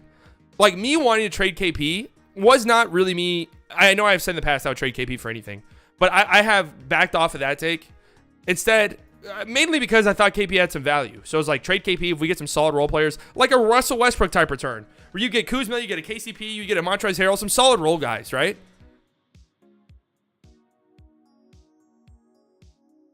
Instead, you get two guys on big contracts who have had disappointing seasons. Dinwiddie is an injury problem. So is Bertans. Bertans has injury issues too. And you're getting these guys back. Let's just look at Dinwiddie's numbers for this year. So these were his numbers from 2 years ago when he really started to blossom as a player. Here he is this year. You can see his isolation, effective field goal percentage, 36%. His three-point shooting has been terrible, 31%. Not too many catch and shoot opportunities. Again, that could just be the Wizards offense was disgusting. It's disgusting. So maybe we could, cut some slack. His ability to get to the rim has gone down. That could be due to the ACL. He's still pretty decent at setting up teammates. We'll have to see how this... We'll have to see how this all plays out. Because just couldn't rely on KP to be there. That's the reality. I've seen a bunch of Mavs fans mad about the Mavs releasing Moses Brown. Who cares? Who fucking cares? No offense to Moses Brown. Wish him the best and everything, man. But the guy just is not really an NBA player at this point. He just isn't. Let's just see what the... I can't believe we're the ones giving up draft compensation. I was waiting after seeing the Bertans stuff. I was waiting to see Rui or Dinny have been added to the trade as well. Or Gafford. I don't understand us, the ones giving up the picks. This is Rookie GM. This is an interesting first impression for Nico Harrison, man. I'm just gonna throw that out there. This is a interesting first impression. Two horrible defenders. One of the worst trades you've ever seen. Oh man. That's the thing too. Bertans' only NBA caliber skill is shooting. That's literally all he does. Genuinely, that is all he does. I don't know if this team's gonna be active in the trade market again, or in the buyout market. This is not how you clear cap space. They didn't even clear cap space. They lost cap space. I did see somebody make a good point about you now have broken up that KP money essentially into two contracts, so it might be easier to trade.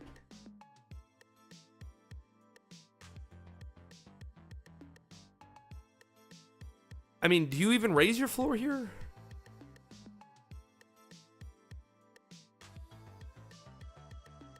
Oh, again, you could have talked me into Dinwiddie. You could have talked. I would have just bought into Dinwiddie for KP. Whatever.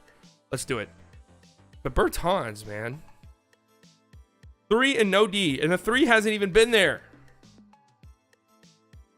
Yeah, and Dinwiddie's not very good off ball. So is the plan just to have Dinwiddie run the second unit now? You don't have to stagger Brunson and Lucas minutes. Just have them both play together, and just have Dinwiddie run the second offense, the second unit. That would make some sense. That's what I would do personally. Maybe you could let Brunson, because Brunson's not bad off ball. So play Brunson with Dinwiddie. Damn. And I don't even know what this means for Dragic anymore. I don't know what this means for Dragic. Yeah, here's the KP trade.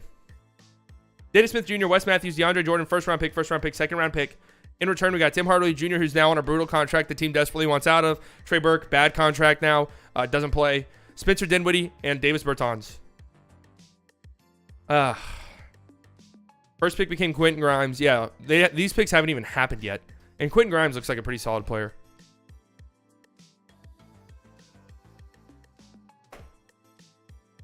I'll be streaming more Mavs games. We'll see how this plays out. We'll see how this fucking plays out.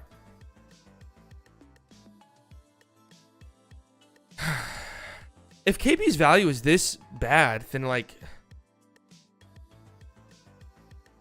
if KP's value is this low, I would have been cool with not with I would have been cool with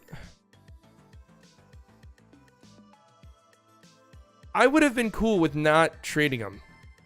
Truthfully, I would have. I wonder if this is real.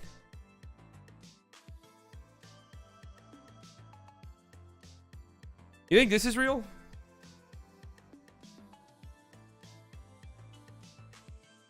You think that's really when KP found out he was traded?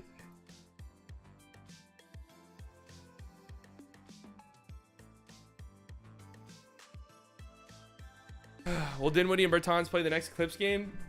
I doubt they play tonight. There's actually no chance they play tonight. But Saturday, probably 100%, yeah. They will probably play on Saturday. Dude, this is what's funny. Hold on. I know for a fact I've tweeted about this in the past.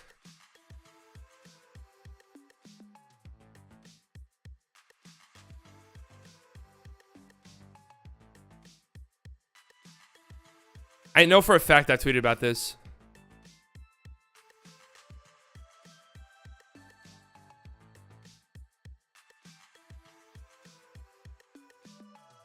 Was this about a KP trade? This was about a KP trade back in May. Maybe the Wizards for Bertans and maybe a young player for Lucky. We were not lucky. Was this all it was? I could have sworn I've talked about this before. If you guys were here during the playoffs, you know that I was saying KP is going to be a Wizard in the summer. I thought it was gonna happen. I thought it was gonna be like Bertans and some other shit. I'm about to end this stream, man. I'm gonna edit some videos because the reactions are good. I think I'm going to post. I'm obviously going to post the KP one, but I think I'm also going to post the Harden one because that was funny.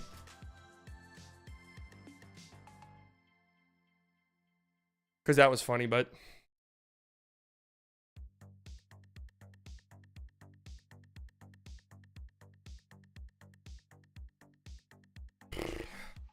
ay caramba, man.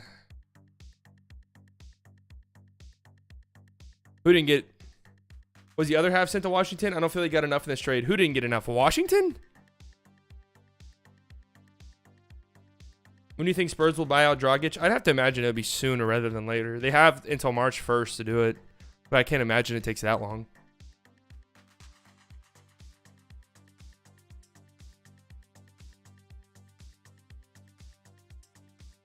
This really is maybe the most cursed tweet of all time.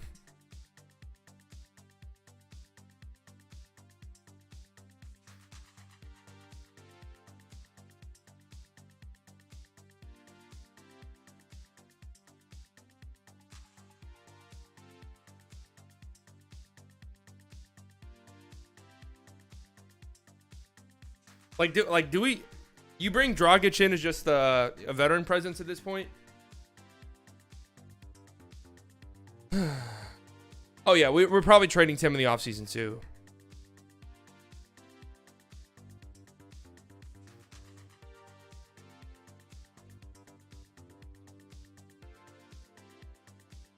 Well, interesting. I feel like I can't shit on it too much because this is exactly what I've been asking for. Like, it feels weird just shitting all over this because it is, again, I literally asked for this to happen. Yeah, that's exactly how I feel, Ray. That's exactly how I feel. Dinwiddie, okay, I would have supported it. I'm not gonna lie to you. That's how much I wanted to get off of KP. I would have supported Dinwiddie. But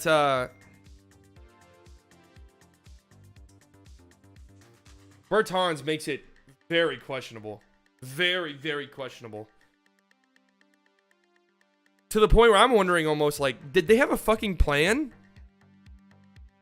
Did they have a plan? Or was it like a reactionary, like, dude, we need to trade KP. Like, we need to trade KP. Reactionary. Who wants him? Shit. Spencer Dinwiddie and Davis Bertans. Fuck it. Lock it in. Yeah, Dinwiddie alone, you would have cleared some cap space for sure. You would have been saving like 16 mil a year. Who do you think won the Nets trade? I think they both benefited pretty equally, honestly. You'll have to see in the future because we're going to just assume that James Harden's going to get $250 million from the Sixers, and that could end terribly, honestly. But outside of that, I think that you did pretty decent.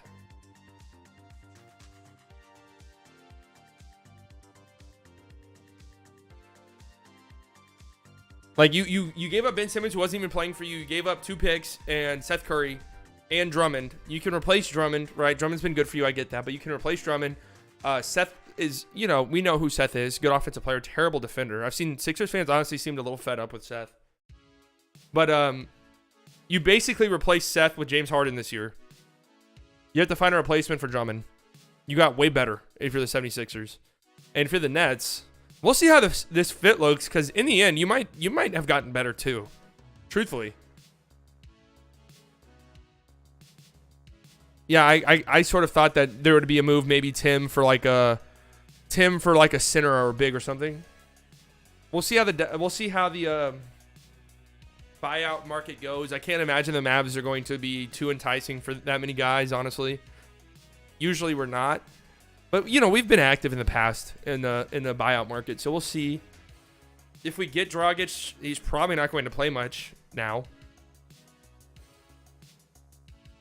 Maybe this was also there were reports yesterday that the Mavs were talking to the Raptors about KP, and a lot of people assumed that was like Goran for KP.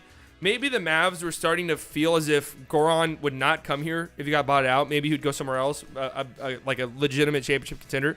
So they were maybe starting to panic a little bit, and the whole time they planned to get Goran. So that was going to be their third ball handler.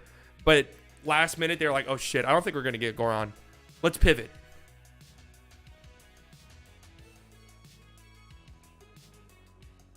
I would feel a little bit better about having no centers if we had like a really good small ball 5, but we really don't. Like if we had somebody who could legitimately be a small ball 5, I'd be okay with it. But it's just gonna be the Dwight Powell's been playing better lately. He really has, and it's his time to shine. I mean, he's got to play good. Like we need Dwight Powell to play good. Like no, we actually need Dwight Powell.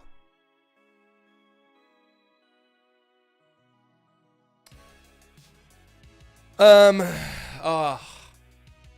does kind of suck because I was an advocate for Spencer Dinwiddie in the offseason as a free agent. So if you just signed him and didn't sign Tim, what would we look like currently? I wonder. This trade obviously doesn't happen. Would we be better?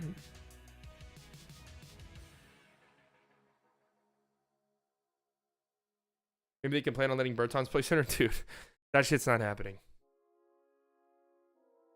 All right, guys, I think I am going to cut the stream off here. I've been streaming for 4 hours. I have an errand to run that I need to run pretty much now, and I have work to do. Fuck, work. But thank you guys for coming out. It was a fun-ass stream.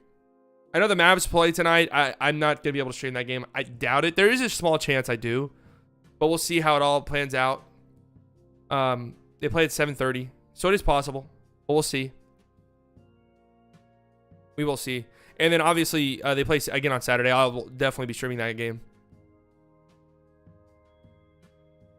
I just got school. Why are you still live? The grind never stops, brother. But this was a fun stream for it not being a